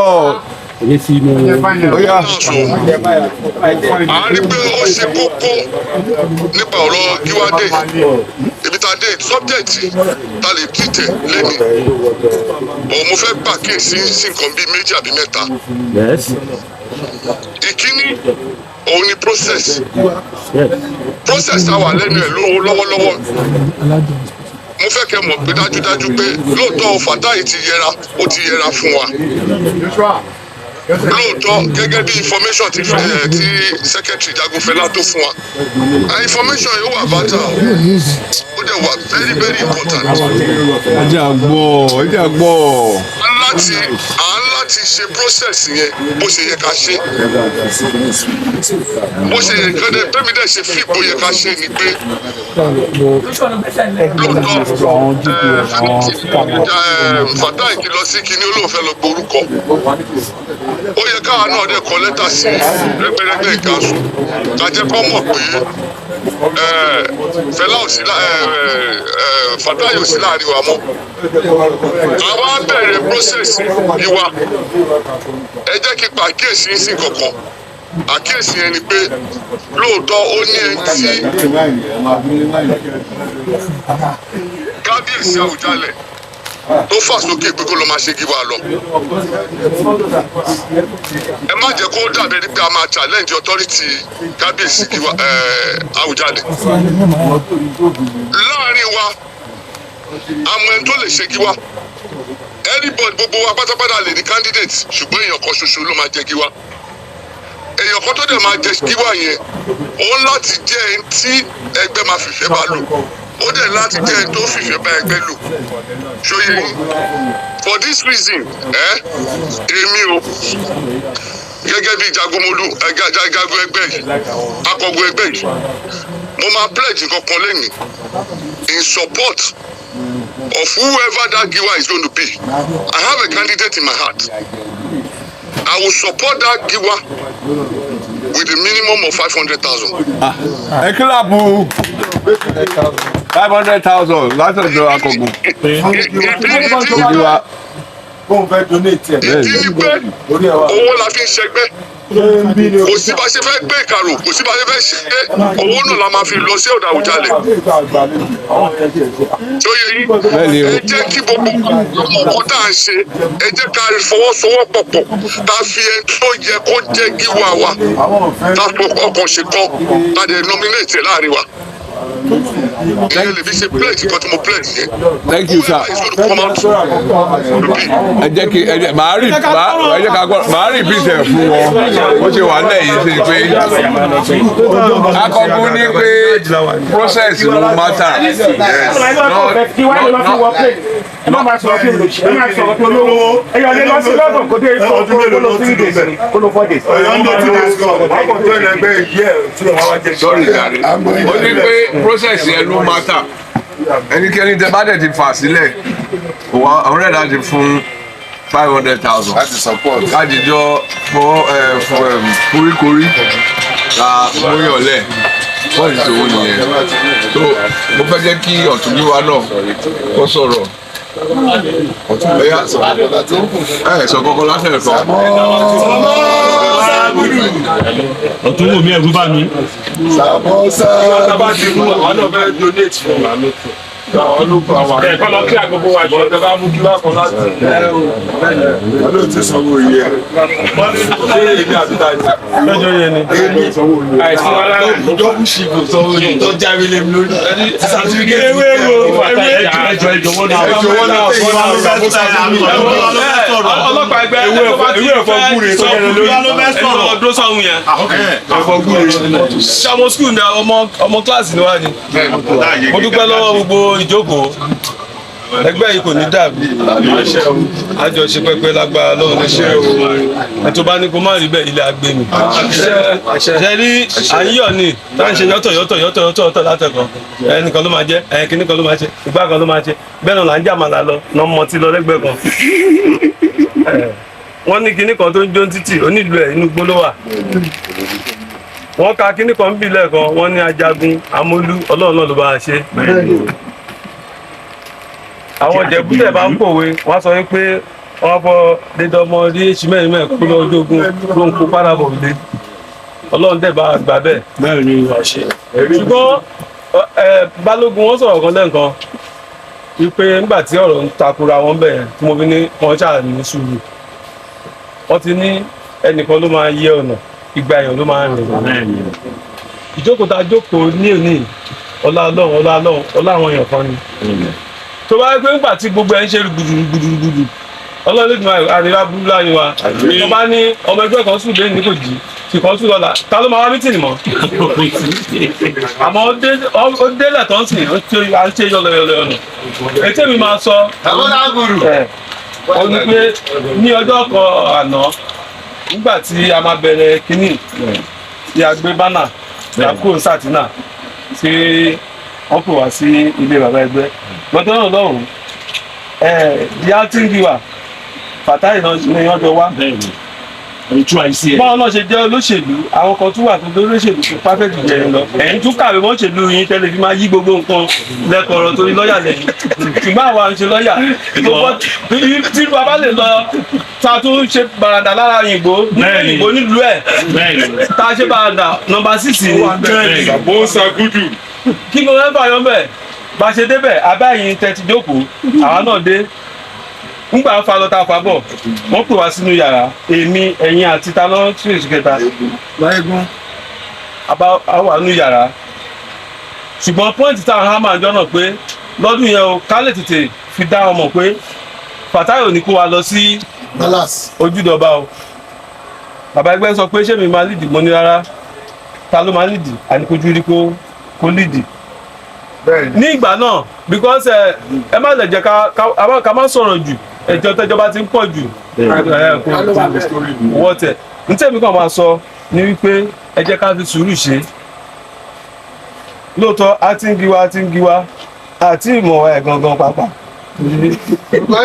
kàmẹ́lọ̀ ni ọmọ àwọn lo ti lọ́ọ̀yà ló gbogbo ẹ̀ a lè sọ́ọ́dì gbogbo ẹ̀ ọ̀pọ̀lọpọ̀ kásọ́dì kábàáwò bọ́dún méjì bọ́dún mẹ́ta lóòótọ́ ń àwọn èèyàn Fatai rò mẹ́jọ ńgbà tó competition lọ pé ètò ìpè ìfẹ́ jẹ gíwá ni wọ́n ṣe kógun tóun òun ni mo fi rò mẹ́jọ pé ẹni tó bá máa jẹ gíwá ńgbà tá a sóòrè lọ́jọ́ náà ọmọ Ìjẹ̀bú-Òde la ló máa jẹ gíwá Ìjẹ̀bú-Igbó wá láti ọ̀tún wá láti Ìjẹ̀bú-Igbó Ìjẹ̀bú-Igbó form 60% of this ẹgbẹ́ ńgbà náà sí gbogbo wọn lọ èmi nìkan ló kù mo ń sọ̀rọ̀ ṣíàsì lẹ́ẹ̀kan èèyàn mélòó ló mọ̀ tó ẹ̀ ń bí àrà ṣíàsì 500,000.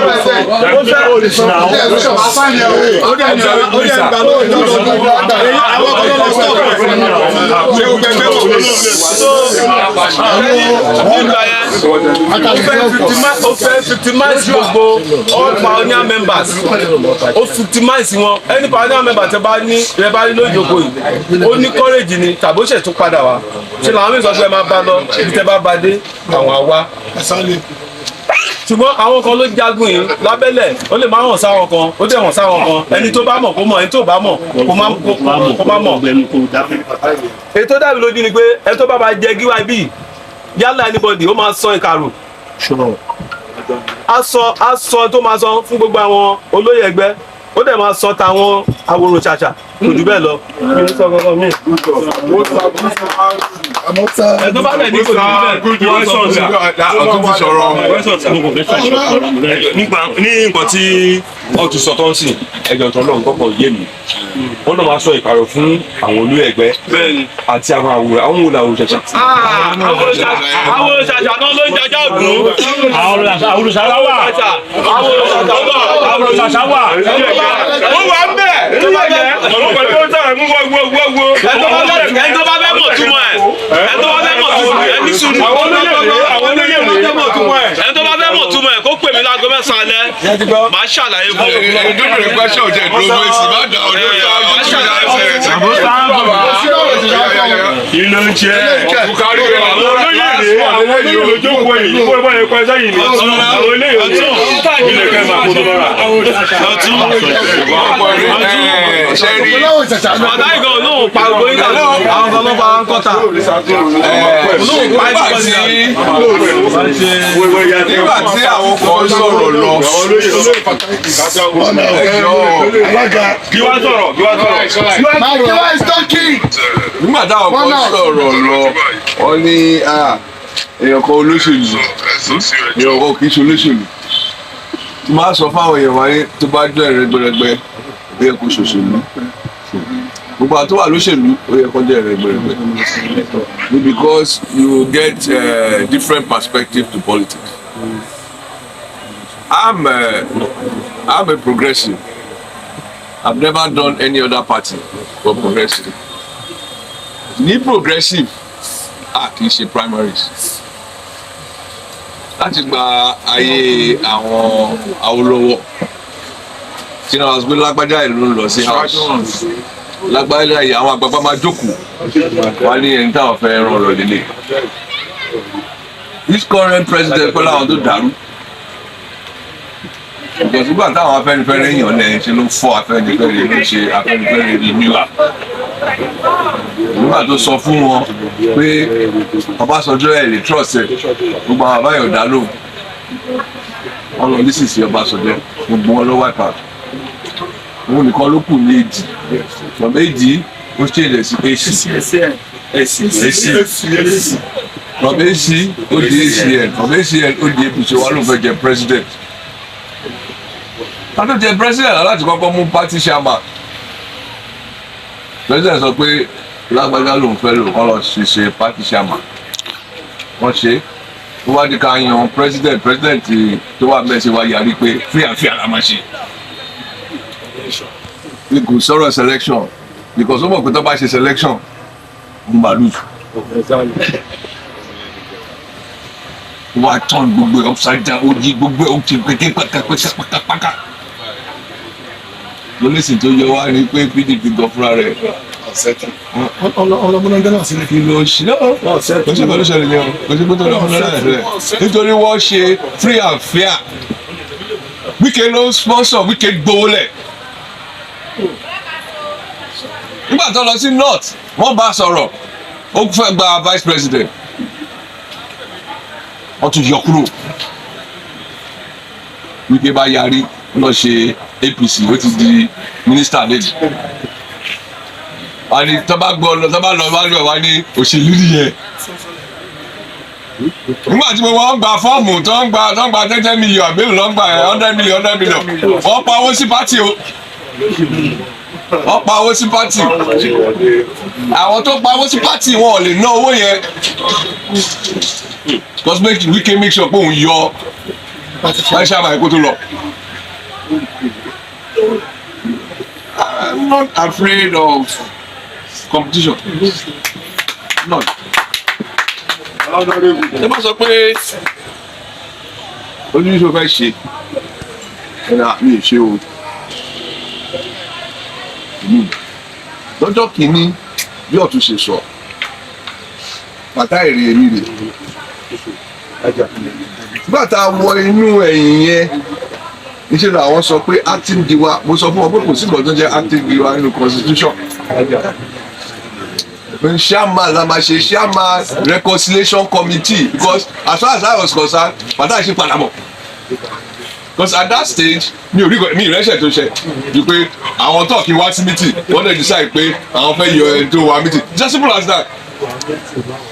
Nígbà tá a ṣe after the agreement pé wọ́n ló ṣe àmà mo lọ́ bá bó ní èmi ní ṣáàmà ló máa rí o ẹni ló bá fẹ́ ẹgbọ́ bẹ̀rẹ̀ ẹni ló bá fẹ́ o. ó ń ta mọ́tò. ó máa ṣe o. ó ń ta mọ́tò. ẹ̀wọ̀n ẹ̀kọ́ tí wájú wọn kúrò. ìyẹn ló bí meeting tá a ṣe bí báyìí. tó fi wá. báyọ̀ sí bí báyìí. tó fi wá ta ṣe ní March 20. báyọ̀ ló dìde pé ẹgbẹ́ sáré pé ojú ní ma gbẹ̀mọ́dé fún yìí kí ló gbẹ́ni ṣe ló yá ìjẹ́bù. pé kí fata ìdìde. ìgbẹ́ gbọ́ mi pé. ó wà bí ó sọ. èmo ti sọ fún yín. àbọ̀ ìkúdà. àwa ló jẹ tá a yò. bá ní bọ́jọ́ yẹn á ṣù tiẹ̀. a máa dissolve lé a ti dissolve lé. àwọn tá a yò bẹ́yìn ẹ̀sìn lórí progressive bọ́dún méjì nígbà tá a lọ fún yáàrin àkọ́kọ́ ẹlẹ́kejì mo ní ọgbẹ́ni yìí ó dàgbò ti pa tọpọ̀ kò ga tọmọ. látó ṣẹ̀ṣẹ̀. láti wá sí progressive. reason tí mi ò ṣe ga tọmọ tí máa sọ pé ok mo wá pàpà di progressive. bọ́sà mo dá nìkan lọ bá lé gbogbo ẹni àti kọ́kọ́ lọ kò sí ẹ̀ mo wá dá nìkan lọ bá pé ọ̀gbẹ́ni wa gbéṣẹ́ gbùgbà ara bí rẹ̀. ó ní irọ́ pé òun ló ń ṣe gbùgbé gbogbo pálapàla tẹ̀ ń ṣe yẹn pálásù tí àbúrò ẹ má bínú gbà yàn èmi lọ bá wọn ṣe o ọjọ́ kejìlá ṣàkàwọ̀ gbogbo àlàyé ṣàkàwọ̀ ló sọ pé àkáǹtì yìí is for Odidi Ọba committee that is the advantage of being a lawyer. ẹ jẹ́ ká kọ́kọ́ lọ jíṣẹ́ pàtàkì fún Àròjàre. That is my own recommendation. Pé nísìnyí kọ́ o, iṣẹ́ tó rán wa àti jẹ́ o. Bàtà nǹkan kò wá o. We have proof. Bẹ́ẹ̀ bá ka report. Ọ̀gbẹ́ni ń gbọ́ wọ́n mọ̀ dáa ṣe. Every time tó ka report wa, èmi ń screenshot ẹ̀.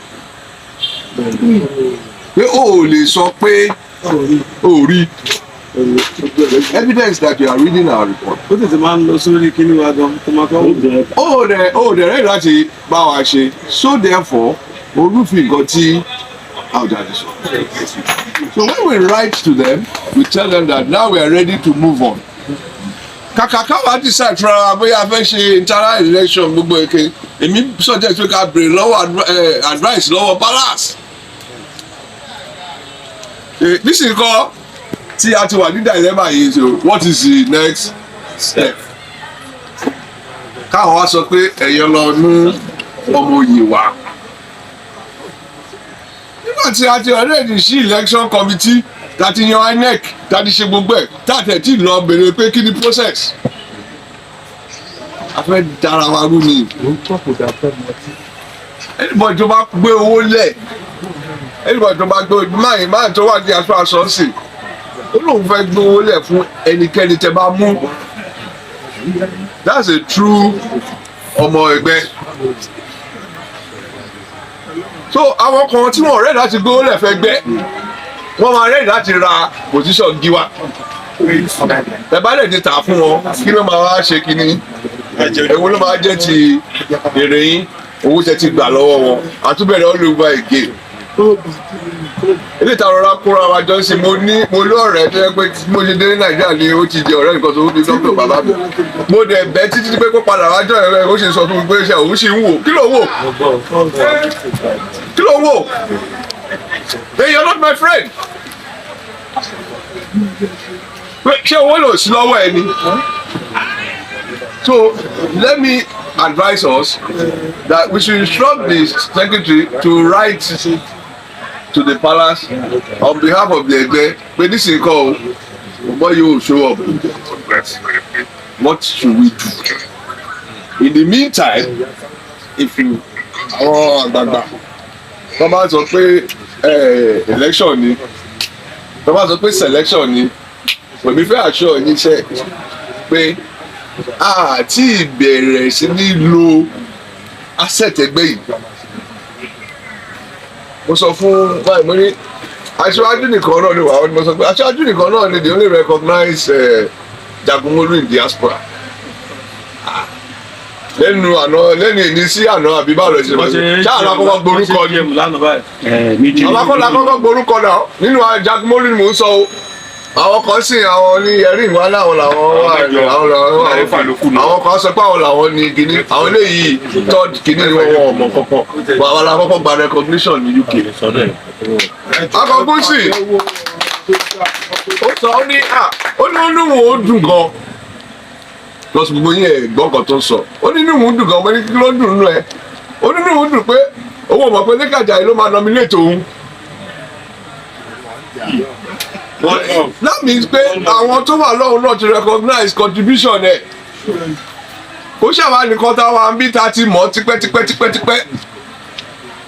Nìkan la recognize ẹ̀ gbà tí Lékè sọ pé ẹ jẹ́ kí Akọ̀kún lọ ṣe aṣojú wa. So irú love yẹn ni èmi fẹ́ jẹ́ ká continue láti máa promote. Owó máa wá. Lówó sì o. Ọ̀tọ̀ lówó ọ̀tọ̀ ní.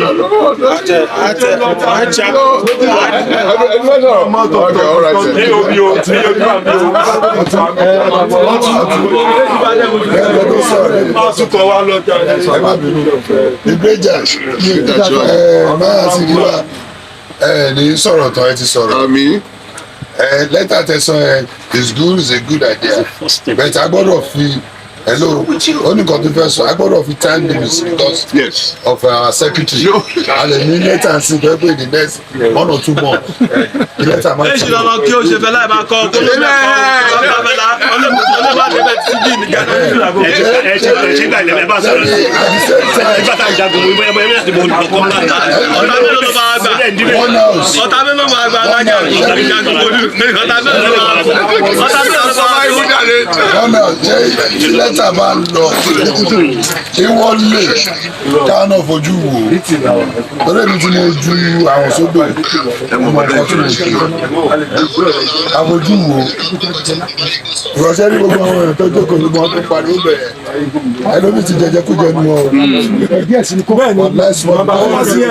wọ́n ti jẹjẹ kú jẹ wọ́n ṣe dodo wọ́n wà lórí ìjókòó lọ́kàn sọ́kàn làwọn sọ̀rọ̀ the question náà ni pé tí lẹ́tà bá ti lọ táwọn náà ti bẹ̀rẹ̀ sí gbé gbèsè in the house igbóke o whoever that had interest kò show fọ́ọ̀mù bóyá 50,000 100,000 anybody tó bá wá ní our honorary title holders la máa fọ́ No, I think that is fair. yes la máa wò pé ẹni yìí ká dẹ̀ máa conduct interview for whoever that show there tó bá dẹ̀ sẹ́ni tó yọjú bọ́jà máa tì nìkan ló yọjú ó ṣe kí ni.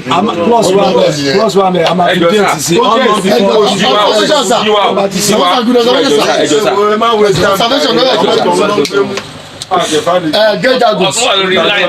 gíwá ẹjọ in tó pápọ̀ ló tú aká o àbẹ̀lẹ̀ wàhálà ní ìdàgbé tó ń bò tí àwọn incident tó pé ìkiri máa ń create tẹ́fà Jagunmolu ìbìkan ló ti bẹ̀rẹ̀ o ìgbà tó bá ní wọ́n tú àwọn proof gíwá tó bá dín pẹ́ni 4-5 jàdú tó bá bọ́ sọ́wọ́ bàbá àjọ ṣe ní ẹnìkejì máa ní ìyí tó fọ́ gíwá débi tó fọ́ dénì tó fọ́ ẹgbẹ́ débi ìkẹta nìyẹn o tẹ́fà wọ́n story for time it's time for the first group wọ́n ti kó ọjọ́ wọn pè mí wọ́n ní ilé ìfẹ́ kẹfà tó tọ̀ fún pé mi ò sọmọ Ìjẹ̀bú-Òde Abẹ́òkúta lè mi lọ. ó ti gbé Musa sẹ́yìn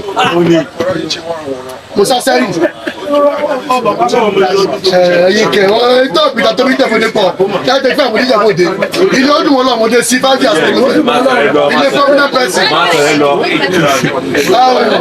gíwá nígbà tó bá wọn ṣe kínní síbẹ̀ fọ́ ìwé tó fọ́n second group open that gíwá ọmọ bọ́sì ní ọwọ́ bíṣì fẹ̀yìntàdé ó débẹ̀ òun àtàwọn kúndùn ọlọ́pìlẹ̀ lápòjọ́ wà ní ẹgbẹ́ ẹ̀ńgà náà nígbà tí gíwá tún fẹ́ẹ̀ due to pọ́n àwọn kan wà tọ́jọ́ tó gbó sí tó wọ́n bá jáde lápòjọ́ bọ́ àṣàṣà ìgbéyàwó mímọ̀ padà ìdẹ́pọ̀ ó di wàhálà wọ́n lu ẹnìkan nu wọn fọ́nkọ̀ọ̀bù láti rí wọ́n tún pọ̀ olùfẹ̀yìntàdé ní wọ́n fa Jagunmolu ẹlẹ́kẹta tá a wà nú èyí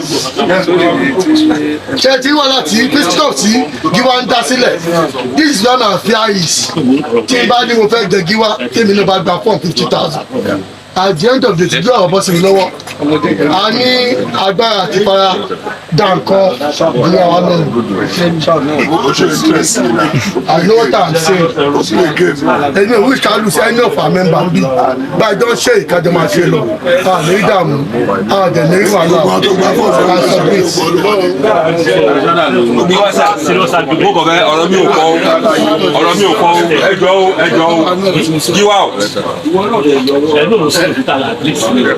gíwá a lọ sí obì yẹn ti ṣú àwọn kan lọ́sẹ̀kọ̀ ìlú ọ̀rọ̀ pé wọ́n fẹ́ yọ gíwá yẹn nǹkan kan yẹn káàkiri tí máa ń gbóni pé wọ́n sódà àwọn olóyè ẹgbẹ́ tí wọ́n lọ́hùn èmi o olóṣèlú lèmi wọ́n mọ́ láwọn kan níjà lókè ọgbọ́n àti mẹ́rọ wọ́gbà ní sùúrù ọgbọ́n àti mẹ́rọ jẹ nìyẹn o àwọn táà wà ń ṣẹlẹ̀ mí kọ táà náà ní ẹ̀tọ́ láti mú ẹgbẹ́ múlẹ̀ ni tó bá ìdá tó bá èrò tó bá gbígbẹ̀ mú wa wọ́n máa pín dé fẹ́mi ìsàlẹ̀ mi àbí ìfẹ́ ti máa pín. general assembly ló máa bẹ̀kọ̀ ní final say. tó bá gbé gbẹ̀mú wa tọ́ọ̀dẹ̀ máa ṣe pé o bá ọtún jí wa ẹ bá wo tiẹ̀ ọtún gbọ́ òun ní bá sọ̀rọ̀ ọtún ọmọ bá sọ̀rọ̀ ọtún ọmọ bá sọ̀rọ̀ òun ọmọ ṣáàjọ bẹ̀rẹ̀ àyè tó bá ní kí wọ́n fẹ́ gbé àwọn kan fẹ́ lọ rí àwọn olóyè wọ́n ní sọ́jọ́ wẹ́ẹ́ fún wa mẹ́. bọ́níà sẹ́kìtì. òtítọ́ ọ̀yá ọ̀tún àti ìfẹsọ̀ ok àwọn àmà sọ̀rọ̀ látàrọ̀. ọ̀yá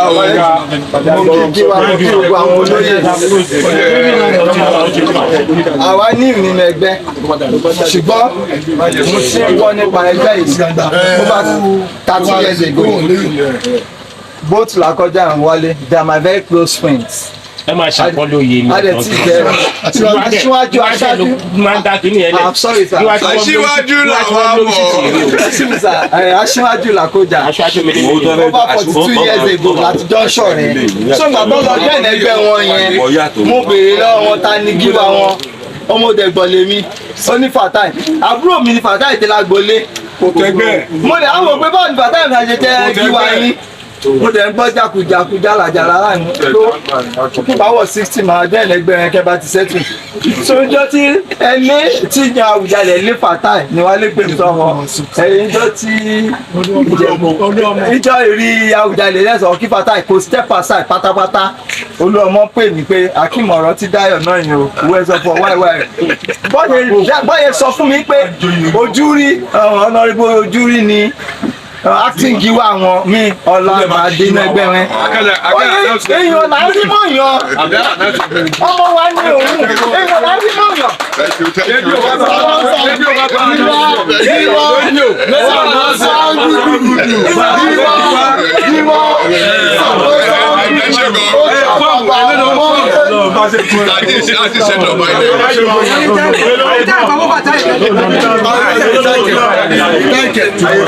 Giwa, it doesn't matter for time down, you are there.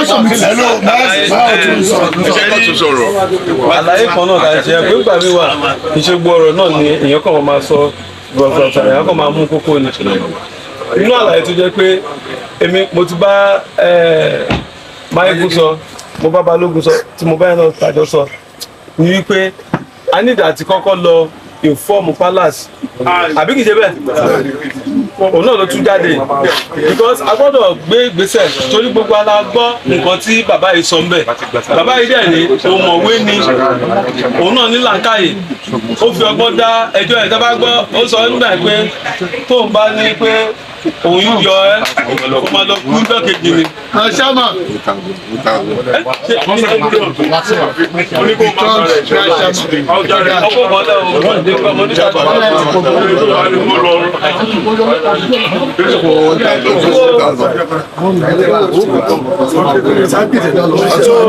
So ó yẹ kí afọ́lò gẹ́gẹ́ bí àìsàn yẹn ká má ṣe nǹkan ní wúwo ká ìfọ̀mọ̀ pé ókè o gẹ́gẹ́ bí ẹjọ́ tí bàbá dá wọn ló step aside o now láti gbà yẹn gan àtàlẹ́ o tó dẹ̀ ti mú wa ta ti lọ sí ojúbọ àbá gẹ́gẹ́ bí kẹ́ máa kọ́ sẹ́wọ́n kọ́kẹ́ fi kú o kò bá wa raṣọ ó ti lọ dá ṣe ó ti lọ dá ẹgbẹ́ mi lẹ̀ tó ti bá wa raṣọ kò wá sọ́dọ̀ wa so definitely action yẹn against nǹkan tí Àwùjalẹ̀ ṣe á lẹ́jọ́ so point kan nìyẹn lẹ́yìn ní níbi kejì níbi kejì tí mo tún fẹ́ sọ ní pé ṣẹ́ni àwa ni ojú gbogbo ló ń wò ní gbogbo Ìjẹ̀bú-Òde bẹ́ẹ̀ ni àwa ẹgbẹ́ wa ni ojú gbogbo ń wò bẹ́ẹ̀ ni mi ò bí ó lè ìjọ kan àbíjọ méjì kan má pè mí iye tó tẹ̀ wá ń yà mí lẹ́nu ìjọ ọ̀lẹ́ máa dìbò mo ní ìbò èwo ti Aṣíwájú Bọ́lá Ahmed Tinubu ti fẹ́ àbí ti èwo wọ́n sábà pè mí ìjọ ọ̀la fẹ́ dìbò ṣáàlà mí àwọn àtẹ̀ tí ìṣètò ta fẹ́ di ìbò ó sì di ọjọ́ kan ẹnìkan ó bá mi sọ̀rọ̀ tó ó fẹ́ súnmọ́ 1 hour tó bá sọ la ní ìbò lẹ́gẹ̀ẹ́dì aláwa dìbò ṣẹ́rí èmi á fẹ́ rọ̀ wá wípé ẹni ìwú ẹ̀fà tí gbogbo ẹgbẹ́ bá panu pọ̀ ká sọ pé ẹni báyìí la fẹ́ òun ló dájú ká dìbò lọ ìbò máa ń divide association máa ń divide di seriously because tí ẹ bá mú kí candidate méjì bá wà gbogbo ọ̀nà máa ń ní followers sí wọn. At the end of the day tí election bá kọjá ẹgbẹ́ ti fọ́ sí méjì ṣùgbọ́n tó bá jẹ́ pé a fẹ́ nominate ìbájẹ́ láyọ̀ mẹ́ta ẹnìkan náà ló máa jábọ́ lọ́wọ́ ẹni tó bá kù a máa píìpì fún wọn ni òun nìkan ló máa dájà poró ẹ̀ bí oṣù mélòó tó máa fi kọ́wọ́lẹ̀ kò ní ní follower tó máa bá já poró but when there is election ibi tó dìbò sí tó lulẹ̀ onífojú rẹ wo ẹgbẹ́ àní ẹni máa ń gbà wò ṣùgbọ́n lẹ́ẹ̀kan sí ẹ tó bá máa jẹ gíwádìí a sọ ìkàrò fáwọn àwòrò ṣàṣà a tún sọ tó lóye kó tó lọ fèsì pálásì o ìsọdún bẹ́ẹ̀ lọ. ojúlówó àbí báyìí máa ṣe sọ̀rọ̀ báyìí kí ló wọlé ìjọba yẹ sàlámì o ilé bàtáyì ilé bàtáyì ìwà yọjú o. before AOB ẹ jẹ́ kí ẹnu bá kẹ́ ti ta ayé rẹ̀. ẹjọ́ nǹkan tí báyìí sọ yẹn tó tọ́ ni. Secretary, I think we should have a draft in the next 2 weeks. All right. So that the 2 weeks going to go through. Well, whenever you are ready, but within 2 weeks, send the draft to you. No, send the draft.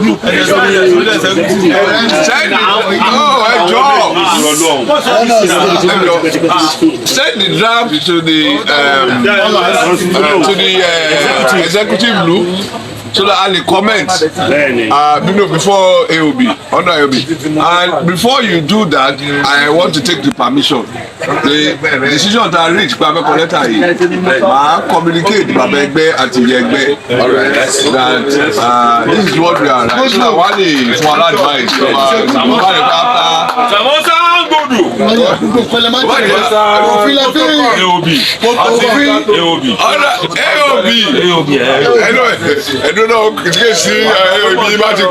Number one, because of our electronic damage, mo dábàá pé ká àdì aṣojú mọ́ loop our executive because constitution sọ pé tí aṣojú bá wà ní Nàìjíríà kó máa attend meeting wa majority of our meeting orí online la máa ṣe so ṣé lè gbà pé ká àdì ẹ̀ mọ́ àlẹ́ tẹ bá wo constitution tá a ṣẹ̀ṣẹ̀ gbà wọlé the permanent members of the executive are Giwa, Otugiwa and Etagiwa. So we recommend again pé ká àdì Etagiwa more executive members because Otu and Etagiwa they have been repeated more than the required 3 times. So ṣé lè yẹn gbà yẹn náà wọlé. That's my own opinion. Èmi náà ní ìfẹ́ láti máa lọ executive kí ni nísìn. Sàmọ́ Sangudu sà. Executive. Ẹ jẹ́ kó fún ìṣẹ̀lẹ̀. No, mo bèrè ni wàá dẹ̀ proof ẹ̀ fún mi. Wọ́n ṣe ní No, ẹ jẹ́ mo sáré sọ tẹ̀ dẹ̀ mo deal with that. Ṣé sáré sọ tẹ̀ mi? Ẹ jọ mo fẹ́ bẹ̀rẹ̀ nígbà tí mo bí ẹgbẹ́ lẹ́kọ̀ọ́ wọ́n ní mo léètì wọlé mo dẹ̀ san owó. Mo fẹ́ kí FinSec wọ́n jọ kọ́ karùkọ àwọn tí wọ́n léètì tí wọ́n sanwó afẹ́miyà àkáǹtì owó tó wọlé sínú ẹgbẹ́ yẹn láti bẹ̀rẹ̀ ẹni tí ò bá sanwó ẹ jẹ́ ká mọ̀ ní ìdókòwò. Ìyẹn ò ṣe iṣẹ́ FinSec. Ẹ jẹ́ kó kà á ẹ jẹ́ kó kà á ẹ jẹ́ kó kà á kó kẹ́yà wọn tó sanwó àwọn tó sanwó ṣe é máa gbé sọ.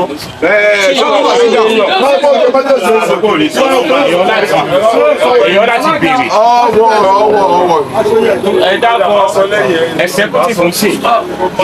Mo dẹ̀ wo orí fóònù mi. Mo ní ó yẹ kí n náà wà bẹ́ẹ̀. Kí wá ní ìdí àjẹtùn? Ìyàtọ̀ wà láàrin àwọn Giwa àti honorary title member. There's a difference. So our honorary title member, àwọn yẹn jẹ́ gẹ́gẹ́ bí patron ẹgbẹ́.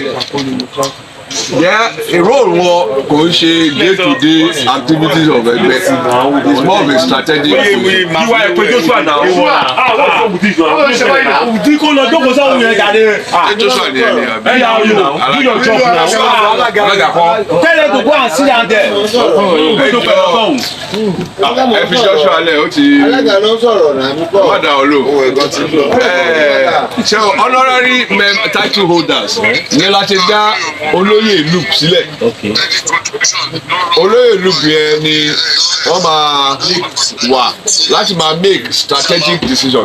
ṣe ní executive committee yẹn is more of a day to day and the reason tí a ṣe lè now fi ọ̀tún àti ẹ̀ta sí ni pé a ti permanent wọn and wọn wà automatic tẹ́lẹ̀ because constitution sọ pé unless wọ́n bá ti return wọn lẹ́ẹ̀mẹ́ta wọn ò lè wà permanent ṣíṣe pé àwọn méjèèjì kẹ by virtue of the time tó fi wà mbẹ wọ́n ti permanent yẹn la ṣe sọ pé ká fi wọ́n sí aṣojú fúnra rẹ̀ tó bá dọ̀la tó bá sọ pé ok tó bá ti ṣe 10 years àwọn fẹ́ yan aṣojú èmi yẹn náà wọ́n máa fi sí executive nítorí communication ló ṣe jẹ́ ká fi sí executive by kí ló ti ń pè WhatsApp normally ó yẹ ká máa ṣe ó máa bá ká ló wà around the state tá a bá ṣe meeting secretariat òun náà máa ṣe kíni ó máa join wa so that's the essence ẹ̀yin èmi fẹ́ jẹ́ kí olóyè Luke yẹn kó bẹ̀rẹ̀ sí ní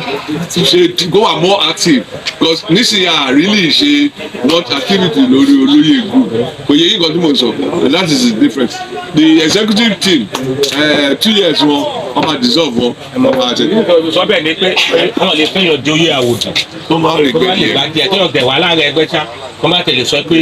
tí wọ́n bá fẹ́ joyè sí àwọn tó fẹ́ joyè gbogbo àwọn tó ti àwọn èèyàn ti ń talẹ̀ ńgbà wọ́n fẹ́ joyè Aṣíwájú náà máa ẹnu olóyè náà lẹ́wà ẹni tó yè bá tọ́ sí ẹ̀yìn náà lè bá tọ́ pé oyè tọ́ sí ìkàrò tó bá máa mú wá ẹ̀kẹ́ kípa ìkàrò kẹ́ ẹ pin dókè o ìjẹ́ pé ẹ wà tẹ ìkàrò rì ní àárẹ̀ ọ̀dọ̀ yín bẹ́ẹ̀ o ìkàrò nǹkan kó dé ìlú àìsàn so bí o ṣe máa rí nìyẹn. ọ̀tún ṣé máa mọ̀ mí sí o. ó ti tóra ẹ lẹ. ọ̀dà sẹ́kẹ̀. ó ti tóra ẹ lẹ. Gíwá ẹ̀ṣọ́ mà ní pé mo ní observation kan ni observation tí mo dẹ̀ ní ni pé Gíwá mi dà lórí pé ní ìsìtẹ́ pé akọgun Àìná Olúbẹ̀rẹ̀ Àìná wọ́n ti di aṣojú ṣé ní ìsìkẹ́gbà tó bóyá oyè akọgun. ó ti o oyè akọgun is permanent aṣojú is not permanent. aṣojú is executive position.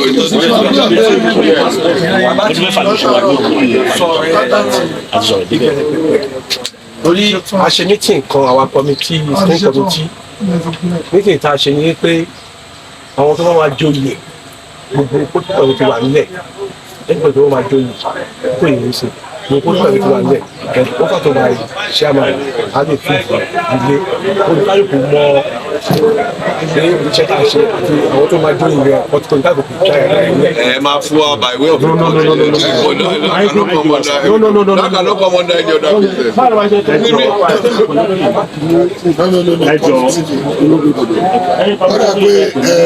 ọ̀dà pé nǹkan tí Ọ̀tún Balógun ń tà láti sọ ni pé AGM láwa yìí pé anybody tó wá fẹ́ joyè èló ni fees amount tó máa san fees amount tó máa san. ṣẹ́rí yẹn is not because oye tata last ó kéré ju 350. it's not an AGM matter. okay the Bible constitution yìí okay it's not an AGM matter. àwọn ni ká decide. àbá yẹn náà bọ́ in conjunction with the Giwa and àwọn olóyè and executive conjunction with everybody. ẹ̀sùnmẹ̀rẹ̀ èèyàn kan láti diaspora wọ́n suggest pé ẹ̀sùnmẹ̀rẹ̀ yẹn ò tó èlò ló suggest ẹ máa bẹ̀ lọ́wọ́ pé èlò ló suggest ẹ máa dá diaspora èlò èlò lẹ́sọ̀ jẹ́ ìṣòro ká máa dá fún ẹ̀sùn bẹ̀rẹ̀. ẹjọ owó sílẹ̀ owó 2000 tá a dá yẹn.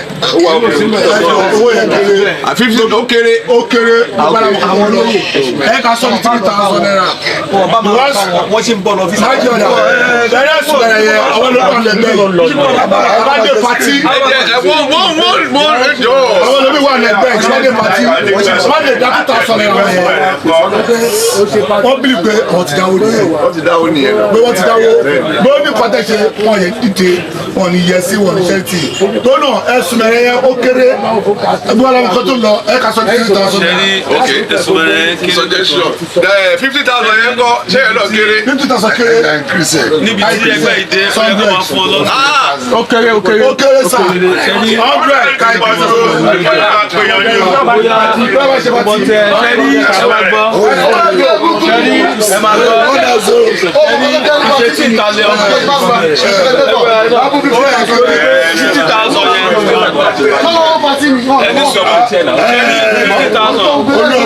tó ṣe ń pé èèyàn lè kó lọ́wọ́ tó bá jẹ́ pé wọ́n náà tó bá jẹ́ bí 100 yẹn sì Jagunmolu ní Ìjẹ̀bú 100,000 ọmọ fún ṣùgbọ́n ẹ wá wo tá a máa fi gbá lẹ́gbẹ̀ẹ́ torí pé kì í pẹ́ nìkan máa ló ń fẹ́ lọ bọ̀gún tó máa ní kó gbẹgbẹ́ tó bá ní ọmọ ó ń ṣe ọmọ ẹ̀ ń ṣe fídọ́ọ̀mù tó máa pẹgbẹ́. ọtún sọ̀rọ̀ lọ́wọ́ tí wọ́n ti tó máa. constitution àgá ìdí bá ṣe lè pe ẹgbẹ́ sí. ó ti kọ́ gáìdì. ó ti gáìdì. Calculate sí 100,000. Okay, that's your suggestion. Okay, I don't know. Diaspora, any other suggestion? Yes, sir. Yeah, Eta. Great.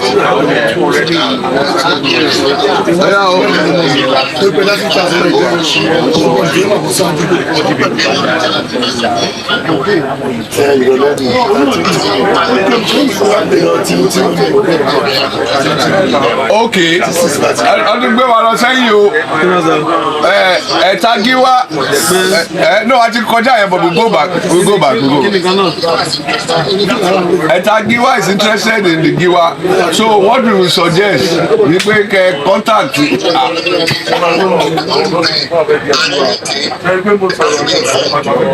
Okay. No, nǹkan tí wọ́n sọ ni wípé ẹjọ́ bá wà interested láti jẹ gíwá ó máa gba form wọ́n dẹ̀ máa vet ẹ̀ and that no so that you can be aware of the steps so ó máa gba form wọ́n dẹ̀ máa screen wọn but the decision of the screening committee is final so tell about and the fund is non-refundable. That was what was put forward. So if you are happy with that, no, we have not decided that yet. So because what we said was that we will go to the palace and tell them we are about to do it. So but I want to go one person. I shall go process go through. One person.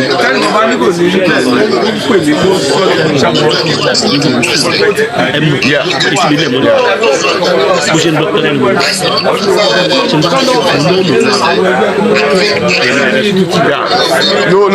No problem. Great Jago. As long as Otugiwa is not interested in the Giwa position, okay. Who are interested? So Kusiwa.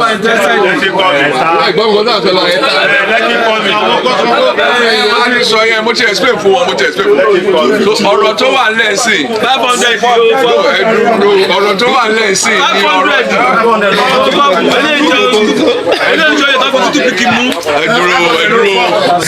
jagun wọ́n ní ọ̀rọ̀ tó wà lẹ́yìn ni pé ẹ̀sùn mẹ́rẹ̀ wọ́n suggest pé ká gbé lọ sí 100,000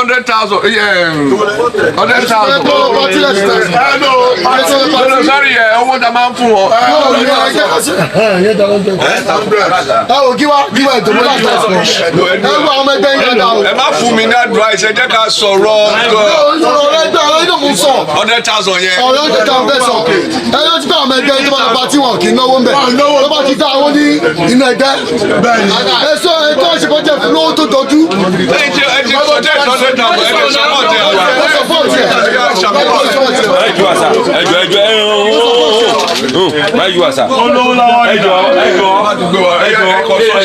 ẹ tètè sọ. òfin Fatai fẹ́ tẹ̀lé mo ní tí wọ́n máa ṣe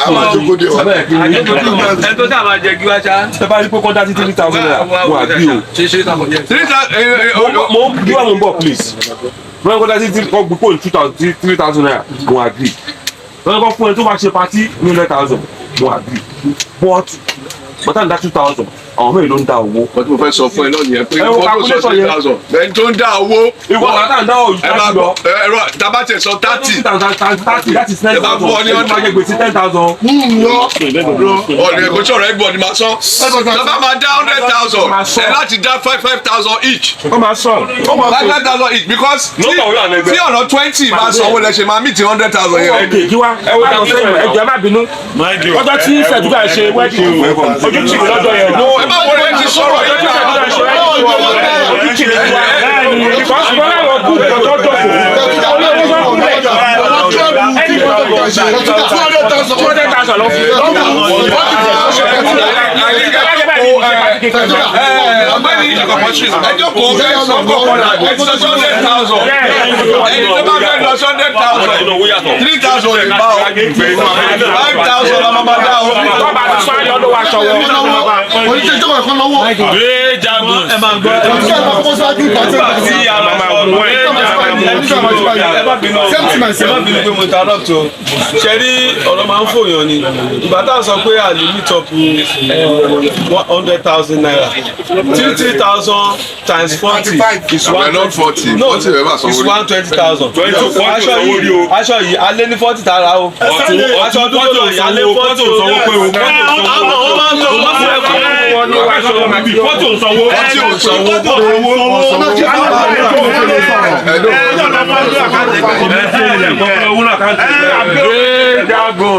Great Jagun.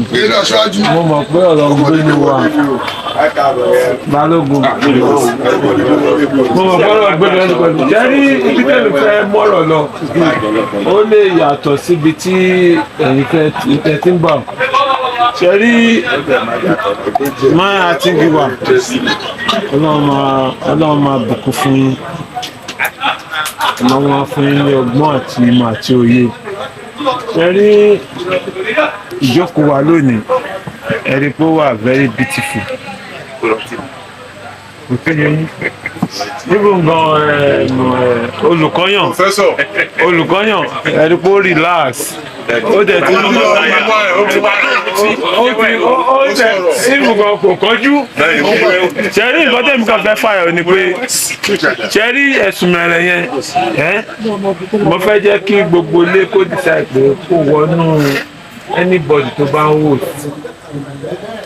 Níbi ni pé àwọn kan ti host kọjá tó yẹ pé wọn ná tó 40,000 to 50,000. Àwọn míì ti host kọjá tí wọn ná tó 30,000. Àwọn míì dẹ̀ ń host lọ́wọ́lọ́wọ́ ẹ̀ tó ná tó almost 120, 150, 160. Ẹ mọ̀ pé tẹ́sìmọ̀ yẹn bá wọnú any hosting people kò tí yẹ yín is the helping hand. Helping hand. No, hello, suggestion no. Okay, nígbà tí mo host. Okay, sí. Èyí tí mo host sí. No.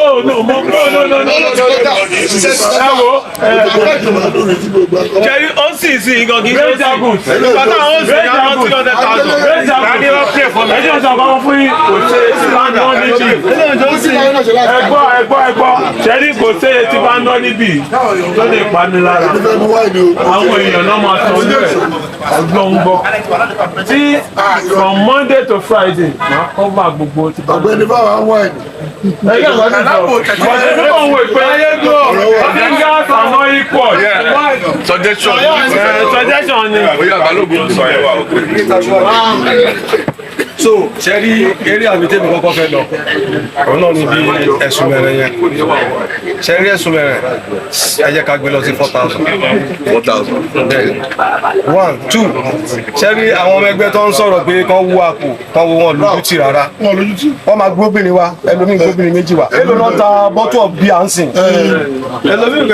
ìyàwó wọn tó mú bí àjù wọn lọ tó ẹ jẹ́ ká máa ro kíní ìpè owó ní àwọn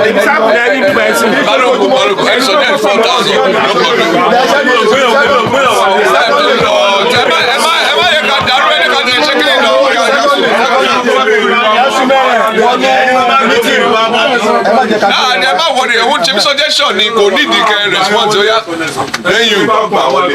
ṣẹ́rí lórí àsìkò mo kàn fún àbẹ́sẹ̀ wa ni àmọ́ ẹgbẹ́ ìkàdé ẹ má jẹ́ ká nira wa lára èmi wo 3,000 naira 2,000 táàsán yìí táàbọ̀ sọ 50,000 naira ilé ìtọ́kùn wọnú pọ́ọ̀sì tí èèyàn 25 bá ti dáwó àmà kọ́ba 50,000 naira ṣe understand tí èèyàn 45 bá dá 3,000 olóye tó jẹ́ nígbà tó ń sọ̀rọ̀ lẹ́kọ̀ọ́ ní irọ́ ẹ má jẹ́ ká nira wa lára 3,000 yẹn ṣì wà 3,000 ni wọ́n ok fine máa tó wà lẹ́yìn lọ ló wọ̀ lóyá alága àjẹká dìbò 3,000. ẹjọ wọn sọ̀rọ̀ fún mi sí onítẹ̀sí lọ́rọ̀ yẹn bẹ́ẹ̀ wọn kàn kí dá ẹjẹ kẹ́mi ẹjẹ tí ó lórí àwọn tí wọn kò sẹ́ni tó kì í sanwó ṣe ní anybody tó bá jẹ owó sílẹ̀ àmóye èèyàn tó ní sọ pé a ṣe sí inú máa sanwó The great Jagunmolu. Hello, wonder so. lọ sọ yìí ṣáàlì tó ní ìlú rẹ.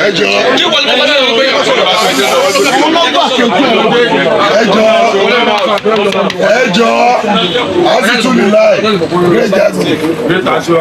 tẹ́lẹ̀ wà pàápàá ọmọ tí bíbá ilé dìbò. a sọ̀rọ̀ sílẹ̀ sí i wọ́n ní kíní kan sọ̀rọ̀ òjò kù àkọ́kọ́ mọ tí ní akọ́ pariwo lẹ́yìn bẹ́ẹ̀ tí àwa tá a wà níbà yìí ojú inú la fi ń wò now I think you have said something wọ́n ní 5 balógun ní 4 I think 4 is okay because èmi máa wò ń gbà mí kí wọ́n wò sí kan káwá ní àfún 50,000. no I ti agree 100,000 secondly bá ṣe máa 400 la fẹ́ sọ. secondly máa ti kí wa secondly torí à ń sọ̀rọ̀ lẹ́ẹ̀kan hello alága please à ń sọ̀rọ̀ lẹ́ẹ̀kan sí i à ń sọ̀rọ̀ nípa gíwá ọ̀nà ògíwá àga ní kíní kan èmi mọ̀ wọ́n yàn mí báyìí tílé ẹ bá ń bọ̀ kò sẹ́ni tó wà ní diaspora tó máa pè wọ́n ní wọ́n á bẹ̀rẹ̀ sí tọrọ owó wọ́n dẹ̀ ń sọ fún wọn gíwá yẹn má pẹ̀lẹ́ ni máa jẹ́ o ẹni bá sọ fẹ́ ni jẹ́ náà ẹ̀ta ti yọjú olóhùn ní tress àwọn honorary tattoo holder fọ́ọ̀mù yẹn 250 la máa ta. no 500. ẹni sùn mọ́mọ́ a ti gbé gbèsè iṣẹ́ ti bẹ̀rẹ̀. ẹ̀yin olórí àti ẹ̀ máa sọ lórí ọ̀rọ̀ ẹ̀yìn. iṣẹ́ ti bẹ̀rẹ̀. ẹ̀yin má jẹ́ ká yà yín já. iṣẹ́ ti bẹ̀rẹ̀. ọtún iṣẹ́ ti bẹ̀rẹ̀.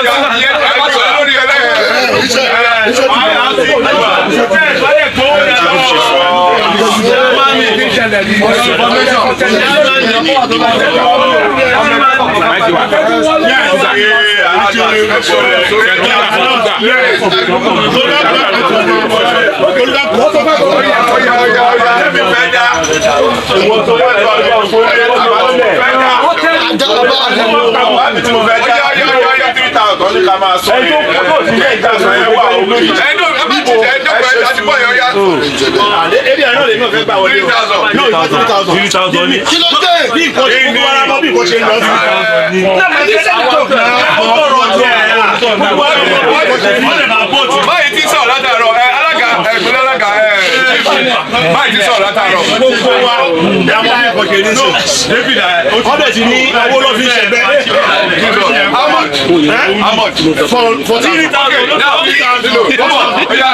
amadi mosi ẹjẹ ká dìbò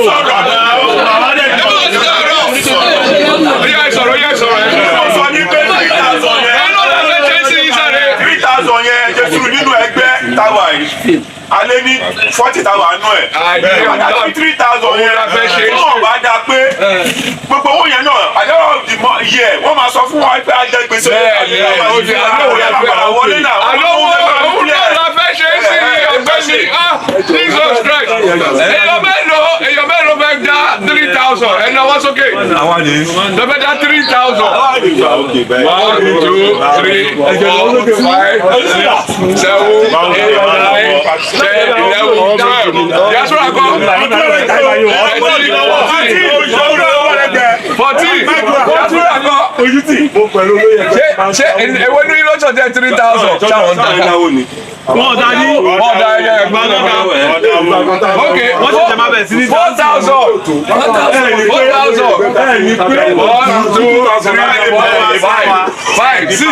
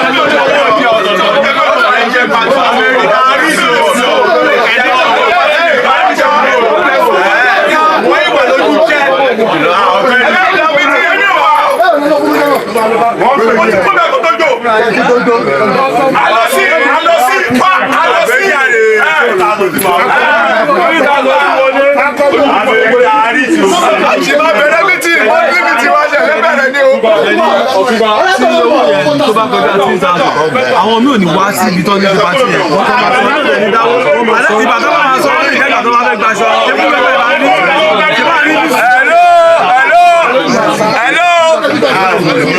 secretary a ti gbà pé after the election hello after the election 3,000 naira ló wọlé o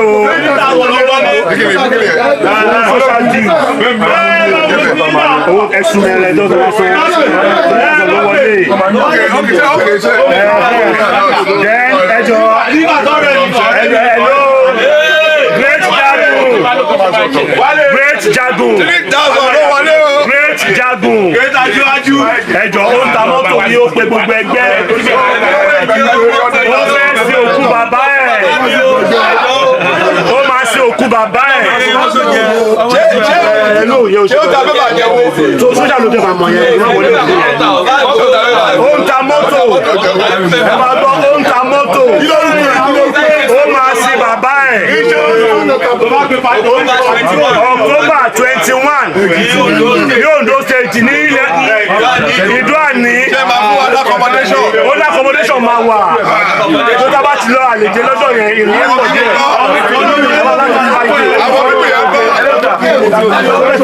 accommodation máa wà ẹ ṣe o ọ̀yá ẹjọ́ bàbá mú pàdé wá sí pamọ́ pẹ̀lú mo àlè mú wá sí pamọ́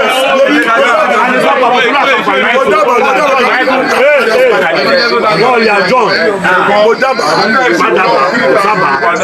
àwọn akọ̀ọ̀rọ̀ close ẹ̀ báyìí nítorí.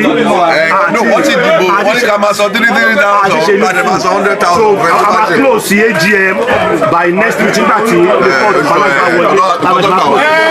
AGM is still open. Okay, diaspora ti dábàá pé ká mú pàdé wá sí òkè o.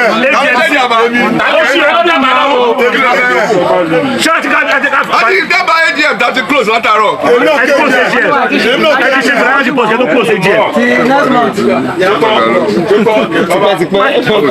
Ebi o si bi. Ṣé bó tilẹ̀ sèkò tó ka kí ló fún ẹ? Ṣé bẹ̀rẹ̀ wà tó lè close AGM? Jáde máa close AGM fún ẹ. Nígbà tí AGM tí wà kún. Òun kọ́ lélẹ̀ ọmọ ẹ̀ ni Aliu ni ọmọ ẹ̀ ni. Ok, yọkọ́ máa pè mí kí ní pè mí ògbó máa wà tẹ̀. Àti òkè ẹ̀jọ̀ máa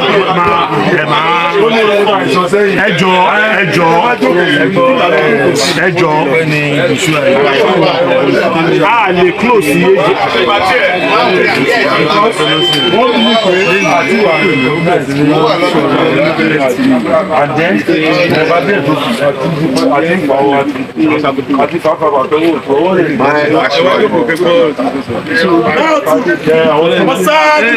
oúnjẹ lọ́pẹ́ wa torí máa sọ yìí tètè